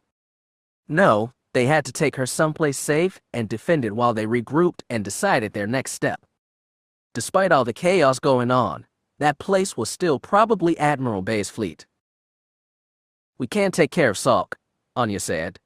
AG has the thrusters still burning. We need to get back in the air fast. Agreed, Ganner said. Master Sende, thank you for your help so far. If you want to?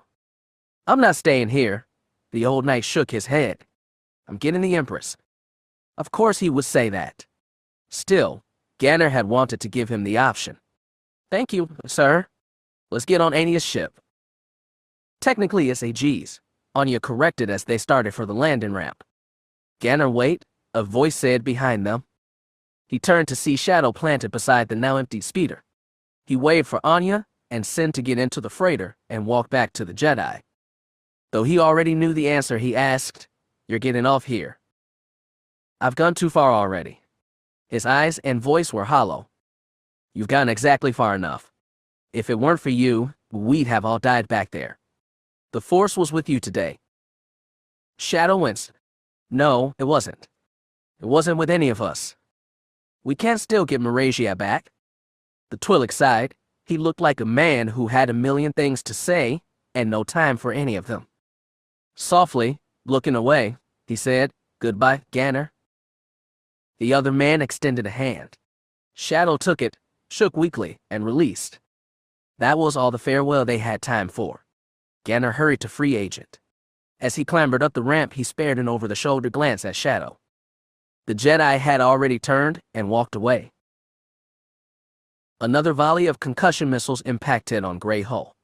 Superheated fires twisted armor plating and furled red curtains quickly swallowed by space. Black debris spilled outward, catching unlucky starfighters that disappeared in short white bursts. The Star Destroyer smoldered and died as Mon Elusia surged past. The Mon Cal cruiser looked barely better.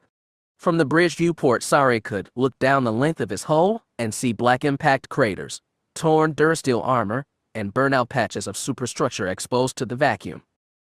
The forward fields were totally down, and the aft screens were just barely holding back the vicious volleys from the two other destroyers. As she watched, packs of TIE neutralizers swooped down and peppered Mon Elusia's undefended hull with torpedoes. "Helm, do we have a course?" Captain Erringer barked. "Plotted, sir, but we're not out of the gravity well yet and there's a frigate cutting in ahead of us." Sari looked out the viewport. The destroyer had slipped past them now, and space looked almost clear, but a new and smaller wedge was slipping in from their right flank. Normally an Arden-class frigate would be no match for the Mon Cal cruiser, but all this one had to do was slow them down enough for the Star Destroyers behind them to break through. Tell all fighter wings to converge on the frigate. Knock out his bridge. Go. Though ties kept nipping at Mon Elusia's hull, the cruiser's remaining fighter complement, now at half initial strength, rushed toward the frigate. As the deck shook under repeated barrages, Saray felt a well of frustrated anger. As a Sith, she'd been taught to stay in control of every situation, but she was absolutely helpless on this bridge. Porat stayed by the tactical display, still trying very hard to look stoic and determined for the crew, but she knew he was just as terrified. Far ahead, explosions sparked across the frigate's shields. When Mon Elusia edged close enough, it opened fire on the frigate with whatever forward gun still worked. The frigate held fast dead ahead of them, its broadside turned to bring as many batteries on their nose as possible. The bridge rocked yet again as explosions tore apart the cruiser's blunted nose, sending more debris and unlucky crew into space. On Ehringer's urging, Helm did not drop speed. And then there was a brighter explosion. The frigate's bridge section vanished in a ball of flame. Whether it came from Mon Elusia's turbolasers or a bomber run, the sight sent cheers across the bridge. On a surge of elation, Saray herself joined in. Once we clear that wreckage, I want to jump to lightspeed, Ehringer called. All systems, stand by to get the hell out of here. That brought a few more whoops from the crew pit. Yet as they surged past the wrecked frigate, a trio of TIE neutralizers swung into view. They appeared above Mon Elusia's spine and raced low above the unshielded hull, cut in a direct line toward the bridge cluster. A pack of crossfires dropped down after them. They knocked out one TIE, then another. The last bomber popped off a pair of torpedoes and pulled up. The warheads lanced forward, growing brighter and brighter, closer and closer, and Saray froze in dread as she watched them. It seemed to take forever for them to hit. Then, white heat, smoke, noise, chaos. Saray found herself lying on the deck. Alarm klaxons blared and people shouted, but the air was filled with acrid haze. She tried to sit upright but was too weak. She looked at her left shoulder and saw everything beneath it in tatters. She was lying in a pool of her own blood. Helm, can we get lightspeed? Ehringer shouted. His voice was faded, like it came from a great distance. Saray didn't hear the response. The smoke-filled bridge grew dark around her, dark and quiet, though she knew there was so much going on. She knew she was wounded, in shock, maybe dying, and she struggled to stay awake. Suddenly Porat was above her, a horn-topped silhouette bending close. Stay awake, Saray. Just stay awake. He was shouting to, but she could barely hear him. She tried to speak, but no words came when she opened her mouth. She felt Porat touching her, doing something to her. She felt slight pressure. Maybe he was trying to tourniquet her arm. She felt his hand cup her face as he leaned close and said, "We just jumped to hyperspace. We're home free? Now we'll get you to sick bay, and you'll be all right." Saray hadn't felt the surge to lightspeed. She was drifting fast into darkness again. Porat reared back and shouted, "Medic. I need a medic now." She didn't hear or see anything else. The struggle was too great, and dark silence claimed her. Chapter 28. As they crossed the ruins of a city and circled vast craters wrought by ancient war, Kyra knew they'd come to a crossroads. They were at a point where they could find their way back to the hypergate. It was probably only a day's trek more. Yet there was no certainty they could open it, even with their renewed powers. She'd gained some command of hers but was far from a master, while Eli seemed more uncertain than ever. Elsewhere, just past the horizon line, a new light beckoned. The luminous pillar stabbed steadily toward the stars. Kyra wanted to go there, to see what a new eruption and search for any hint of what had happened to their companions. Besides, she told Eli, if we're going to open that gate, we'll need all the power we can get. He looked at that tall light like it repulsed him. Are you sure you want that power? If it gets us through the gate, don't you? But after we get back, after we get away from this place, do you still want it? She watched him closely and felt him in the Force. Even if he had stolen the Sith holocron, he wasn't going dark. If anything, he was recoiling from it, afraid of backsliding. This power we have is a gift, one barely anybody in the galaxy has anymore, We can do things with it nobody else can. Good things. She reached out and put a hand on his shoulder. He flinched but didn't draw away. Obviously it can do bad things too, and you know all about those. But how can we not use what we have? I'm not sure we're the ones using it. We can be if we do it right. If we're strong enough. Power within became power without. She was sure of that now. A while back Jo had told her that the Force was the collective bonds connecting all life, and if you did it right, you projected your own self onto everything around you, subtly altering people and events. This planet was that principle on a grand and dangerous scale. If she could command the power here, she could surely handle it on the worlds beyond. More softly she said, "We should at least go investigate. All it will cost us is a little time. If we get closer, those ghosts will probably come back. Are you ready for that? We've beaten them before. I can't do it all by myself if I have to. I know, but you didn't release them. You didn't free your heart from them." She thought of those two Geodu, old, dead, silent. They were icons of something greater, the pain she'd been through to get to today. "Maybe I don't want to release them," she said. "That vision the Force woke me up with was a nightmare, and it was awful, but it was mine. And nightmares like that are still happening all over the galaxy. Someone has to try and set things right. Who better than us? You can't create galactic peace all by yourself." "No," she admitted, "but if I didn't try, I'd be a coward." She said it softly, not meaning to accuse, but Eli recoiled. He shook his shoulder from her grip and looked back to the light. "I'm glad one of us has clarity," he said, without trying to hide his sarcasm. "Hey," she said, "we got this far together. We just need to go a little further. Then we can leave." As she watched him watch the light, Kyra realized she did trust Eli after all, maybe more than he trusted himself. He understood his power and responsibility. All he needed was the inner strength to act on it. Maybe she could help him find it. "I'm going to go there," she said, "to see what I can find. Will you come with me?" Eli inhaled and looked into her eyes. "I guess we'll see this through as far as we can." "We will," she agreed, and together they started the long walk toward the light. They could see from a distance that this eruption was sprouting from the top of a broad hill. Newly grown life spread out beyond the hill's base. Low trees, flowering plants, and swathes of tall grass that rippled in the wind. Jerry wanted to hurry to the light and help Cade, but his pace slowed with the rest of them as they began walking through the tall grass. It brushed their hips and tickled their palms. Jerry kept his close to his blaster. Though he couldn't see anything deadly, he was getting a strong and inexplicable feeling, the kind Jedi apparently got all the time. It was telling him things were about to get very dangerous. Or maybe he was just scared.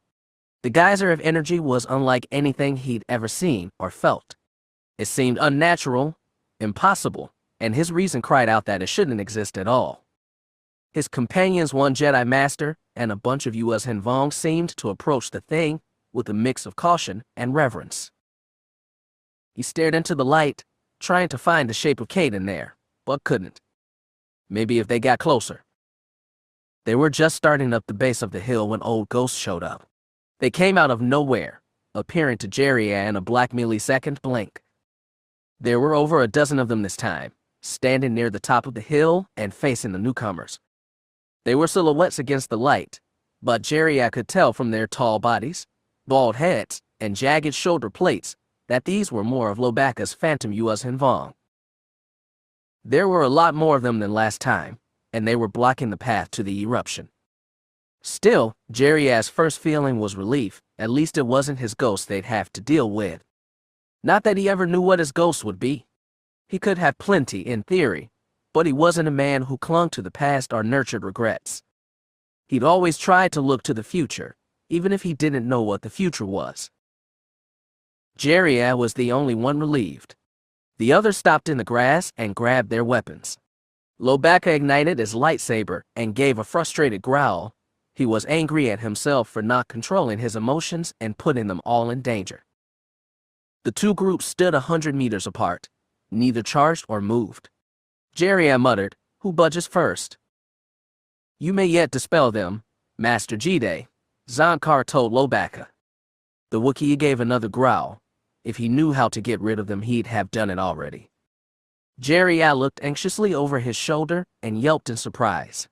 More figures stood on the dry plain behind them. They were maybe another 100 meters away, tall and gangly, with large heads, but not Yuuzhan Vong. Duros, maybe? He counted 5 of them, and they, too, were standing still. Even further back, he thought he saw 2 more silhouettes, broad-bodied and thick-necked, from some race he couldn't place. Guys, he hissed, who the hell are those? Khat Lah sucked in breath. I believe my old companions are near. What do you mean, Kyra and Eli? Correct. Jeriah would have welcomed the help if they hadn't brought their own ghosts with them. What do we do now? He growled. We all just gonna stare at each other until somebody finds enlightenment. Lobaka roared mournfully and raised a shaggy arm. Jeriah followed it and saw the Yuuzhan Vong specters marching slowly down the hillside. There seemed even more than the last time he'd looked their way. Snarling, he checked his pistol to make sure it was fully loaded. He didn't have many spare bullets, and the way this was looking, he'd need them all. Frantic, he looked back at the Duros, which still stood in place. Anybody got a good plan? He asked. Defend yourselves, Khat Lah said, and snapped an amphistaff at the phantoms ahead.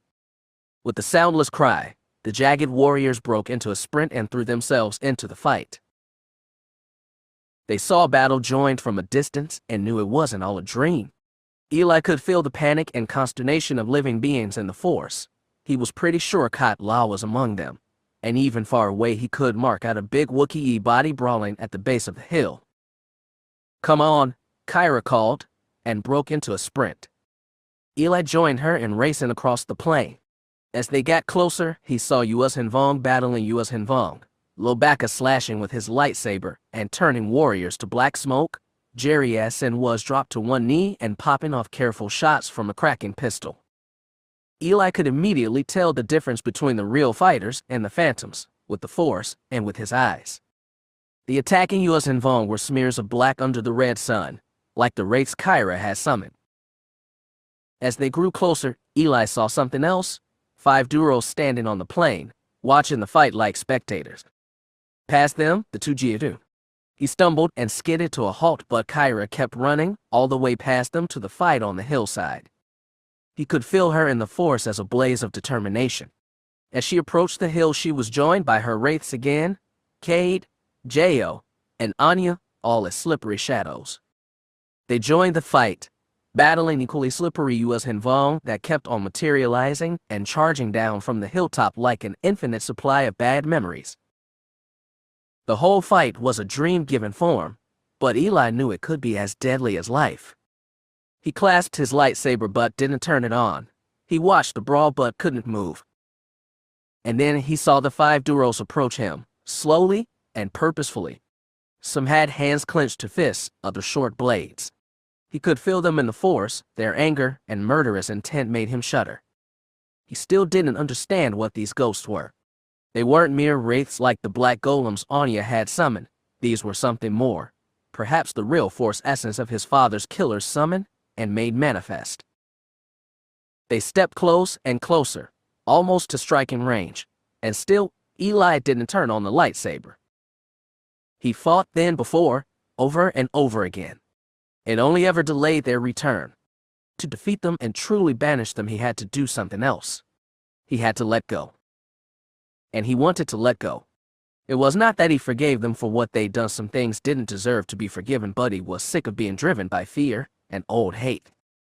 He was sick of their crime being the fulcrum point on which he wavered between Jedi and Sith. He was sick of being defined by other people. He was sick of the Force. He was sick of the war between Jedi and Sith, light and dark, in which these men, his dead father, Eli himself, and trillions of others had all been expendable pawns. Even Darth Krayt, that fearsome fountain of dark energy, was a pawn too. Darth Talon had told him once, a long, long time ago, Krayt had just been a boy mourning his murdered father. The Duros were on him. One swung a punch that connected to his face. Still clutching the inert saber, Eli fell to the ground. He landed on his back and held his hands up over his face. Another Duros came in and kicked him in the side. The pain was as real as his father's had been in his last moments. Raker Horn had died shocked and panicked and confused, disbelieving his Force could let him die like this. Eli felt none of that. He knew the Force was the cruelest master, and if the only liberation he'd get was death, then he'd take it however it came. The Duros kicked him again. They crowded above him, hug eyes staring down, emanating lethal wrath. Still on his back, Eli released the saber and let it fall in the dirt. He held his hands out like he was welcoming an embrace. He felt no shock or panic or confusion, no anger or hate. They were pawns, and so was he, and liberation would come to them together or not at all. The killing blow did not fall. The Duros crowded over him, staring down. He felt their murderous intent ebb in the Force. There was a small wash of relief from them, and then their bodies dissolved into white starflies that spiraled upward, faded, and disappeared. Eli stared at the star-packed sky for what seemed like forever, until he realized he was going to live. Still breathing hard, he forced himself to sit upright. He looked at Skywalker's lightsaber sitting beside him in the dust, then picked it up. He stood on wobbling legs, his face and chest ached from the beating, and he knew he'd feel their hurt for days. He looked out across the plain and saw Kira's two ghosts standing far away, watching. Finally, Eli turned toward the hill. He saw the pillar of light in the battle spread at his base that seemed just as frenzied as before. Slowly, steadily, he began walking toward it. Like a dream, the battle wore on, escaping time and stretching toward infinity. There seemed no beginning and no end to the dance of shadows and wraiths, lashing amethyst staffs, flickering lightsabers, a single pistol cracking over and over. And yet, Lobaka began to understand. It was Kira's arrival that did it. The Force was with a young woman. She blazed determination and knowledge like few Jedi he'd ever seen. She brought with her a rush of her own ghosts, not malevolent but under control. He felt the Force flow around her, directed by her, and the shadows of Cade, Jo, and Ania flowed with her will, vanquishing Lobaka's century-old nightmares one after another. There was nothing of the real beings in those shadows. They were merely form and shape given to the memories of those people inside Kira, the people she loved and needed. Lobaka's ghosts never stopped coming. He was an old being and his supply ran deep. He understood now why they'd been so reluctant to take him through the gate. As he danced and battled against the endless spectral warriors, with the Force so rich here he could draw on it and never tire, Lobaka watched attrition wear on his companions. Neshri Buell staggered, bleeding from the arm after a slash from a spectral amphistaff. Another warrior crumbled after a blow to the head. Jerry Essen's pistol was running low on ammunition, and he was frantically backing away as warriors crowded toward him. Kira's 3 specters weren't enough to turn the tide or end the fight, yet they filled Lobaka with hope. That untrained girl could, in some way, master her confusion and give manifest to the people who given her strength. Just as Lobaka's supply of enemies ran deep, so did his well of friends. Even as he battled, he retreated within himself. It was no easy task, but Lobaka was a Jedi master, and even as he slashed and danced, he found the memories of those he'd loved and lost. Immediately he thought of his daughter Rhaenyra, killed 50 years ago in the fight against Belith. The pain was immediate and exquisite, but he clung to it. To forget the pain of her death, he'd have to forget the joy of her life. From Rhaenyra he plunged deeper. He thought of all the Jedi he'd seen grown old and die. He remembered all the Skywalkers, Nat, Cole, Jade, Ben, Luke himself, and what he'd learned from each of them. He cherished sage wisdom from all the masters on the council and the innocent knowledge of children he'd trained. He thought on Arlen, his very first apprentice, and thought of Arlen's spiral back to Arlen's mother, and from Ania Solo as spread across his first Jedi friends, his best, the ones he still missed most. Swirling, dancing, fighting, Lobaka conjured them all in his mind.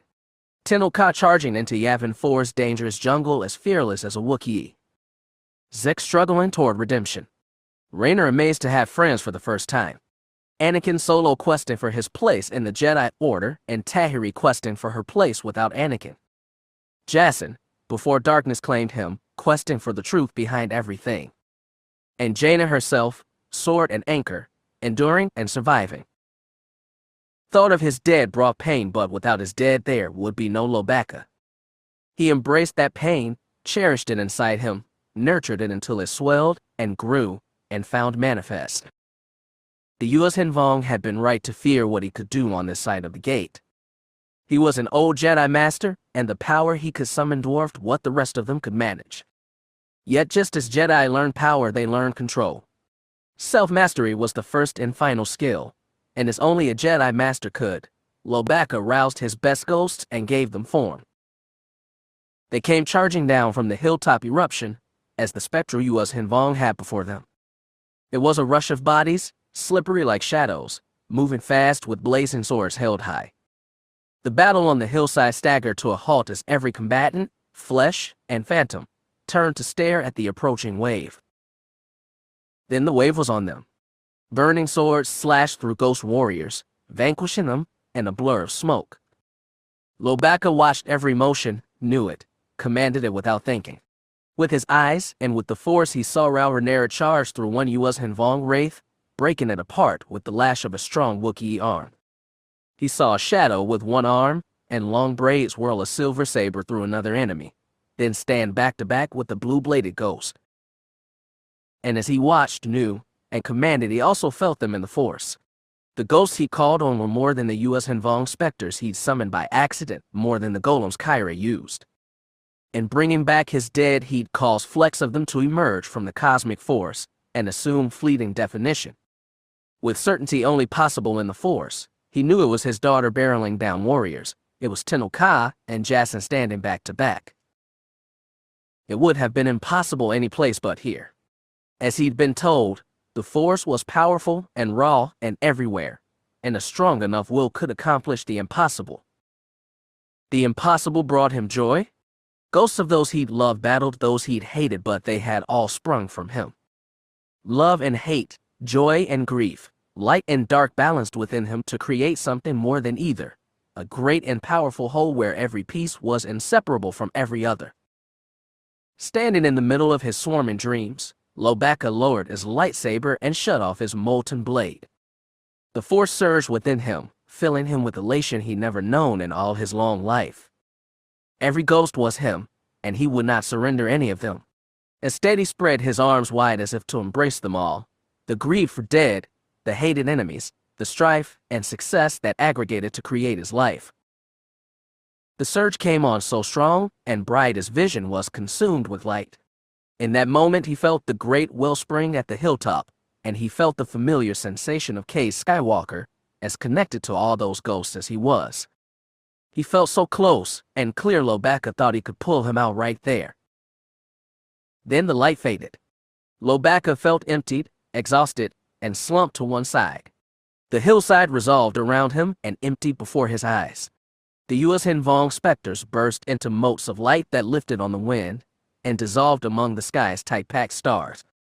His loved ones lasted a moment longer. His eyes met Rhaenyra's, and he felt a warm touch in the force, one he'd wanted for 50 years, before his daughter, too, dissolved into starflies. Another ghost stood closer. The small brown-haired woman cocked her head and watched him. It was Jaina, not the teenager he'd first met, nor the white-haired old woman he'd said last goodbye to, not any of the shades of age he'd known in their long time together. She was all of them and none of them, part of the force and beyond the toll of years, pure Jaina and nothing else. Her ageless face gave a tight smile, and then a wink, and then she was gone. Light lifted from the hillside like a blanket, then dissolved, leaving the scene empty. Lobaka dropped to his knees, chest deep in tall grass. One by one the others formed a circle around him, Khat Lah, and his 4 Yuuzhan Vong, each bearing some wound from the battle, Jerry S.N., face blank with shock, Kyra looking at him with awe and admiration. None of them had any words for what they just experienced. The only one not looking at Lobaka was Eli Horn. The young man's eyes were lifted to the hilltop, and the geyser of bright power awaiting them. Chapter 29. Emerald laser blast lands past her cockpit window, and Ange Dahl snapped her crossfire into a starboard roll. Coruscant's sprawling cityscape seemed to revolve around her, starting on her right flank, then swinging over her head while the twilight sky panned beneath her feet. The TIE Predator held close behind, and her whole ship rocked as the next blast hit her shields. A little help here, she snarled into her headset, and right on cue, another crossfire dropped behind the TIE and bursted with a well-placed quad laser burst. Thanks for the help, Rogue 5, she sighed and pulled her fighter back into level flight, with sky above and city below. Are we clear? For the moment. Good. All rogues, follow me. We're going to make a run for the government district. Her pilots clicked affirmatives and dropped into formation behind her. It had taken a long slog to get from orbit to the surface, slip beneath the local shield dome, and cross Galactic City. They'd already lost 2 pilots, and she was afraid they might still lose more. She'd been hoping that, once down here, she could hail the crossfires that had attacked the Justice Center and ask who they were and what the cart they were thinking. But as the low rooftops and sporadic skyscrapers of the government district loomed ahead, her scanners told her the sky was almost entirely filled with TIEs. Those Alliance ships, or whatever they were, had been scoured clean and the fighting had almost entirely stopped. That was exactly what they didn't need. It meant they'd have to handle a sky full of hostiles themselves. They approached from a low altitude, practically skimming rooftops, but that would only delay detection so long. Hoping they weren't charging a flesh in its nest for nothing, Anne switched frequencies and tried hailing Ania Solo's ship. The one good thing about the fight winding down was that it was a lot easier to make calls. Only mild static marred the other agent's familiar voice. This is Free Agent. Do you read me? Loud and clear, Anne said. Are you still in Galactic City? Kicking off from the Jedi Temple and inbound to the Department of Transport building. We've got an Empress to pick up. So far, so good. Do you have an evac plan? Not yet. We have to get there first. Ange checked her scanners. The Transit Department skyscraper wasn't far from the Justice Center, and both buildings had a healthy halo of TIEs flying circles around them. Tell me you have some idea where she is. I think so. We had a botched attempt before. Trying again now. She should be by one of the lower docking ports. There was a small tremble in Ania's voice, and a lot of desperate hope. If you've got air support, we could definitely use it. Ange at the target skyscraper, and the TIEs at its peak. How about we cut in fast and draw them away, then you swoop in? Sounds like a plan. Thanks. That's what we're here for, Ange said, switched her comm freak, and quickly relayed the plan to her rogues.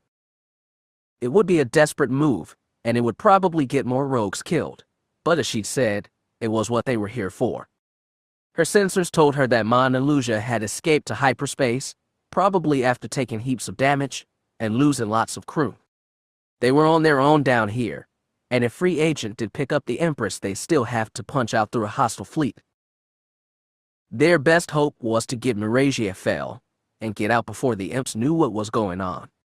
With that in mind, Ange kicked engines to full power and rushed ahead, her squadron right behind her. When you had no good place to hide, it was inevitable you'd be found. Marasiah knew that and had braced for discovery, but their time had run out too soon. The enemy came from a heavy airspeeder that had circled the base of the skyscraper and found the hole they carved in the docking bay's closed door. Marasiah and Marin tried to work together to push the speeder away with the force, but laser fire from the stormtroopers packed inside broke their concentration. The speeder swung close enough for one trooper to lob a flashbang through the hole and into the hangar. Marin immediately used the force to throw it to the far side of the chamber, but the light was still blinding, the noise deafening. Before their senses cleared, 4 stormtroopers had swung by fiber cable from speeder through the hole into their hiding place. If they recognized the barefoot, disheveled woman in white pajamas as their Empress, they didn't show it. These were probably her uncle's most loyal troops, sent explicitly to find her. When Marasiah ignited Ganner's lightsaber and charged toward them, they opened fire without flinching. Stun blast, Hogrim still wanted her alive. Marasiah's charge was the distraction Marin needed. She gave all 4 troopers a force push, knocking them off balance and allowing Marasiah to rush in. Without hesitation, she cut through one trooper at the waist and took another in a slash across the chest. A close-range laser blast sizzled past her ear, and she reversed grip, jabbed back, and took a 3rd stormtrooper through the chest. The 4th darted back to the hole and flung out a hand signal to the speeder waiting beyond. Seconds later, more troops were swinging into the hangar. The seconds were vital. Marasiah danced back on bare feet until she was shoulder to shoulder with Marin, who's used the force to grab a fallen trooper's blaster rifle. The old woman knew how to use it. She hefted it, aimed, and immediately began shooting at the stormtroopers coming through the gap. Marasiah's white blade lashed out, batting back every shot before it landed on them, ignoring the ones that would go wide. She reached out with the force and joined with the old woman, the aunt she'd never known. She shared with Marin her every intention, and every shot Marin popped off skimmed around, beneath or above her flashing lightsaber. It was the kind pure combat connection Marasiah had once shared with her husband. There was no thought or emotion, only instinct and reflex flowing smoothly through the force. Staying back to back, Marasiah deflected, Marin shot, and together they took down 5 more stormtroopers. They were building a white armored barricade in front of that hole, and when the last soldier dropped, both women stopped to lower their weapons and catch their breath.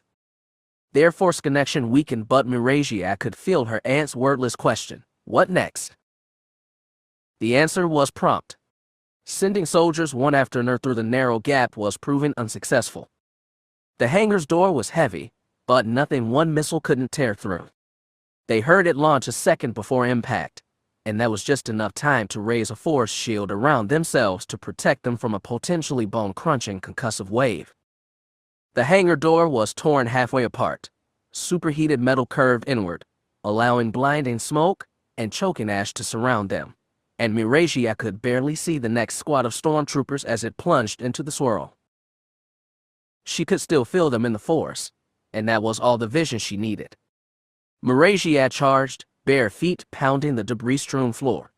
Her lightsaber batted back laser fire until she got close enough to strike down one stormtrooper, then another.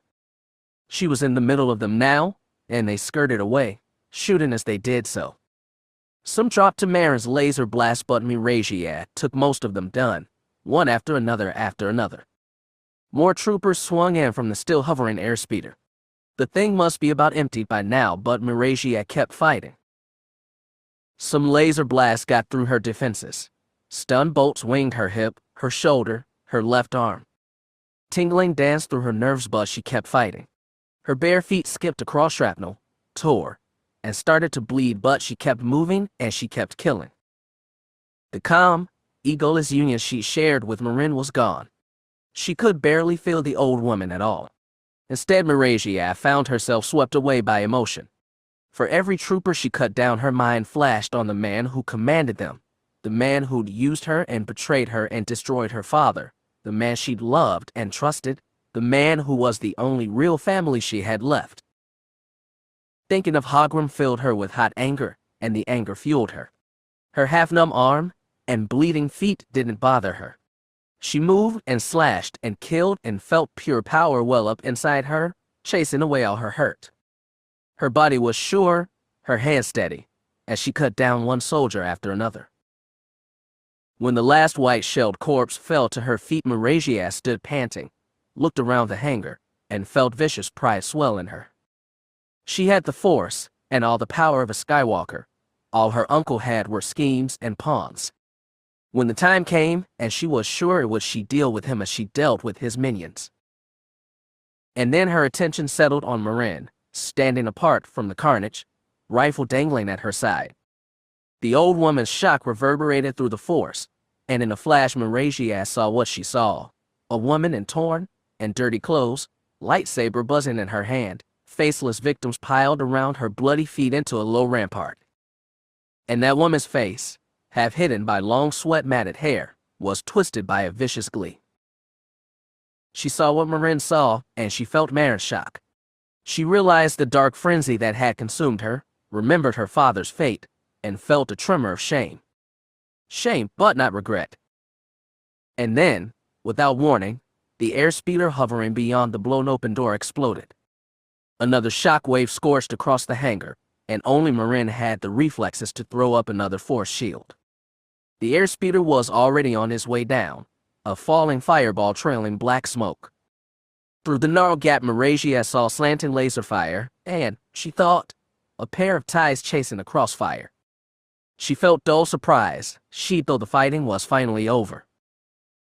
Then she heard the roar of starship engines and saw the blocky, familiar form of Ania Solo's freighter fill the gap. The landing ramp lowered and the ship edged itself closer, but even with the partially blown door there was no way it could fit inside. They'd have to use the force to jump. A figure clambered halfway down the ramp and, hanging onto a landing strut, waved them ahead. It was a tall man, pale with a shaved bald head. He felt familiar in the force though, and with the shock Marasiah recognized Ganner Creed. After the killing spree she was afraid to actively call on the force again. It would open the floodgates to all those dark urges. She hesitated before moving toward the ship, but Marin called, "Go." The urgency in her voice was stunning, but then Marasiah felt it too, more people, approaching fast. She took 2 painful steps before the doorway at the far end of the hangar, the one leading into the skyscraper's abandoned bowels, opened wide, and more stormtroopers came pouring through. "Go," Marin repeated, and raised her blaster to fire. The stormtroopers unleashed a wave of blue stun bolts. Marasiah called on the force because she had to. She caught the first ones aimed at her, turned, and started running. She spread her awareness, sensing Ganner in the air ahead of her, the troopers surging behind, Marin desperately trying to run interference. Marasiah turned off her saber and bounded ahead, trailing bloody footprints across the debris-strewn floor. When she got to the gnarled, still smoking gap, she threw her body into a leap. The force lifted her higher, carrying her through the gap, into the air, and onto the slanting landing pad. As soon as her feet hit the deck, they slipped, and Ganner threw an arm around her waist to keep her from falling. "Empress," he shouted, "get inside." She looked back at the gap and into the hangar, just in time to see Marin turn from the approaching stormtroopers and make her own run for it. The old woman got 2 steps before a stun bolt caught her in the back and dropped her in the middle of the chamber. Some stormtroopers immediately surrounded her. Others rushed ahead to begin shooting at Free Agent. Marasiah stared at her aunt's crumpled form in wordless shock. Ganner, still holding her by the waist, shouted to someone inside the ship, "Take us up. Take us up now." The ship surged. The skyscraper, its blown open gap, and the bodies inside shrank and fell away. Ania barely recognized her cousin when she staggered into the cockpit. Her clothes, just loose white pajamas, were torn, dirty, and scorched. What looked like red shoes were, on second glance, feet coated in fresh blood. The streak of dyed white in her tangled hair was the only thing marking her as an empress. Nonetheless, Marasiah lurched into the cockpit as a G-37 punched Free Agent Skywalker. She grabbed onto the rear seats, currently occupied by Azlyn Rae and Trisinde Forstead. Ania twisted in her co-pilot seat and said, "Get her back to sick bay now." "I'm trying," Ganner said as he half-held Marasiah out. "She's refusing to go." Of course she'd be stubborn. Ania's cousin was nothing but. Even though the ship was shaking, Sind rose from his feet and guided Marasiah into it. "Get something for her feet," he told Azlyn. "Hurry." "I'll be all right," Marasiah croaked as Azlyn darted from the cockpit. "You better be. We came a long way to save your butt and we're not out of it yet," Ania said. "How's my mom?" "Almost too soft to hear," Marasiah said. "We left her behind." Ania spun back and grabbed her cousin by the shoulder. "What do you mean you left her?" "They took her with the stun blast," Ganner said. "There's nothing we can do." Ania wanted to shout that there was something they could do, and that was turn the damn ship around, fly back there. bust into the hangar with their somewhat able-bodied crew and get Marin back, because if she'd known she was going to have to exchange her mother for Marasiah on this mission, she'd have never volunteered. But a G-37, in the reasonable tones only a droid could manage, said, "I'm sorry, Ania, but a group of TIEs are approaching from the rear and will be on us shortly. Rogue Squadron is coming to help, but there is nothing we can do for Marin at this time." Ania wanted to argue. All she got out was an incoherent shout. As she pounded her console in anger, the ship began to rock as laser blasts hit their rear shields. They were soaring straight into the sky now, pushing through thin cloud layers into the upper atmosphere. Lights were visible in the darkening space above. Stars or starships waiting to kill them. Ania couldn't tell. Yanner, who dropped into Aslan's seat, checked auxiliary sensors and reported, "Rogue Squadron is coming up behind us. They've taken out one TIE." Good news didn't make Ania feel better. As her mind groped for what to do next, Aslan returned with a wet cloth and bandages. As the ship rocked under more fire, she bent down and began to clean and wrap Marasiah's cut-up feet. The Empress barely noticed. She lifted her head, looked Ania in the eyes, and said, "I am so sorry." Her voice cracked with regret. The sight shocked some of Ania's anger away. Until now, she'd only ever seen Marasiah as an empress, regal and commanding, clean, dressed in robes and crowned in gold. Even after getting injured on the floating world, she'd retained her dignity. The woman in front of her now was a dirty, bloodied mess, but one look in those eyes said the damage she'd taken inside was even worse. Free Agent rocked violently, breaking their shared gaze. Ania looked at her scanners and saw a few TIEs still hanging close behind. Evasive maneuvers would cost them speed a G-37 wasn't willing to sacrifice, and he plowed a straight line into space, trusting the rogues to clear away the TIEs. Within a minute they did. The faster crossfire surged ahead, settling on their flanks and in front of them. Ange Dahl's familiar voice buzzed in their cockpit, saying, "Your back's clear. Do you have the Empress?" Ania couldn't bring herself to speak, but a G-37 replied, "Marasiah Fel is safely aboard. We'd appreciate it if you cleared the way ahead of us." "Thanks. Sensors say it doesn't look too bad." "Relatively." "Good. Please do your best to ensure us a clear flight path." "You got it." Ange clicked out. The crossfires pushed further, and Ania watched their thrust trails as they began engaging the TIEs sent to intercept them. Atmosphere fell away, and they were surrounded fully by stars. Lasers and explosions flashed ahead, but Free Agent plunged toward the fray, unerring. Ania watched the life and death struggle without fear or anxiety. All her thoughts went to her mother left behind. Hopefully the troopers hadn't seen her use the Force. Hopefully she could pass herself off as some random mercenary hired to help the Empress. Hopefully Hogrum Chalk would buy the excuse. Hopefully she'd stay alive long enough to be helped. The rogues scattered most of the TIEs ahead of Free Agent. The wreckage of one dead Star Destroyer, flanked by two live ones, sat far off their starboard side, and none of the big ships seemed to notice their flight. As the light TIEs were cleared away, the rogues once more settled into protective formation around Free Agent. "Hey," Ange called, "do you still have the coordinates for the fleet?" "We do," replied AG-37. "Should we rendezvous there?" "As good a place as any. I'll call ahead and make sure they're ready to receive the package." Ania looked over her shoulder at that package. Marasiah's feet had been bandaged, but the rest of her was still a mess. Her head was bent low and brown, and white tangles obscured her face. The ship lurched, and Ania looked out the viewport just in time to see starlines explode into blazing light.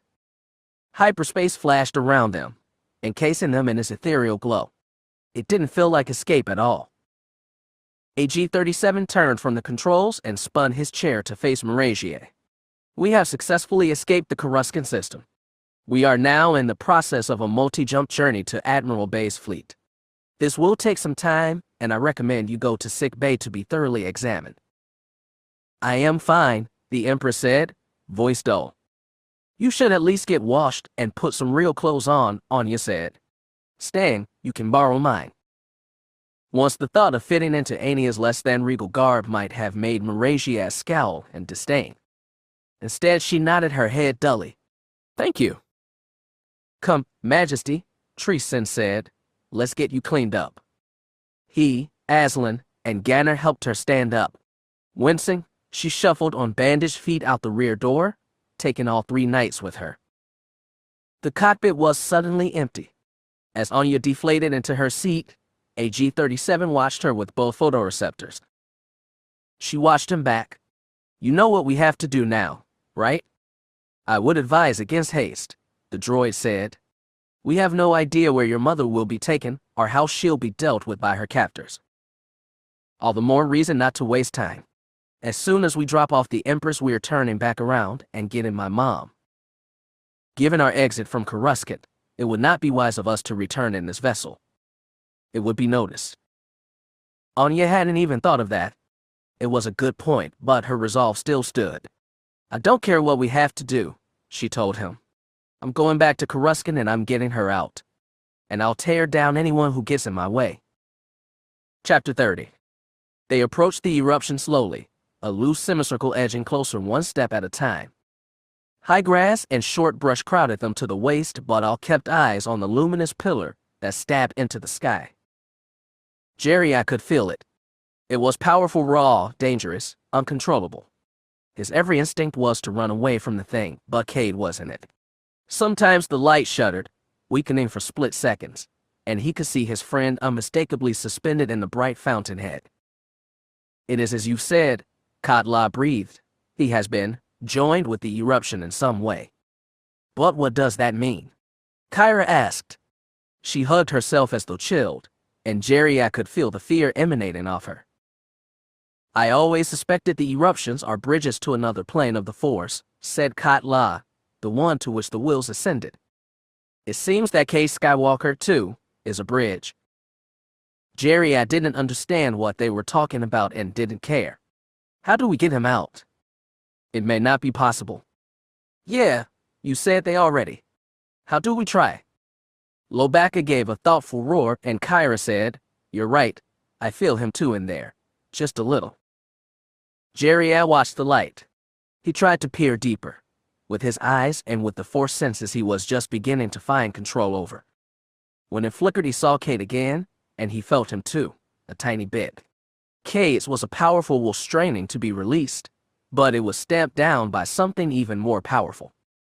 Jedi sensed his friend's battle but couldn't tell what Cade was fighting toward, escape or ascension. "I feel him too," he said. "We have to do something." "There is no telling what may happen if we reach for him," Khat Lah said. "Well, you should have thought of that before you sent him in there," Jedi snarled. "Maybe if we all work together we can. I don't know, drag him out." Collective effort had worked to open the gate. He prayed it worked here.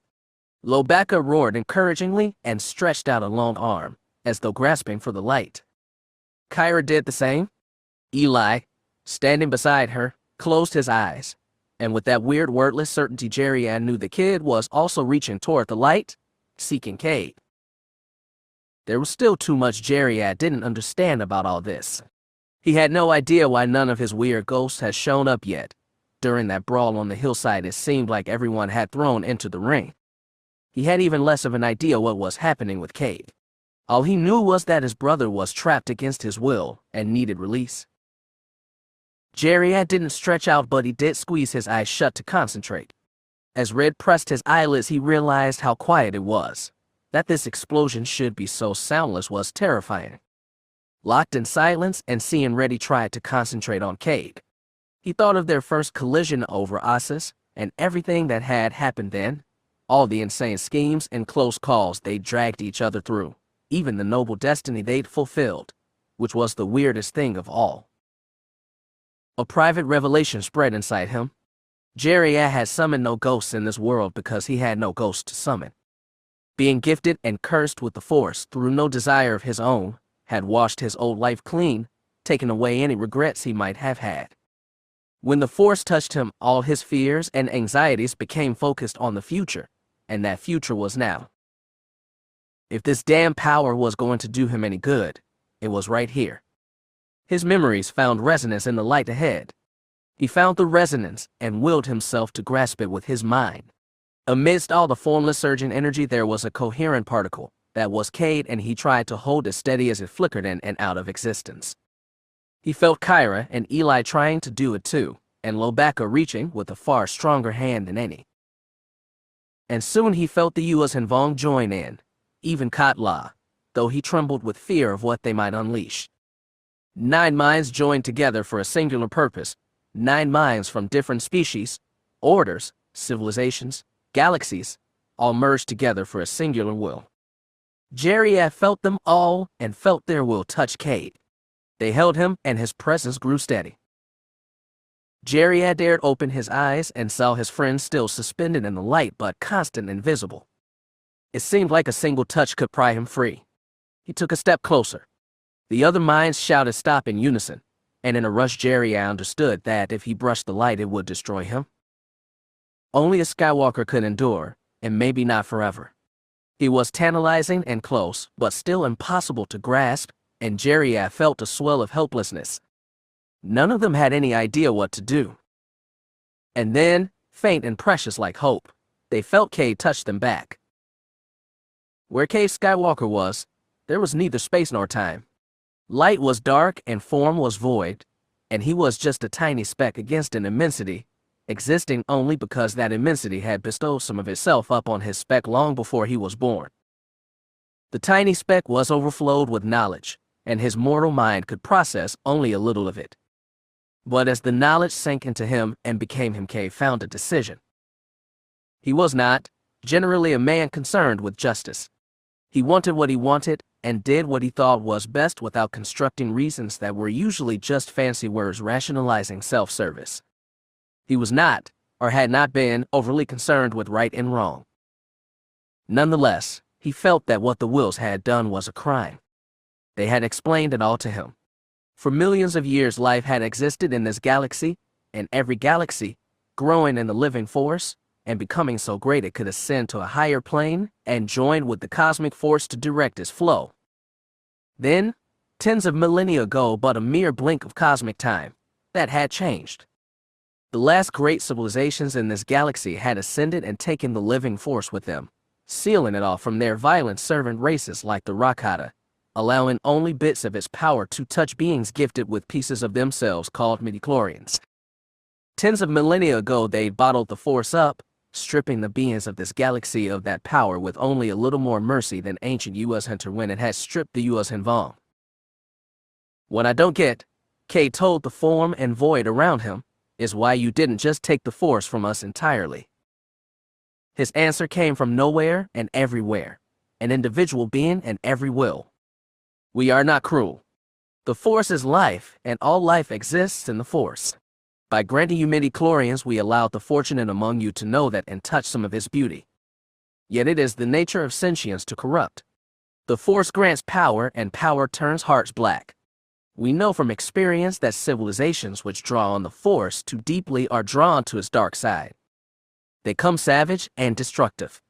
We have prevented those horrors from occurring. More, we have prevented them from joining the cosmic force. Everything that rises must converge, and for those evils to ascend would darken us all. He knew some of what they meant. The ancient Yuuzhan Vong and Rakata had apparently existed in close communion with the force, and their powers had allowed them to become monstrous. But that's not fair, he protested. Just because some long-dead Murglaks mucked up their chance to use the force right doesn't mean everybody else should lose it. Look at your own memories, Cade Skywalker. Think on the history you were taught. Force users have wrought great things, but even more they have brought destruction. Again, he had to admit their point. Without the power of the dark side, Darth Krayt would never have been able to wreak his ruin across the galaxy. At most he'd have gone out like nil, a petty warlord betrayed and gunned down, his empire collapsing fast in his wake. And yet, Cade couldn't accept it. Maybe he was a wormhole who couldn't see the big picture. Maybe he just had problems with authority. Either way, he'd acted on instinct and reached into the Whills and passed them, through the cosmic force and to an even higher plane that lay beyond. That force existed beyond even the Whills, strong and pure, and for a timeless moment he'd been sure he could grab hold of it and become a bridge across forever, connecting his mortal plan with the highest stage of the universe. The Whills had reacted violently. Though he'd fought them, their will was too strong. They'd broken the bridge, overpowered him, trapped and contained him within this place that was no place. The whole 3 long-dead Banite Sith had carved in the cosmic force, in which Anakin Skywalker had been created to fill. The Whills could not touch him here, only besiege him. "You know," he told them, "you're the ones who gave me the powers of the Chosen One. You're gonna revoke them now." "We can't revoke nothing. The Chosen One was made to restore balance." "Yeah, I got that part. You Whills can make the Force flow, taint it light and dark, but you can't directly interfere in our plane, just nudge people now and then. Plagueis and Sidious broke into your house and messed up the furniture, so you figured you had to do something. You created Anakin Skywalker, infused him with a little of your own power, and set him loose, because that's all you could do. Well, he had free will, and so do I. Even the descendant of the Chosen One does not have the power to do what you attempt. So you say? You stopped me before I could find out for sure. What are you going to do? Keep me here forever?" There is no forever. Time and space are concepts that only exist within the living force. Then what are you going to do? The Whills gave no reply. They crowded him but gave him only silence. Cade struggled, sensing for something beside them. He hoped to find that window on the purest force again. When he touched that power, he'd been sure that, if he grasped it a little tighter, he could overcome even the will. He found no hint of the ultimate wellspring. What he found instead was something far smaller but more familiar. He felt the faint pressure of mortal minds. He felt Khat Lah in awe, Kyra with new determination, Eli with uncharacteristic calm, and he began to wonder how long he'd been stuck like this. He felt other minds too. Some were unfamiliar. Some, like Lobaka's, gave comfort. He thought he felt Jedi of all the people, which made no sense at all. But his friend persisted in reaching toward him in the Force. His striving was weak and unfocused compared to the others, but it made up for that lack with sheer conviction. All those varied minds were united in a single goal. They wanted to free Cade from this place and pull him back to their realm. He didn't know if that was possible, but he had to try. Struggling against the crowding power of the Whills, he strained out of nothing into space and time. He became a bridge again, and again the Whills tried to keep him on this place. This time it was different. This time he had friends on the other side, and his friends took his outstretched self and held on tight. It was a tug of war, with Cade as the prize stretched between strong-willed mortals and powers no mind could grasp. Lobaka realized this, and he knew there was no chance they could win. Inside he despaired. They'd crossed impossible distances and fought impossible battles, but in the end, finally, they'd come up against something they could not defeat. Looking back, it was inevitable. They were dealing with powers beyond the scope of the living force which they knew. But even as he wilted, the others were strong. Cade was touching back, and the strengthening of his presence renewed them, Kyra and Jeria most of all. Lobaka started pulling again. As he felt Cade's presence, he tried to think of all the other Skywalkers and all the other ghosts. He doubted he could summon their forms again, but he searched for the part himself they'd instilled with their power, then tried to bring that power to the bear and use it to pull Cade free. From outside and within he felt a rush of energy. He pulled Cade harder and felt the others pull too. His strength became their strength. Lobaka dared open his eyes and stare into the pillar of blinding light. Cade was hovering steadily there, arms and legs stretched wide, head tilted back, a mane of messy hair falling from it. Lobaka focused on that body, with his eyes and with the Force, and he understood it was a body, flesh and bone, formed within space and time as it had been when Cade first entered the eruption. They'd accomplished this much. Now they just had to pull him out of the light. Lobaka tried to grab that body with the Force and move it, but Cade stayed centered in the eruption. Another power was trying to anchor him there. The edges of his body started to flicker as he lost his anchor in the mortal plane. They had to act now. Lobaka staggered forward, one long step, then another. The other shouted warning at him in the Force. The energy will destroy you. Stay back. Lobaka begged them to lend him their strength, and at the same time he reached within himself for all his beloved ghosts, and he prayed to them to send him some of their power. His answer came, but not as he'd expected. His ghosts had joined the cosmic force, and that meant they were part of the plane from which Cade was struggling to escape. Their mortal selves, assumed into the greater flow, didn't have the integrity or the strength of the Whills, who descended purposefully. Nonetheless, they were part of it, and on Lobaka's pleading they acted on the other side and loosened his grip on Cade. The flickering stopped, his body became clear again. Lobaka marched forward. His companions still begged him to stop. He knew there was no other way. It had to be done, and he was the only one who could do it. Calm and certainty filled him. He was a Jedi Master, with 150 years of griefs and joys and loves and hates, and every second of them had contributed to the power inside him now, power he was realizing now for the first and final time. Like the eruption in front of him, he was a fountain, and he opened himself up to become a new light. Before stepping through the gate, Lobaka had promised C-3PO and R2-D2 that he'd bring Cade back, and he'd made it without hesitation. He owed more than he could say to every Skywalker he'd known, and he'd be a poor Wookiee if he didn't pay off his debts. More, he'd been a part of the Skywalker story for so long as they'd been part of his. It was all he could do to follow along with it as far as he was able. His long arms reached out. Impossible energy rendered fur from flesh, and flesh from bone. The pain was excruciating, but lifted by his ghosts, Lobaka had enough strength to pull.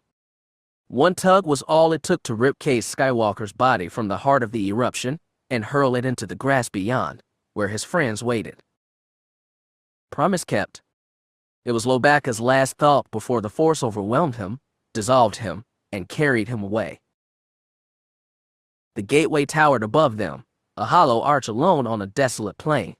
Though Kyra knew it was powered by the Force and powerful with it, it felt like a dead thing now. Soft wind moved around them as they returned to the gate.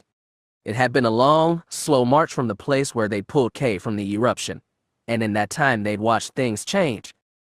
The fountain of light had died first. Without Cade held in its center, it flickered, shortened, and finally dissolved.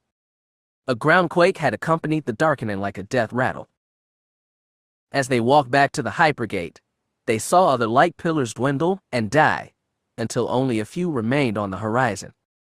The groundquake seemed to stop, and the once strong wind started to die. They went past patches of plants gone brown and dry. Once bright stalks were withered, dropping dead petals. With stunning quickness, the planet was returning to the near-lifeless state it had existed as for millions of years. It seemed like they were going to leave it much like they had found it, though the same could not be said for them. Kyra had opened her eyes for Lobaka's last moments. She'd seen the great Wookiee silhouetted against the pillar's blinding light, in the center of which Cade's body hovered. As she squinted through slit eyes, she'd seen Lobaka grow bright as well, until every strand of fur on the Wookiee's great body had seemed to glow with its own light. Then Lobaka has grabbed Cade by the arm and pulled him out. The eruption had flared so bright Kyra had been forced to close her eyes, and when she'd opened them again, Cade lay in the grass. The eruption was dwindling like a starved candle, and Lobaka was gone. Cade came out of the light with energy and a clear mind, at least compared to when he'd fallen clear of the though you're on Tython. He explained little of what had happened to him inside the eruption. He said he needed time to process. Everyone understood. They'd spend the rest of their lives, however long, thinking on what had happened to them in this strange place. As she looked up at the gate's stony arch, Kyra knew she'd become a different person than when she first passed through. The Force had given her strength. She had realized her own purpose. Strength within became strength without, and purpose dictated its own action. The problems she'd face on the other side of the gate, the side from which she'd come, were different from the ones she'd faced here, but she believed she'd found a way to deal with them. As she'd told Eli, they were the precious beings who could use the Force. They'd been blessed by a speck of godhood, and not to use that for the greater good would be both wasteful and cowardly.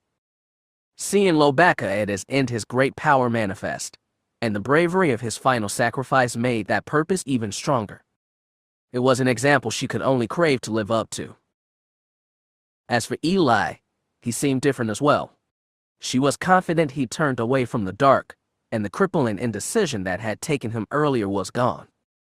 During the long walk, he confided in her that he'd faced his ghost on the sidelines of the last spectral battle.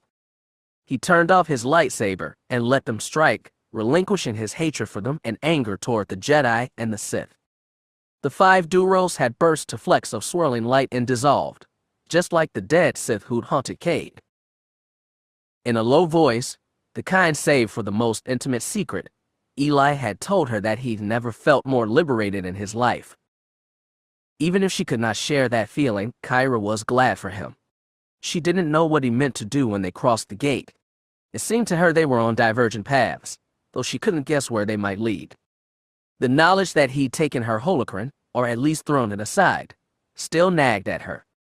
When they got back to Rahikala, perhaps she'd confront him about it. For now, though, the gate loomed high above them, promising a return to everything, though they were sure to find everything changed simply because of the changes in themselves. Khat Lah and the other Yuuzhan Vong concentrated and drew power from the Force. Kyra joined with them this time, and she felt her power surge outward and infuse with the Arch's ancient machinery. When the light beams appeared, it felt like sparks within her. They interlaced to form a perpendicular grid, then grew thicker and brighter, and it was like she glowed with an inner fire. Finally, the entire portal became a wall of light. Kyra felt a tremor beside her and looked to Eli. As he stared into the gate, she knew he was thinking of the bright white that had captured Cade and consumed Lobaka. "It's all right," she told him. "Over there is where we belong." "Yes," he swallowed. As Khat Lah took the first step into the gate, she added, "Everything will be different when we go through." "I know. I won't hesitate any longer." The other Yuuzhan Vong stepped into the light and were enveloped by it. Then went Jeria, and then Cade. Head lifted, frightened but brave, Eli stepped through as well. Kyra was right behind him, but before passing from this place she turned to see the barren ancient landscape one last time. She felt a jerk of shock to see 2 broad silhouettes on the horizon. The old Jedi couple was still there, watching her. She watched them back and felt no fear. They were only ghosts, and ghosts couldn't harm her. Confident of that, Kyra turned her back on them and walked through the gate.